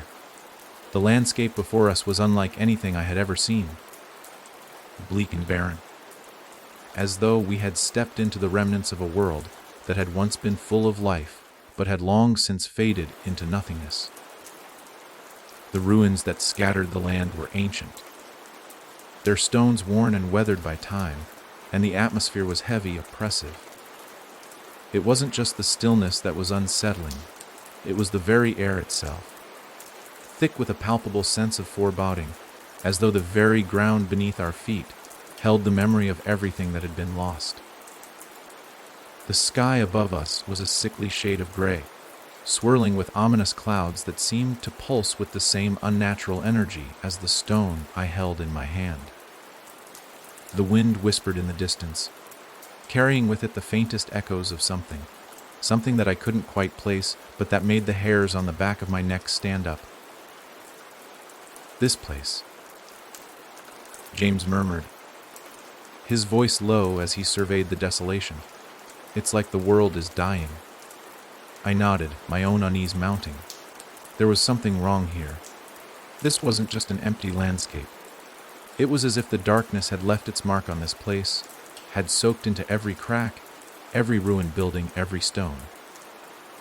I could feel it. The presence of the darkness was everywhere, its weight pressing down on us. "We have to keep going," I said, trying to shake off the feeling of dread that was creeping up my spine. "We've come this far. We can't stop now." James looked at me, his eyes uncertain, but he nodded, his jaw clenched with determination. We both knew that there was no other option. We had crossed into this place for a reason, and whatever lay ahead, we had to face it. Together, we began to move forward, the eerie silence broken only by the sound of our footsteps on the cracked earth. The path ahead was barely discernible, winding between the ruined structures and the twisted remains of what once might have been a thriving settlement. But now, everything was nothing more than crumbling stone and empty shells of buildings that had long since fallen to ruin. As we walked, I couldn't shake the feeling that we were being watched. The darkness was everywhere, but it wasn't just in the air. It was in the very fabric of the land itself, seeping into the stone, into the earth beneath our feet. It was as if this place had been tainted by it, as though the darkness had bled into the very soul of the world. We reached what appeared to be the remnants of a large structure, a ruined temple, its stone columns cracked and leaning precariously to one side. The walls, once adorned with intricate carvings, were now worn smooth, their designs nearly indistinguishable. But the energy in the air around the temple was undeniable. It hummed with power, dark, ancient power that felt like a heavy weight in my chest. I stopped at the entrance, my breath shallow. The stone doorframe before us was carved with more of the same runes we had seen in the library, the same ones that had been etched into the altar where we had faced our fears. These symbols, these runes, were connected to the darkness in ways I still didn't fully understand, but I could feel their power. "This is it," I said, my voice tight with uncertainty. "The heart of the trial." James stepped forward, his gaze fixed on the temple. "The darkness is waiting for us," he said, his voice low. "It's testing us again." I nodded. "We've learned to face it. We've learned to control it. But now we have to understand it." I felt a cold gust of wind blow through the ruined structure, and the air seemed to shift, growing heavier with every passing moment. The wind carried with it the faintest whispers, voices in the distance, just out of reach. My skin prickled as I strained to hear them. They were soft, almost indistinct, but unmistakably there, like voices that had been buried long ago. "You are not strong enough." The voice was faint, barely a whisper, but it was there, and it was unmistakable. It was the voice of the darkness. "You cannot control me. You never will." I shook my head, trying to push the voice away. It was a trick, a test. The darkness had done this before, tried to make us doubt, to make us question our strength. But we had already faced it. We had already fought it. And we wouldn't let it win now. "Don't listen to it," James said, his voice firm. He seemed to be struggling with the same whispers, but his determination was unwavering. "We've already faced it. We've already won." I nodded, taking a deep breath to steady myself. This wasn't the time for fear. This wasn't the time for doubt. We were here for one reason: to understand. To unlock the secrets that had been hidden from the world. Together, we stepped inside the temple, the air growing colder with every step we took. The darkness seemed to wrap around us, curling into the very walls, filling the space with a thick, suffocating presence. But we pushed forward, ignoring the pull, the fear, the whispers that threatened to drag us down. The temple was vast, its high ceilings lost in shadow. In the center of the room stood a pedestal, bathed in an eerie, flickering light that seemed to come from nowhere. On the pedestal was a stone tablet, the surface covered in the same runes we had seen before. But these were different. They were more complex, more intricate, as though they held the key to everything we had been searching for. I stepped forward, drawn to the tablet, and I could feel the darkness surge. It pressed against my chest, a cold, suffocating force. I fought against it, focusing on the tablet before me. This was the answer. This was what we needed. But as I reached for the tablet, the darkness responded. It roared to life, surging forward in a massive wave that swept through the temple like a storm. The ground beneath us trembled, and the walls seemed to pulse with an unholy energy. The darkness wasn't just surrounding us anymore. It was inside us, crawling through our veins, twisting our thoughts. "You are nothing." The voice whispered again, louder this time, more insistent. "You cannot win. You cannot control me." I tried to push the voice away, but it was everywhere now, filling my mind, suffocating me. My vision blurred as I felt the weight of the darkness bearing down on me, threatening to consume everything I had fought to protect. But then, through the haze, I felt a familiar touch. James's hand gripped mine tightly, his voice cutting through the darkness. "We're in this together. We've always been." And in that moment, I remembered. I remembered that the darkness could not control us, not unless we let it.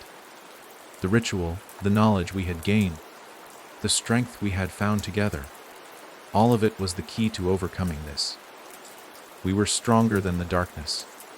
We had already faced it, and we would continue to fight it. I reached for the tablet again, my hand steady now. The darkness recoiled as my fingers brushed against the stone, and I felt the power surge, stronger, brighter, more controlled than before. The tablet glowed with an intense light, pushing the darkness back, forcing it to retreat. The whispers faltered, the weight of the shadows lifting, and for a moment, I felt something like peace settle in. But this was only the beginning. The darkness would return. It always did. But now we had the power to control it, to face it. And with that knowledge, we stepped forward, ready to uncover the truth. We were not just surviving anymore. We were learning to fight, together. The heart of the darkness. The light from the stone tablet flared brighter, pushing back the suffocating shadows that had filled the temple. It was almost blinding, a pulse of pure energy that surged through the space, pushing against the very walls. The darkness that had been threatening to consume us receded, as though it couldn't withstand the force of the tablet's light. The whispers died. their haunting voices silenced by the radiant glow. For a moment, there was nothing but stillness. The oppressive weight of the darkness lifted, leaving only the quiet hum of the energy in the air. I stood frozen, staring at the tablet beneath my fingers, my chest rising and falling with each shallow breath. I could feel the power in it, coursing through my veins, through the very fabric of the temple. This was the key. This was what we had come for. But as the light dimmed, I knew that this was only a brief reprieve. The darkness was still out there, still waiting for its chance to strike. James stood beside me, his expression one of awe mixed with uncertainty. What do we do now?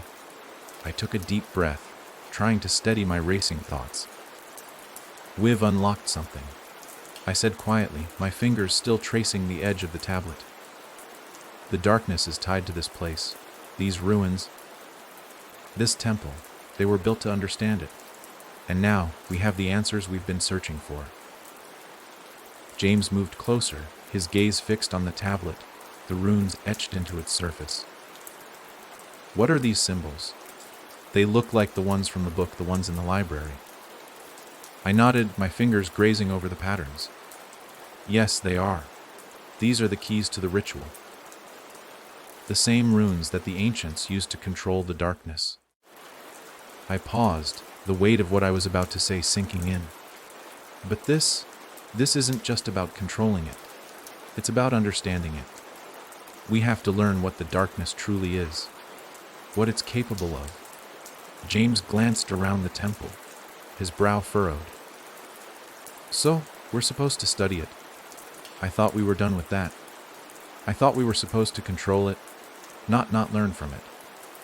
We need to learn how it works, I said, my voice steady despite the rising unease in my chest. The darkness is not just a force. It's a part of this world, a force of balance. The ancients knew that. That's why they built this place. To study it, to understand it. I stepped away from the tablet, my mind racing with the implications of what we had uncovered. The ritual, the runes, the energy.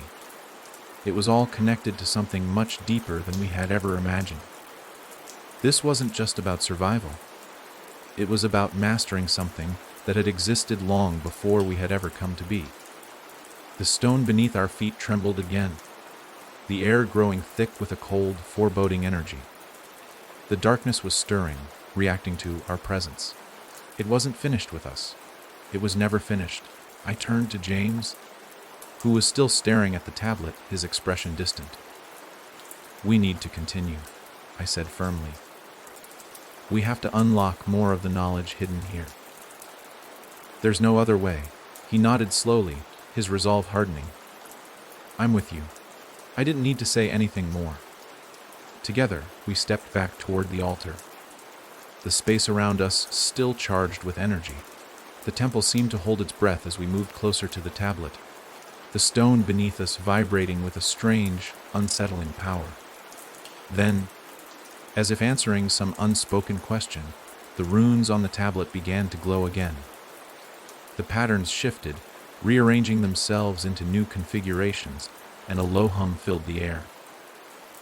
It was a soft sound, almost musical, but there was something dissonant about it, something unsettling. The temple seemed to pulse with the energy of the runes, as though the very air was charged with an electric current. I could feel it deep in my bones, a pull that made my skin tingle, my thoughts grow heavy with something ancient and primordial. The stone began to glow brighter, and as it did, I saw them, the visions. They flickered into my mind, one after the other, unbidden but undeniable.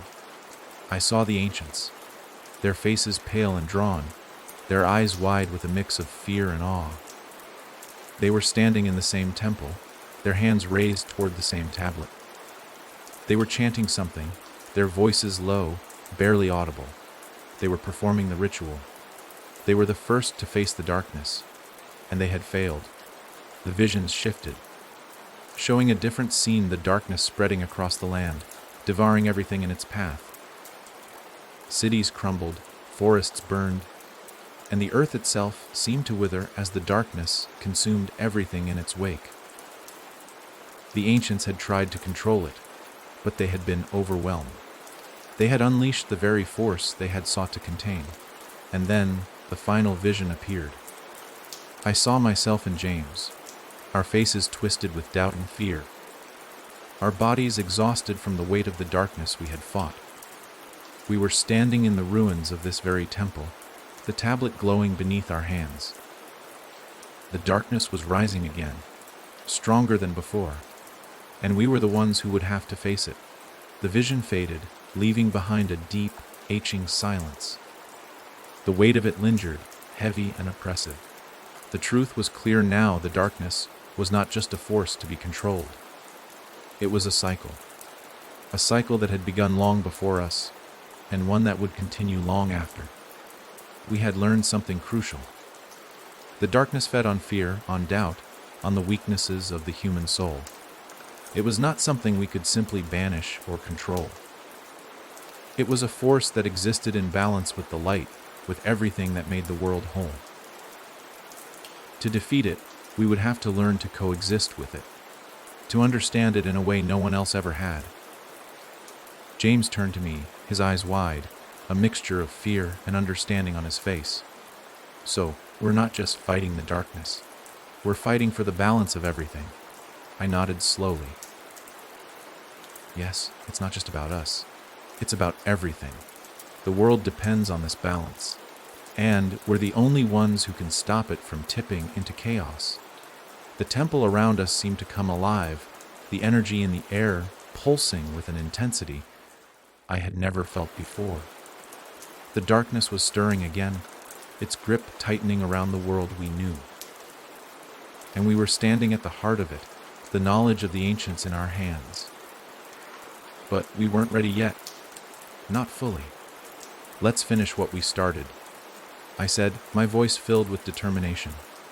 The darkness may have been here long before us, but it will not be here after we're done. James looked at me, a determined spark in his eyes. Together. And with that, we turned back to the tablet, ready to face whatever lay ahead. The darkness might still be out there, but we had the knowledge to fight it. We would learn its secrets, understand its power, and in the end, we would control it. The energy in the temple shifted once again, the air vibrating with an almost tangible force. The tablet before us hummed softly, glowing brighter as though it had recognized our resolve. We were not finished yet. The visions had shown us only a part of the truth, but there was more to uncover. The weight of the knowledge we sought pressed down on us, its urgency unmistakable. As the stone beneath our feet continued to hum, I felt something else, a deeper pull, like an invisible current drawing us towards something hidden. It wasn't the energy of the tablet that guided us now. No, this was something older, more primal. Something buried deep within the ruins of this place. The air thickened, and the shadows that had once seemed distant now moved in closer, curling around the edges of the chamber like hungry tendrils. The darkness hadn't retreated entirely. It was waiting, patient, testing us. James shifted beside me, his hand brushing against mine, grounding me, reminding me that we weren't alone in this. We had made it this far. Together, we had faced the darkness before and survived. Now, we would face it again, but this time, we would fight smarter. We would understand it. We need to move, I whispered, though my voice was thick with uncertainty. There's more to this place. James nodded, his eyes scanning the walls around us.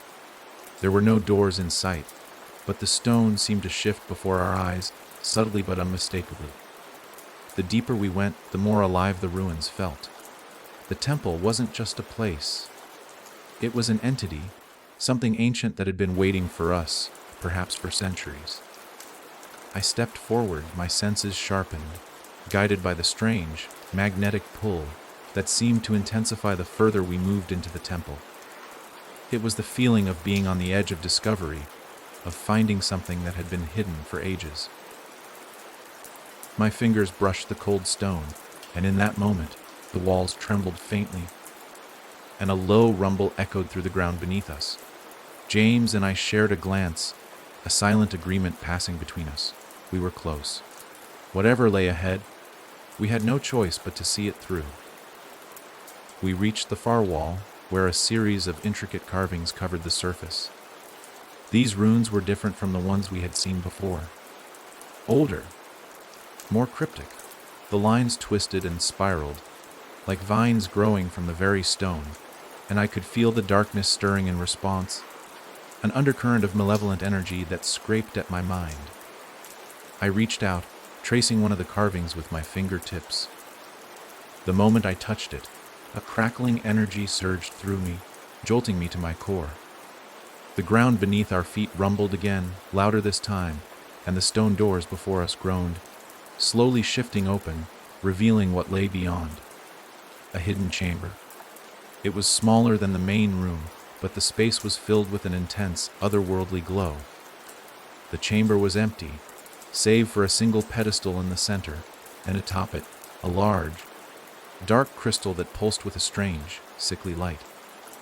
I felt the pull toward it, stronger than before. The crystal beckoned, its dark allure impossible to resist.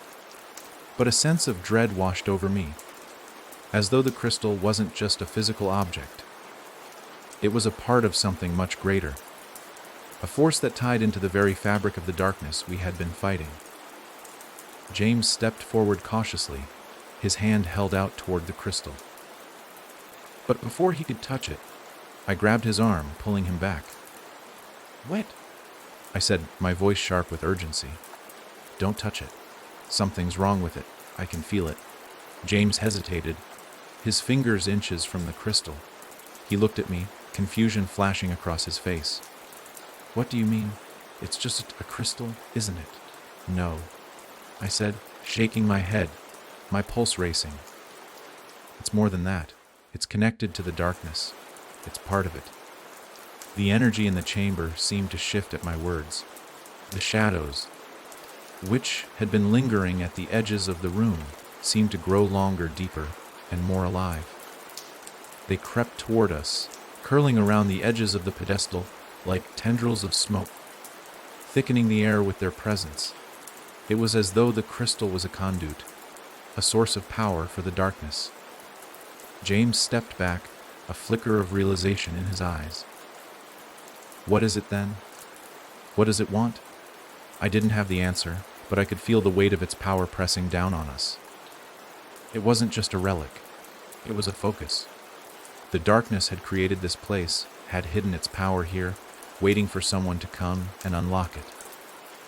And now that we had, it would not let us leave without a fight. "We need to destroy it," I said, my voice steady with conviction. "If this crystal is feeding the darkness, we can't let it stay here. It'll only make things worse." James hesitated, but he nodded, understanding what had to be done. We couldn't let the darkness regain its strength. Not now. Not after everything we had endured. But as we moved closer to the pedestal, the shadows around us thickened, coiling around our legs, our arms, pulling us down, holding us in place. I could feel them tugging at me, trying to force their way inside my mind to break me again. The whispers rose in volume, their voices sharp and insistent. "You cannot destroy what you are." I closed my eyes against the force of the words, trying to push them away. They weren't real. They were only the darkness trying to tear us down. But it wasn't enough.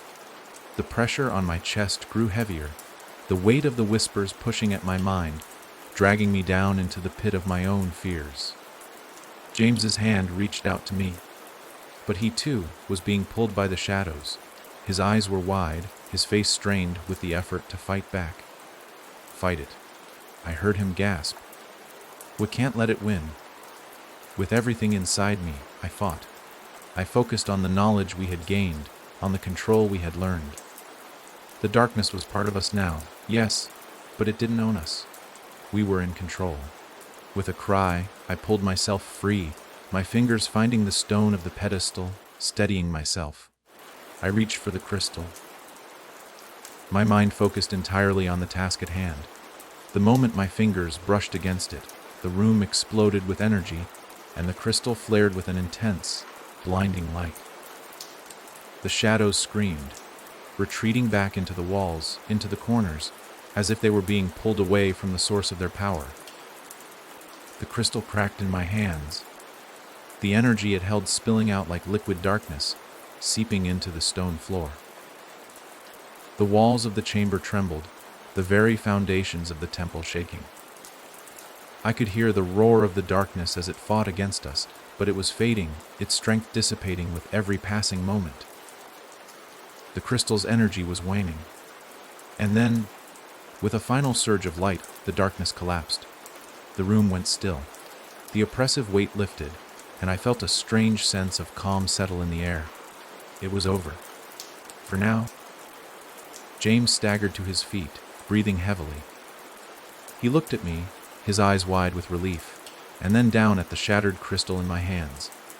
The remnants of it lay scattered on the pedestal, its dark energy spent. "We did it," he whispered, though his voice still trembled. "We actually did it." I nodded slowly, the exhaustion of everything we had just endured crashing over me. We had faced the darkness head on, and for the first time, we had won.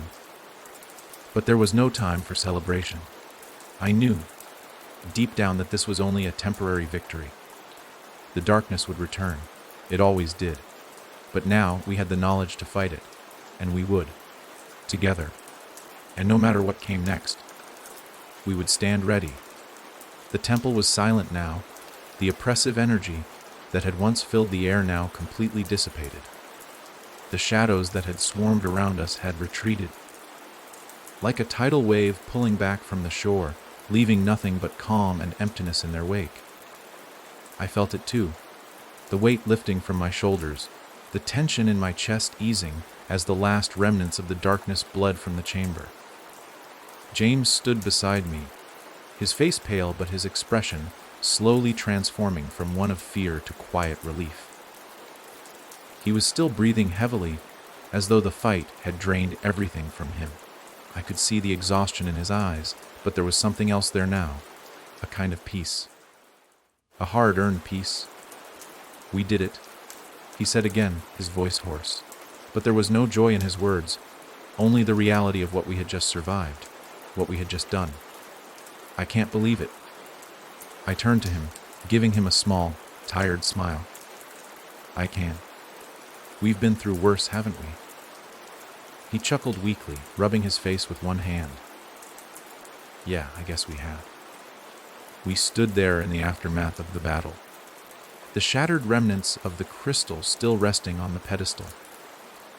It had once pulsed with that dark, dangerous energy, but now it was nothing more than a broken stone, its power spent. The light that had flared in its wake had faded, leaving only the quiet emptiness of the chamber around us. But I knew the fight wasn't over. It couldn't be. I took a deep breath, trying to steady myself. "We've come so far," I said softly, almost to myself. "But there's more to this. The darkness won't just disappear. It's still out there." James nodded, his eyes narrowing as he looked at the remnants of the crystal. "It's never really gone, is it? We push it back, but it always finds a way to come back." I met his gaze, my voice steady, despite the gnawing uncertainty in my chest. "We don't need to destroy it, James. We need to control it. We need to learn from it. The ancients, they did this, they studied it. They knew what they were dealing with. We have the answers we need, but we still have to uncover more. The true heart of the darkness, it's hidden." His eyes flicked toward me, a new kind of resolve in them. "So, we keep going. We find what's hidden, and we use it. We learn what we need to fight back." I nodded. "Exactly. We've unlocked one part of the puzzle. But we're not finished. There are more places to go, the more knowledge to uncover." The air around us shifted again, this time less foreboding, but still heavy with the realization that our journey was far from over. The darkness had been contained, temporarily, but we hadn't beaten it. We had only survived it, and the true fight was still ahead. I turned to the stranger, who had been silent during the ordeal, watching us with that same unreadable expression. He was standing by the entrance to the hidden chamber, his gaze fixed on us, as if waiting for us to understand. "The darkness will always return," he said quietly. "It has no end, no final defeat, but with each encounter, with each piece of knowledge you uncover, you will be closer to understanding it. You will be closer to controlling it. And when the time comes, you will be ready." I swallowed, the weight of his words settling over me. There was no clean victory here. There was no end to the war we were fighting. But the truth was undeniable. This wasn't just about survival. This was about something much bigger, something ancient and incomprehensible that had been hidden away for so long. And we were the ones who had to uncover it. We were the ones who had to learn how to control it. "Where do we go from here?" I asked, my voice steady despite the lingering tension. The stranger looked at us, his expression softer now, as if he recognized the burden we were carrying. "There are more places to seek, more knowledge to be found. The next step will take you to the mountains, the ruins of an ancient stronghold. There, you will find another piece of the puzzle." James and I exchanged a glance. We had come so far already. We had fought the darkness, learned to understand it, and taken the first step toward controlling it. But I knew that the next step would be even more difficult. The darkness wouldn't make it easy. It would never make it easy. "How far is it?" I asked. The stranger's eyes flickered toward the door that led out of the temple, his face hardening. "It's not the distance that matters. It's what lies ahead. The stronghold is buried deep in the mountains, hidden from the world. It will be difficult to find, even more difficult to survive. But that's where the answers are. That's where the next part of the ritual is waiting for you." I could feel the weight of the unknown ahead of us pressing down, but I forced myself to take a deep breath. There was no turning back now. We had come this far, and we would keep going. We would keep fighting. "We'll do it," I said firmly. "Together." James nodded, a spark of resolve in his eyes. "Together." And with that, we began our journey once again, into the unknown, into the mountains, toward the next piece of the puzzle that would help us understand the true nature of the darkness. It wasn't just a force to be defeated.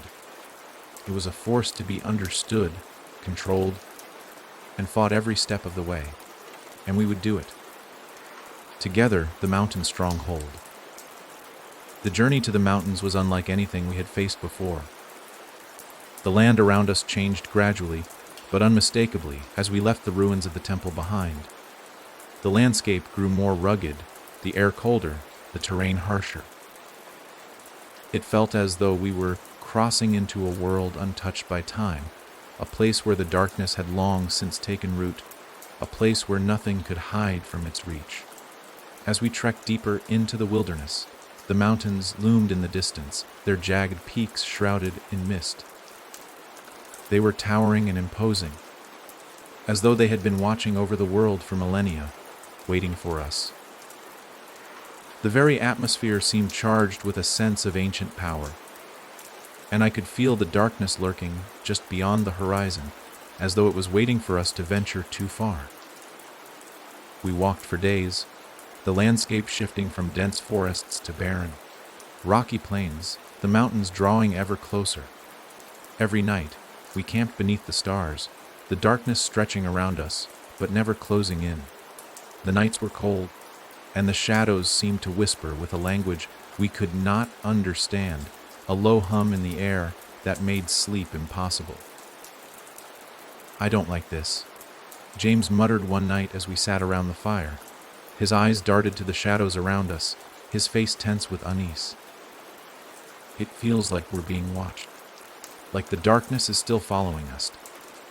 "I feel it too," I admitted, my voice low. I had noticed it as well, the way the air seemed to grow heavier each day. The sense of being watched never leaving us. It wasn't just the shadows of the forest. It was something else. Something more dangerous. The fire crackled between us, and I stared into the flames, trying to steady my racing thoughts. We had made it this far. We had faced down the darkness in its purest form, and yet, I couldn't shake the feeling that the worst was still ahead of us. The stranger had warned us. The stronghold in the mountains was not just a place of knowledge. It was a place of power, a place where the darkness had once been contained. But now, it seemed, the darkness had been set free. "We have to be ready," I said, my voice steady despite the unease settling in my chest. "The stronghold is close. We'll be there soon." James nodded, but his eyes were distant, and I could see the uncertainty still lurking beneath the surface. What if we're not ready? What if we don't understand what's waiting for us there? I didn't have an answer. All I knew was that we had no choice. The darkness would never stop. It would keep coming, and we had to find a way to fight it. We had to find the knowledge that would help us control it. The next morning we set out again, our steps quickening as we approached the base of the mountains. The path became steeper, the air thinner, and the wind colder. But there was something else in the air. A sense of impending change, as though the very mountain was holding its breath, waiting for us. Finally, after several days of trekking, we reached the entrance. It was hidden in a narrow pass between two towering peaks, barely visible among the jagged rocks. The stone was worn, ancient, and covered in moss, but I could feel the presence of something much older beneath the surface. Something powerful. "This is it," James said, his voice tight with apprehension. "The stronghold." I nodded, my heart racing. The mountain seemed to pulse with a strange energy, like the beating of some great heart deep within the earth. And I knew, instinctively, that this place was connected to the darkness in ways we didn't fully understand. We stepped forward, the narrow path leading us deeper into the mountain. The walls of stone were closed on either side, and the air grew colder with each step we took. The darkness seemed to press in on us, thick and suffocating, but we pushed forward, determined to uncover what lay ahead. At the end of the passage, we reached a massive stone door, its surface covered in intricate carvings and symbols. The runes were the same as those we had seen in the temple, the ones that had been used in the ritual.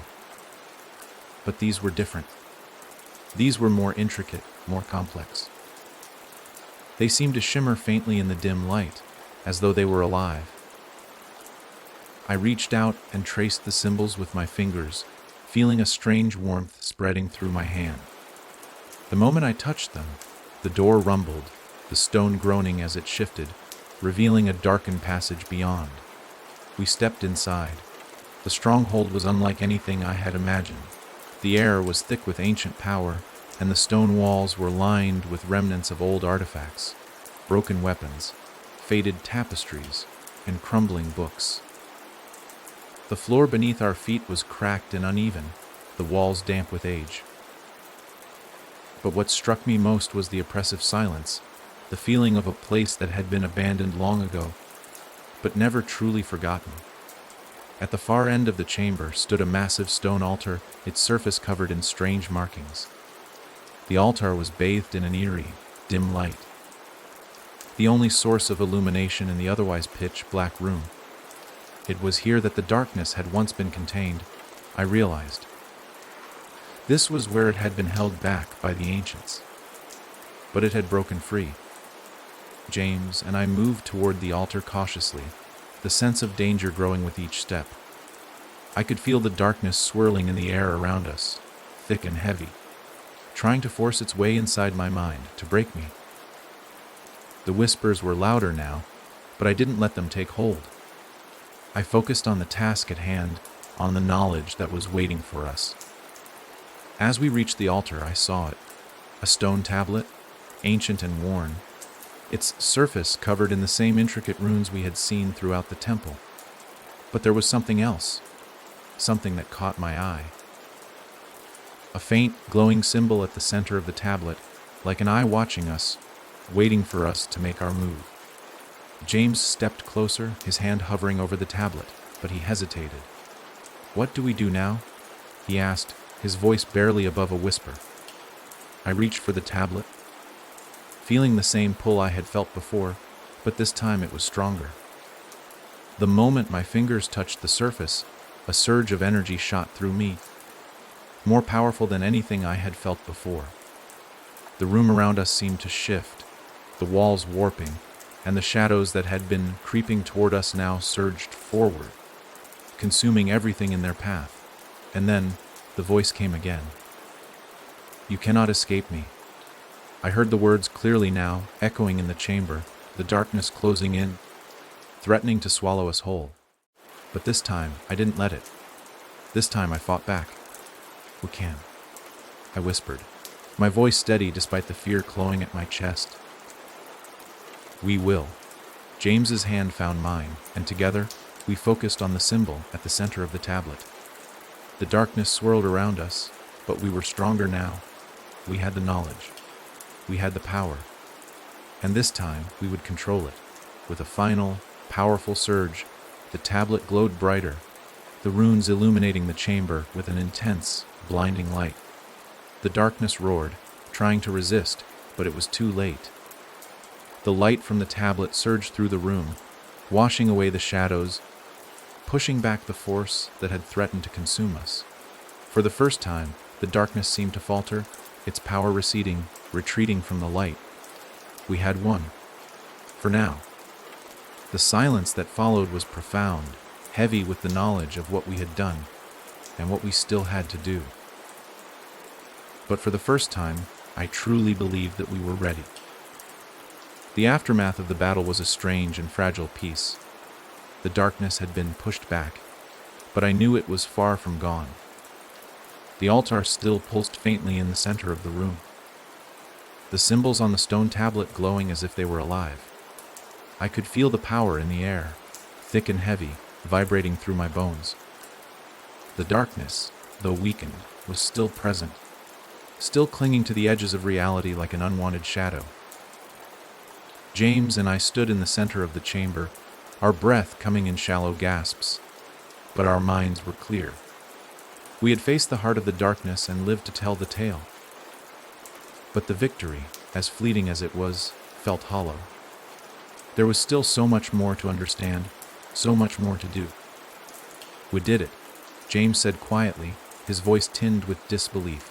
He turned to look at me, his eyes wide, still processing the enormity of what we had just faced. But what now? I glanced around the chamber, the remnants of the battle lingering in the air like smoke. The altar before us held the key. But I knew it wasn't just a matter of turning away from it. The darkness had been contained for centuries, and we had uncovered only a fraction of its history. There was more to learn. We had only begun to scratch the surface. "We take what we've learned and keep moving forward," I said, my voice firm. "We've come this far. Now we need to find the rest of the knowledge.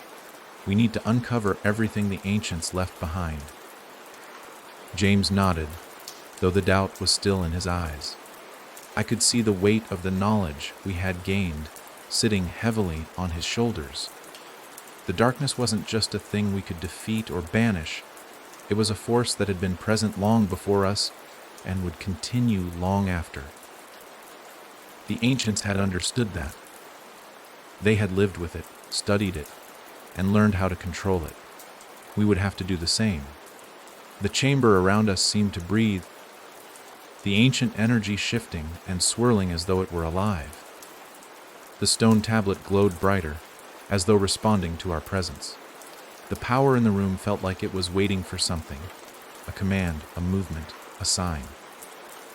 It was as if the temple itself was alive, and it was watching us, waiting for us to make the next move. I stepped closer to the altar, my fingers grazing the stone tablet.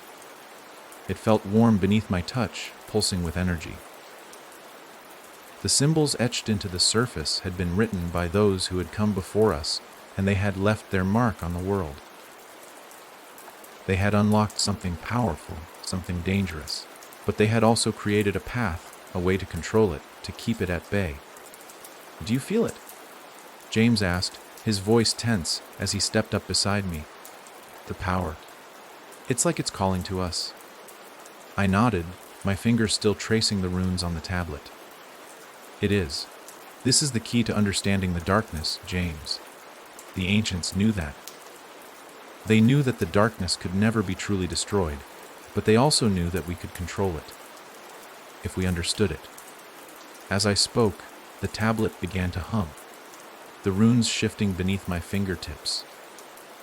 The energy in the room intensified, and the shadows in the corners of the chamber seemed to move, swirling in response to the growing power.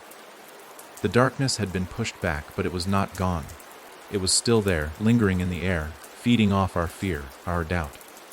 Suddenly, the air shifted, and a voice, low, guttural, and unmistakable, whispered from the shadows.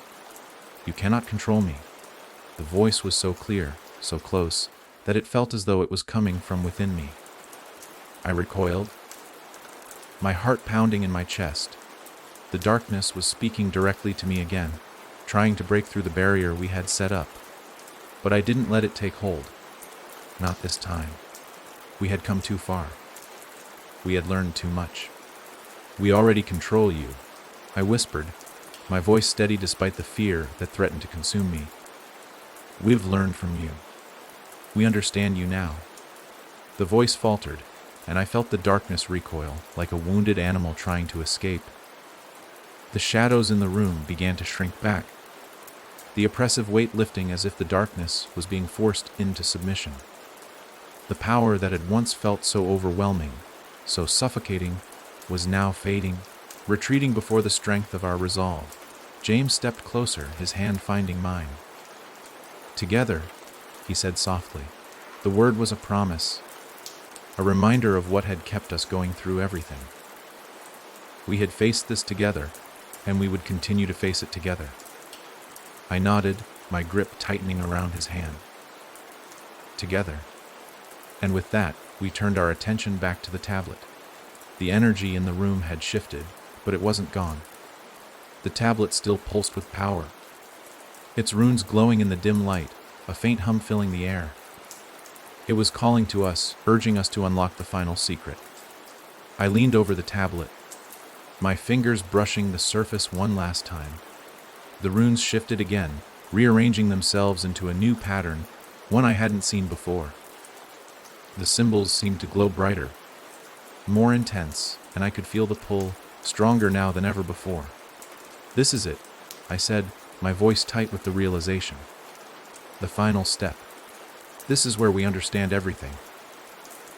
James's hand tightened around mine, his breath quickening. He was as ready as I was. We had come this far, and we couldn't turn back now. The answers we needed were within our grasp. All we had to do was take the final step. As we both placed our hands on the tablet, the runes glowed brighter still, and the air around us seemed to vibrate with power. The shadows in the room swirled around us, pulling us deeper into the ritual. But this time, I wasn't afraid. We were no longer just fighting to survive. We were fighting to understand, to control, to become the masters of the darkness instead of its victims. The symbols on the tablet began to shift and twist, rearranging themselves into a complex pattern. I could feel the darkness swirling in the air around us, but it was no longer oppressive.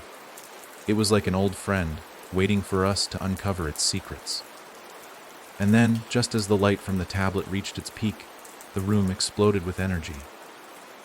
The shadows screamed, their voices rising to a deafening pitch, but they couldn't stop it. The energy surged through the temple, filling every corner of the room with a blinding light. The walls cracked, the ceiling trembled, and for a moment, it felt as though the very foundation of the mountain itself was shaking. But then, just as quickly as it had come, the energy faded. The light dimmed, and the room went still. The darkness was gone.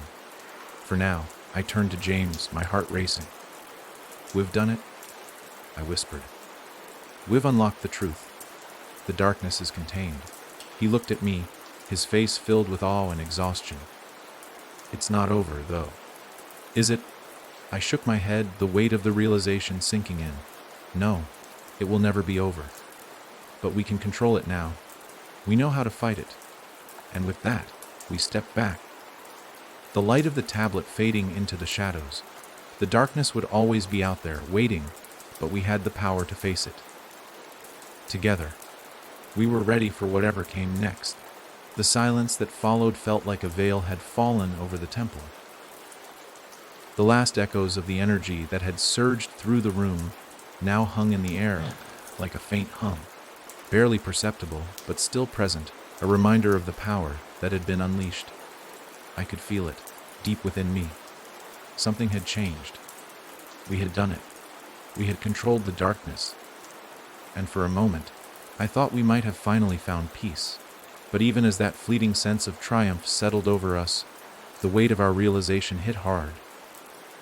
The truth was undeniable. This was not the end. The darkness had been momentarily contained, but it was not vanquished. It never truly was. We had learned that much. The ancients had built this stronghold, this sanctuary, as a place of knowledge, yes, but also as a prison. A prison for something that could never be fully imprisoned. James and I stood in the heart of the stronghold. The ancient altar before us, still glowing faintly with the remnants of its power. The shadows no longer coiled around us like they had before. The oppressive weight in the room had lifted, but there was something about the stillness that felt unsettling, as if the world was holding its breath.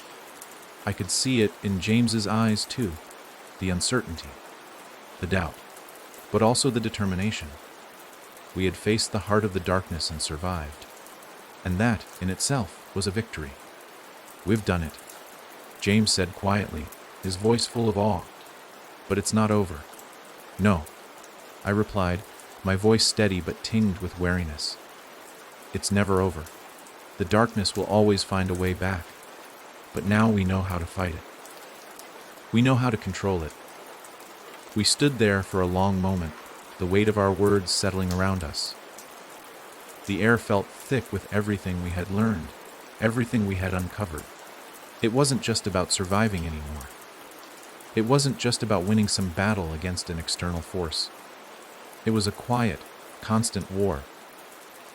One that would follow us for the rest of our lives, and we were ready for it. But even in that moment of clarity, there was a question lingering in the back of my mind. One that I hadn't fully acknowledged until now. What had we uncovered, exactly? What were we controlling? The darkness in all its forms was a part of the world. It was an ancient force, older than time itself, intertwined with the very fabric of existence. The ancients had studied it, controlled it, but they had never been able to destroy it, and neither could we.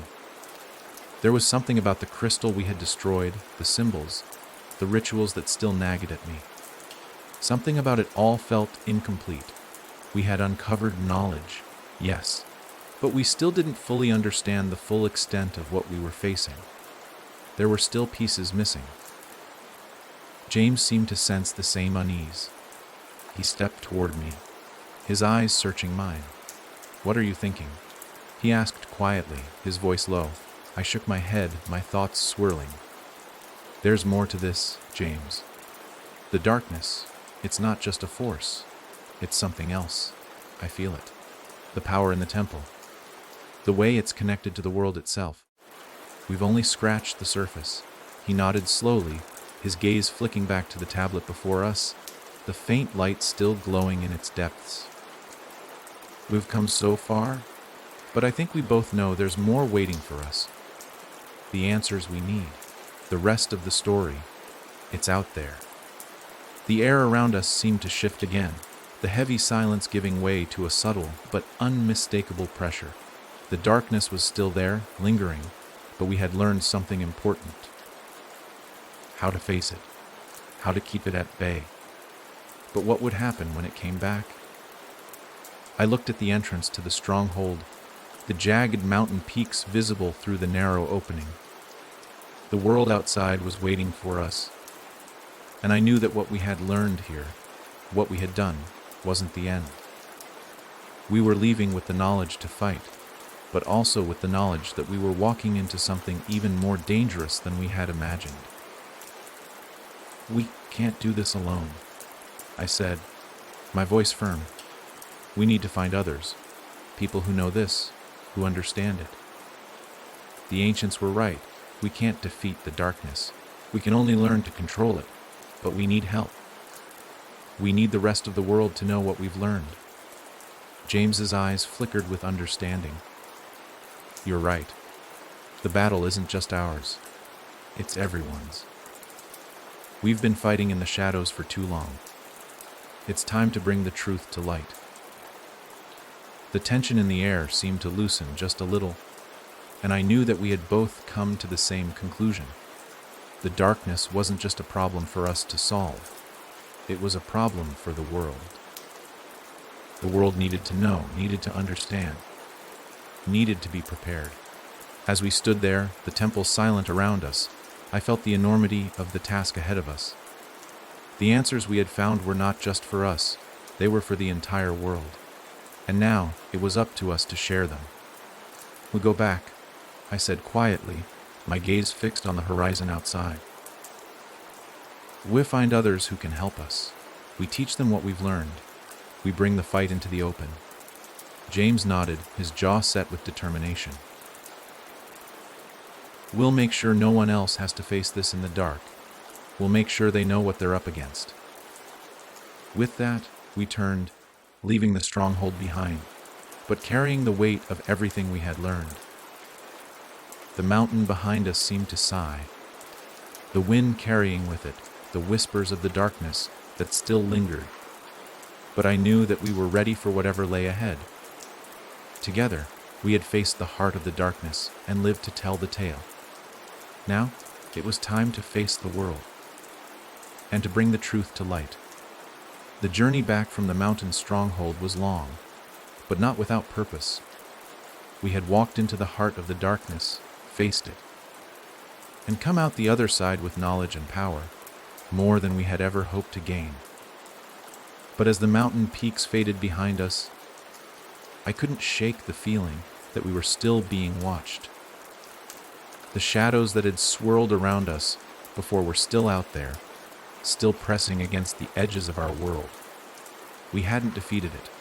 We had only uncovered its secrets. Every step we took felt heavier than the last, not because of the physical toll, but because of the weight of the responsibility we now carried. The truth we had uncovered wasn't just for us. It wasn't just for our survival. It was for everyone. It was a truth the world needed to hear, and yet I was unsure of how to share it.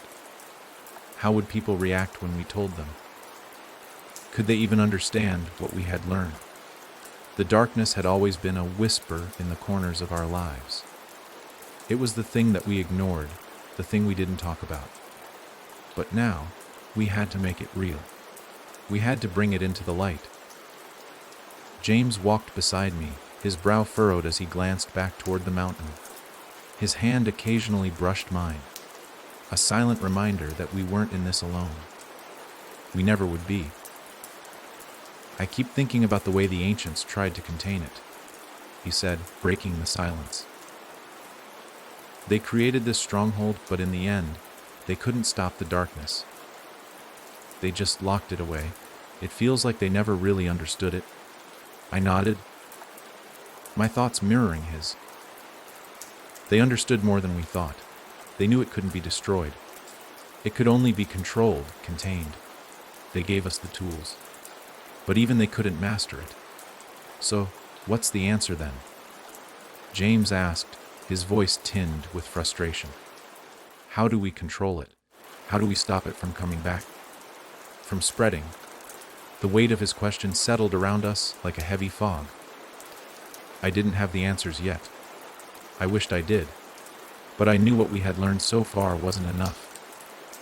We had learned how to control it within ourselves, but the world was vast, and the darkness was still out there, lurking, waiting for its next opportunity. We don't stop it, I said slowly, the words feeling strange as I spoke them aloud. We can't stop it, but we can stop it from controlling us. We can teach people to understand it, to fight it. That's the next step. We need to bring the truth to the surface, to open people's eyes. James looked at me, his gaze steady, though the burden of what we were saying weighed on both of us. You think people will believe us? After everything we've been through, they'll think we're crazy. They'll think we're just telling a story. I don't know, I admitted, my voice quiet. But we can't just keep it to ourselves. This darkness, it's not something that can be contained forever. We need to make sure that when it comes back, and it will, that people are ready. James nodded, but his eyes remained doubtful. I could see the hesitation in his face. He wasn't sure how to fight something that most people didn't even believe existed. We'll find a way, I said, trying to sound more confident than I felt. We'll make them understand. We have to. We're the only ones who know the truth. The days passed as we traveled back toward civilization, the weight of our journey lingering in the silence between us. Every now and then, I would glance over at James, his expression distant, lost in thought. I knew he was wrestling with the same doubts I was. We had seen the darkness. We had fought it. But how could we make others believe that it was real? How could we make them see what we had uncovered?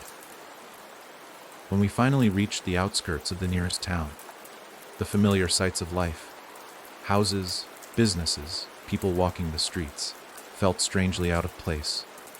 It was like stepping back into a world that had continued on without us. We had spent so much time in the wilderness, so much time battling the darkness, that the normality of the town felt almost alien. James and I stood on the edge of the main street, looking at each other with the unspoken realization hanging between us the world had no idea what was coming. It hadn't been ready then, and it certainly wasn't ready now.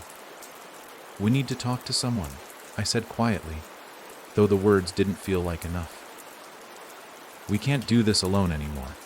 James gave a small nod, his eyes hard with the same determination that had carried us through everything we had faced. Ooh. I thought about it for a moment, trying to think of someone who might listen. Someone who might believe. Someone who can help us get the word out. Someone with influence. You think the world's ready for this? He asked, doubt still evident in his voice. I don't think it's ready, I said. But that's why we have to make them ready. Together, we walked into town, the weight of our mission heavy in our hearts. We had no idea how the world would react to the truth we were about to reveal. We had no idea if people would believe us, if they would understand. But we had no choice. We couldn't keep the darkness hidden away any longer. We couldn't let it continue to feed on the fear, the doubt, the ignorance of the world. It was time to make them see. The day passed in a blur of meetings, introductions, and attempts to explain something far beyond the ordinary. I hadn't realized just how hard it would be to get people to listen, how difficult it would be to convey the knowledge we had gained, the reality of the darkness, without sounding like we were out of our minds. But slowly, I began to realize that the people who listened weren't the ones who needed convincing. There were always those who were looking for answers, those who had seen something in their own lives that they couldn't explain. Those were the people who began to understand what we were trying to say. And as we told our story, as we shared what we had learned, we began to see a shift, a crack in the world's disbelief. By nightfall, we had formed a small group of people, not many, but the beginning of something. A group of those who had listened, and who now understood that the darkness we had faced wasn't just a story. It was real. And that was the first step. The world was about to change, and we would be at the heart of it. The days blurred together as we worked tirelessly to make our story known, reaching out to anyone who would listen. At first, the response was one of disbelief, even mockery. Most people couldn't understand what we were saying. How could they? The darkness we had faced was so far beyond anything their lives had prepared them for, so far beyond the ordinary. But slowly, we began to find the people who had seen the same shadows we had, the ones who had felt the same gnawing fear. We didn't just need to convince them of the truth. We needed to teach them how to fight it, how to see it for what it truly was. Each day, the group grew a little larger. A former scientist who had studied the anomalous behavior of certain phenomena, a journalist whose investigations had led him to unexplainable disappearances, a retired soldier who had survived things most people wouldn't believe. Each of them had felt the darkness in some way or another, but none had known what it truly was.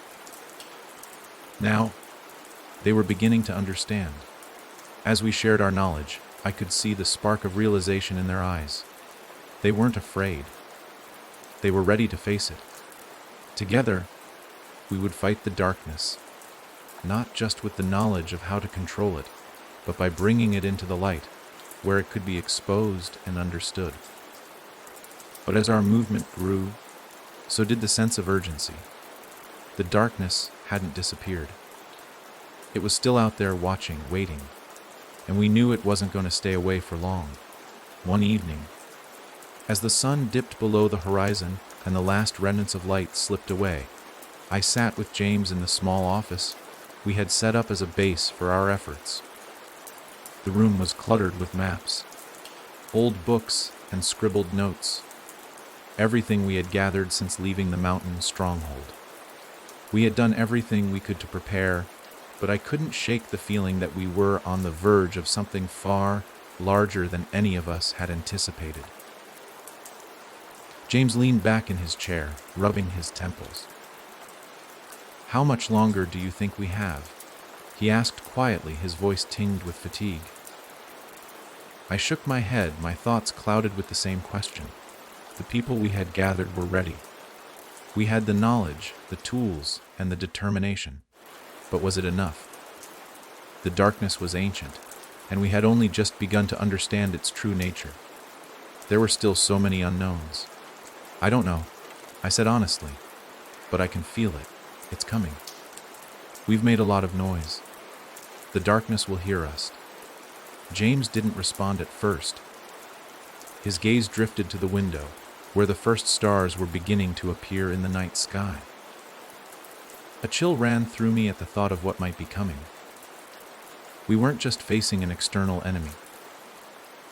This was a battle that had been waged for millennia, a battle against something that knew no boundaries, that had no end. It had existed before humanity, and it would likely exist long after.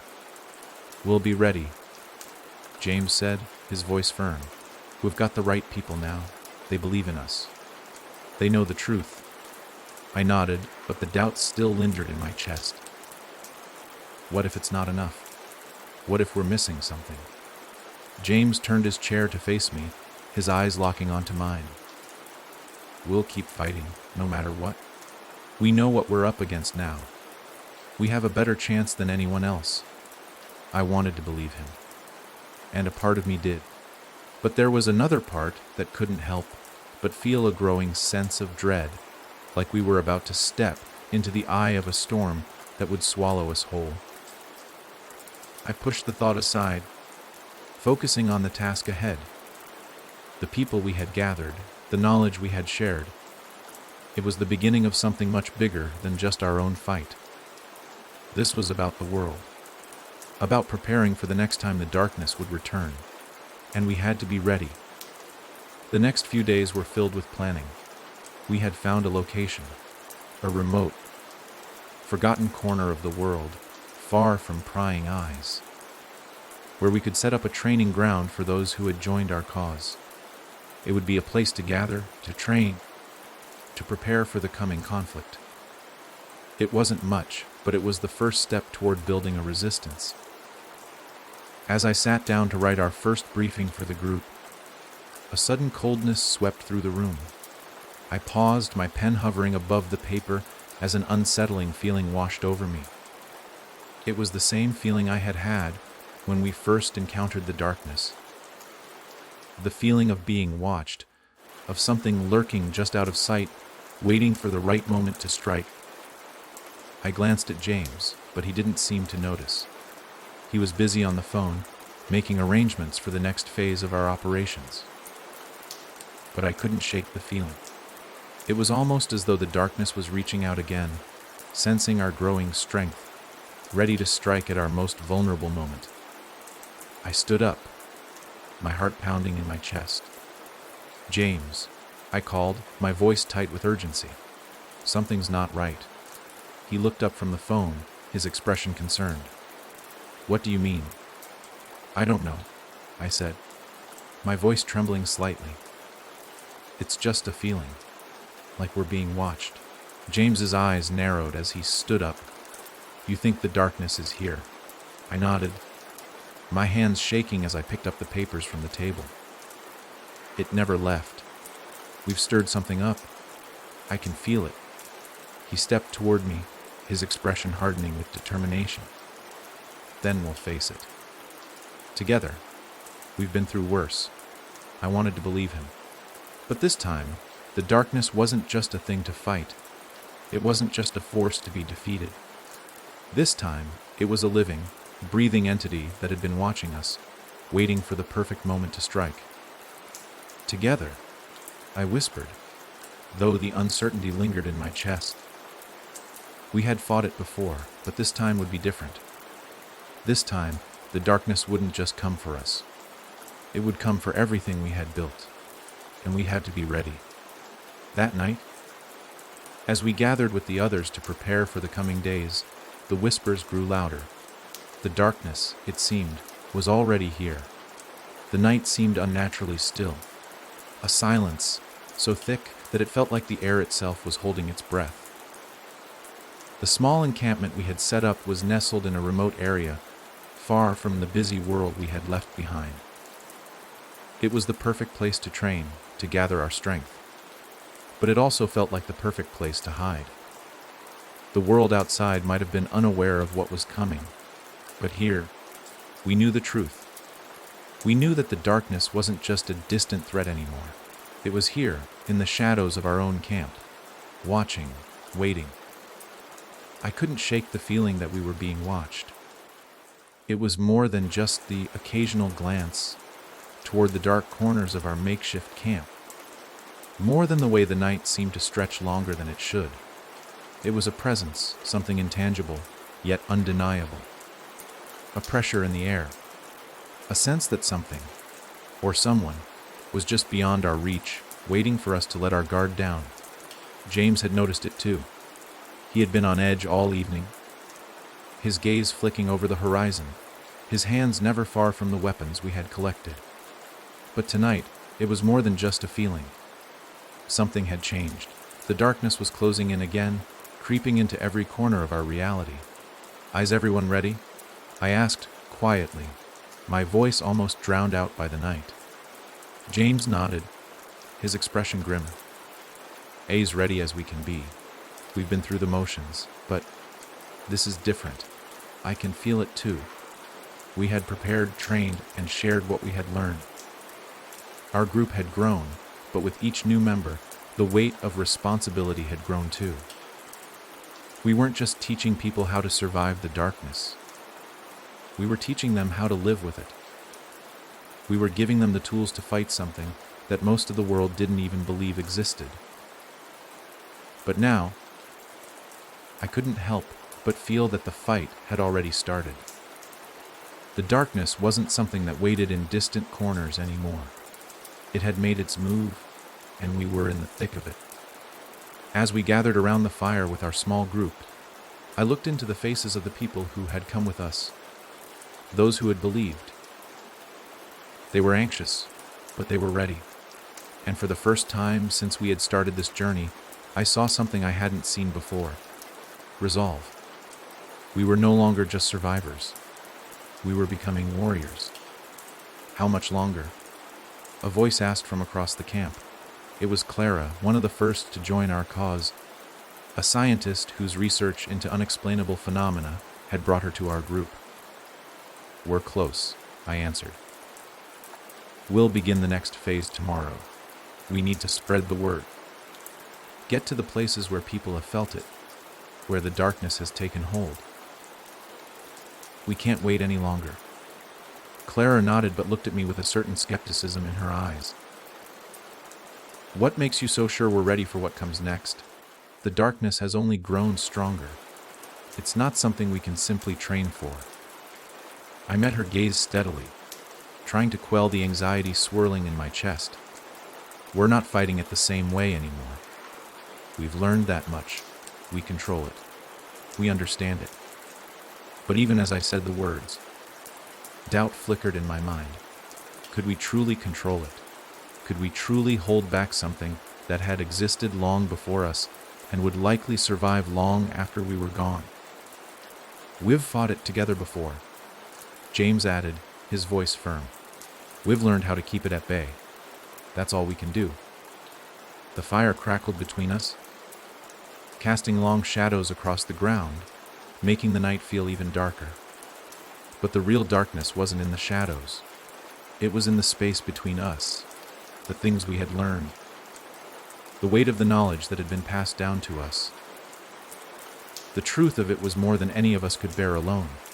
We had opened a door to something ancient, something vast. And now, the darkness was creeping into our world. We couldn't close that door.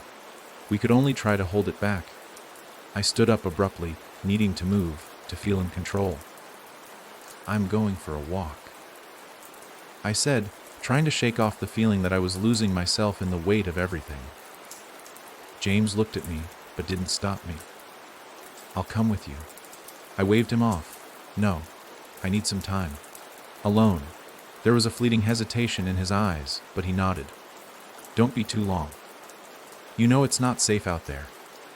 "I'll be fine," I said, though the words didn't feel true.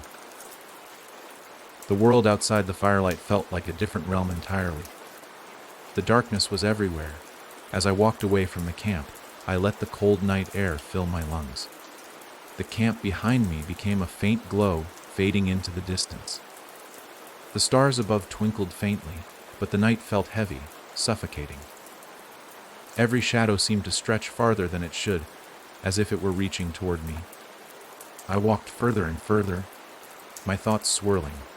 The darkness had always been a presence, something I could feel but not touch. But now, I knew its form. I had touched it, fought it, and learned to control it. But control was a delicate thing, a fragile thread that could snap at any moment. The deeper I walked, the heavier the air felt, pressing down on me like a weight. I could feel the pull, the same pull I had felt when I first touched the crystal in the stronghold. The power of the darkness was drawing me in, whispering to me, calling me. The whispers were faint, like a distant melody just beyond hearing, but they were there. "You can never escape me." I froze, my heart racing in my chest. The voice came again, louder this time, unmistakable. "You belong to me." I clenched my fists, trying to block out the sound, but it was impossible. The darkness was speaking to me directly, crawling into my thoughts, digging its claws into my mind. "You cannot fight me forever." I shook my head, trying to silence it, trying to steady myself. But the truth was creeping in. What if we couldn't control it? What if the darkness had always been in control? What if, despite everything we had learned, we were just playing into its hands? "You're nothing without me." I felt the darkness pressing in, crawling up my spine, pushing at the edges of my mind, and for a moment, I almost let it in. It was easier, wasn't it? Easier to let it take over, to succumb to it, to let go of the fight. But then, just as quickly, I remembered James, the others, our group. They had put their trust in me, in us, and I couldn't let them down. "No," I whispered aloud, the word shaking as I spoke it. "I am not yours." The darkness recoiled, but it didn't give up. It pulsed around me, wrapping itself around my thoughts. But this time, I resisted. I remembered what we had learned. I remembered how far we had come. "You can control me," the voice said, its tone mocking, desperate. "But you cannot defeat me?" "I don't need to defeat you," I said, my voice strong now, steady. "I just need to survive." And with that, the darkness recoiled. The weight lifted, and the air around me felt lighter. But I knew one thing for sure: it wasn't over. It was never over. The darkness had found me once again, and it was only a matter of time before it came for us all. I turned back toward the camp, where the fire still flickered in the distance. The fight was far from over, but I had something now. A spark, a glimmer of hope. And as long as I had that, I would keep fighting. We all would. Together. The next morning came too quickly. I hadn't slept a wink, my mind consumed by the darkness that seemed to haunt every waking moment.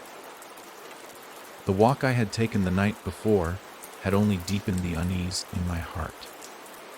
The darkness wasn't just out there. It was in here, inside of me. It was always lingering, always testing, always waiting for a crack in my resolve. But I had to push it aside. We had made it this far, and we weren't going to let fear control us now. The world was depending on us to do what we had set out to do, to prepare for what was coming, and to fight back against the forces that threatened to engulf us all. As the sun rose over the horizon, casting pale light across the camp, I watched the faces of our group. The people who had placed their trust in us, who had believed in this fight. They were gathering around the fire, talking quietly among themselves, their faces set with determination. They knew what was coming. They had seen the darkness firsthand, and they were ready to face it again. James approached me, his face calm but his eyes shadowed with concern. He had been worried about me. I could see it in the way he looked at me. But he didn't ask what was going on in my mind. He just knew. We had been through too much together to hide anything from each other. "Are we ready?" he asked, his voice low, though the weight of the question hung between us. I looked around at the people we had gathered, the people who had learned alongside us, who had begun to understand the nature of the darkness. They had trained, they had practiced, and they had prepared for the fight. But readiness wasn't just about training. It was about what was inside each of them, the belief that they could make a difference, that they could survive, and that together we could stand against the darkness. I nodded, though doubt still gnawed at the edges of my thoughts. "We're ready. But we can't do this alone. Not anymore. We need to get the word out. We need to gather more people. The darkness is bigger than just us. It's bigger than anything we've seen." James's eyes were hard with resolve, and he clenched his fists, his jaw tight. "We'll find a way. We've come this far, we'll see it through." I stepped closer to the fire, the warmth of it offering a brief sense of comfort in the cold morning air. I knew James was right. We had come too far to turn back now. But even as I said the words, I felt the weight of everything that still lay ahead. The uncertainty, the knowledge that the darkness would never stop. It was always waiting for a crack in the foundation, always waiting to slip through the smallest of openings. The rest of the group gathered around us, their faces serious but steady. They were ready, but I could see the questions in their eyes, the fear they weren't willing to speak aloud. They had seen what the darkness could do, what it had already taken from them. But they had chosen to fight, and that was all we could ask for. "We're going to the heart of it," I said, my voice strong. "The place where the darkness began. The key is out there. We know that now. We have to find it and finish what the ancients started." Clara, the scientist, stepped forward, her brow furrowed with concern. "But the last time we uncovered the truth, it was more than we could handle. The darkness isn't something we can just fight. We can't let it consume us." I met her gaze. the weight of her words sinking in. We've learned something that they didn't know. We've learned how to control it, how to fight it on our terms. But it's not enough. We have to finish what they started before it comes back again. The others nodded, their resolve solidifying, as they prepared to follow us into the unknown. There was no more hesitation. We knew what we had to do. We were in this together, and no matter what happened, we would face it head on. The road ahead was treacherous. We had gathered everything we could: tools, weapons, maps, supplies. But the journey to the heart of the darkness would take us into uncharted territory, places where the world's light had not touched for centuries. The remnants of an ancient civilization that had once studied the darkness now lay in ruins, but their knowledge remained buried, waiting for us to uncover it. The wind picked up as we made our way through dense forests and across rocky terrain. The darkness, which had been dormant for so long, seemed to stir again, just beneath the surface. I could feel it in the air, the weight of it pressing against my chest, tugging at my thoughts. It was coming. The storm was gathering. We reached the ruins by nightfall. The place was eerie, untouched by time yet warped by the forces that had shaped it. The ancient stone walls were covered in strange symbols, worn down by years of neglect. But they still pulsed with an energy that I couldn't quite explain. This was the place the ancients had hidden their knowledge, the place they had built to keep the darkness contained. "We're here," James said, his voice barely above a whisper, as if speaking too loudly might wake something in the shadows. I stepped forward, my heart racing as I looked at the ruins. There was an entrance, a narrow passage leading deep into the heart of the stone structure. It was the final piece. The knowledge we needed was hidden inside. And whatever happened next, we had to face it. I motioned for the others to follow, my voice steady despite the unease settling in my gut. "Stay close. We're almost there." The air inside the ruins was heavy with the scent of old stone and decay, the remnants of what had once been a sanctuary. But the darkness had seeped into every corner, twisting the very foundation. We could feel it, the power, the weight, like a storm waiting to break. We made our way deeper into the heart of the ruins, the air growing colder with each step. The walls around us seemed to close in, the shadows thickening as we passed through the narrow halls. The whispers were there again, soft at first but growing louder. The darkness was speaking to us once more. "You cannot defeat me." I tried to ignore it, to push the voice away, but it wasn't just words. It was a presence, a pulse that seemed to grow stronger the deeper we went. We reached the heart of the ruins. It was a cavernous chamber, its walls lined with ancient stone tablets, their surfaces covered in more of the same symbols we had seen before. The ground was littered with broken remnants of artifacts, the remnants of a civilization lost to time. At the center of the room stood an altar, its surface slick with something black, oily, and strange. The darkness. It was feeding on the power, growing stronger with every passing moment. I approached the altar, my fingers trembling as I reached out. The whispers grew louder, filling my mind with their hollow promises. "You cannot win." I ignored them. This was the moment. We had come this far. We had to finish it. James stepped beside me, his hand resting on my shoulder, grounding me. "What can do this?" he said, his voice steady, his eyes filled with the same resolve I felt. Together. Together. With that, I placed my hand on the altar. The moment I did, the entire room seemed to come alive, the darkness surging around us. The air crackled with energy, and the symbols on the tablets began to glow, their power awakening. We had triggered something ancient and powerful. But this time, we were ready. We had learned. We had fought, and we were prepared to face whatever came next. The final reckoning had begun.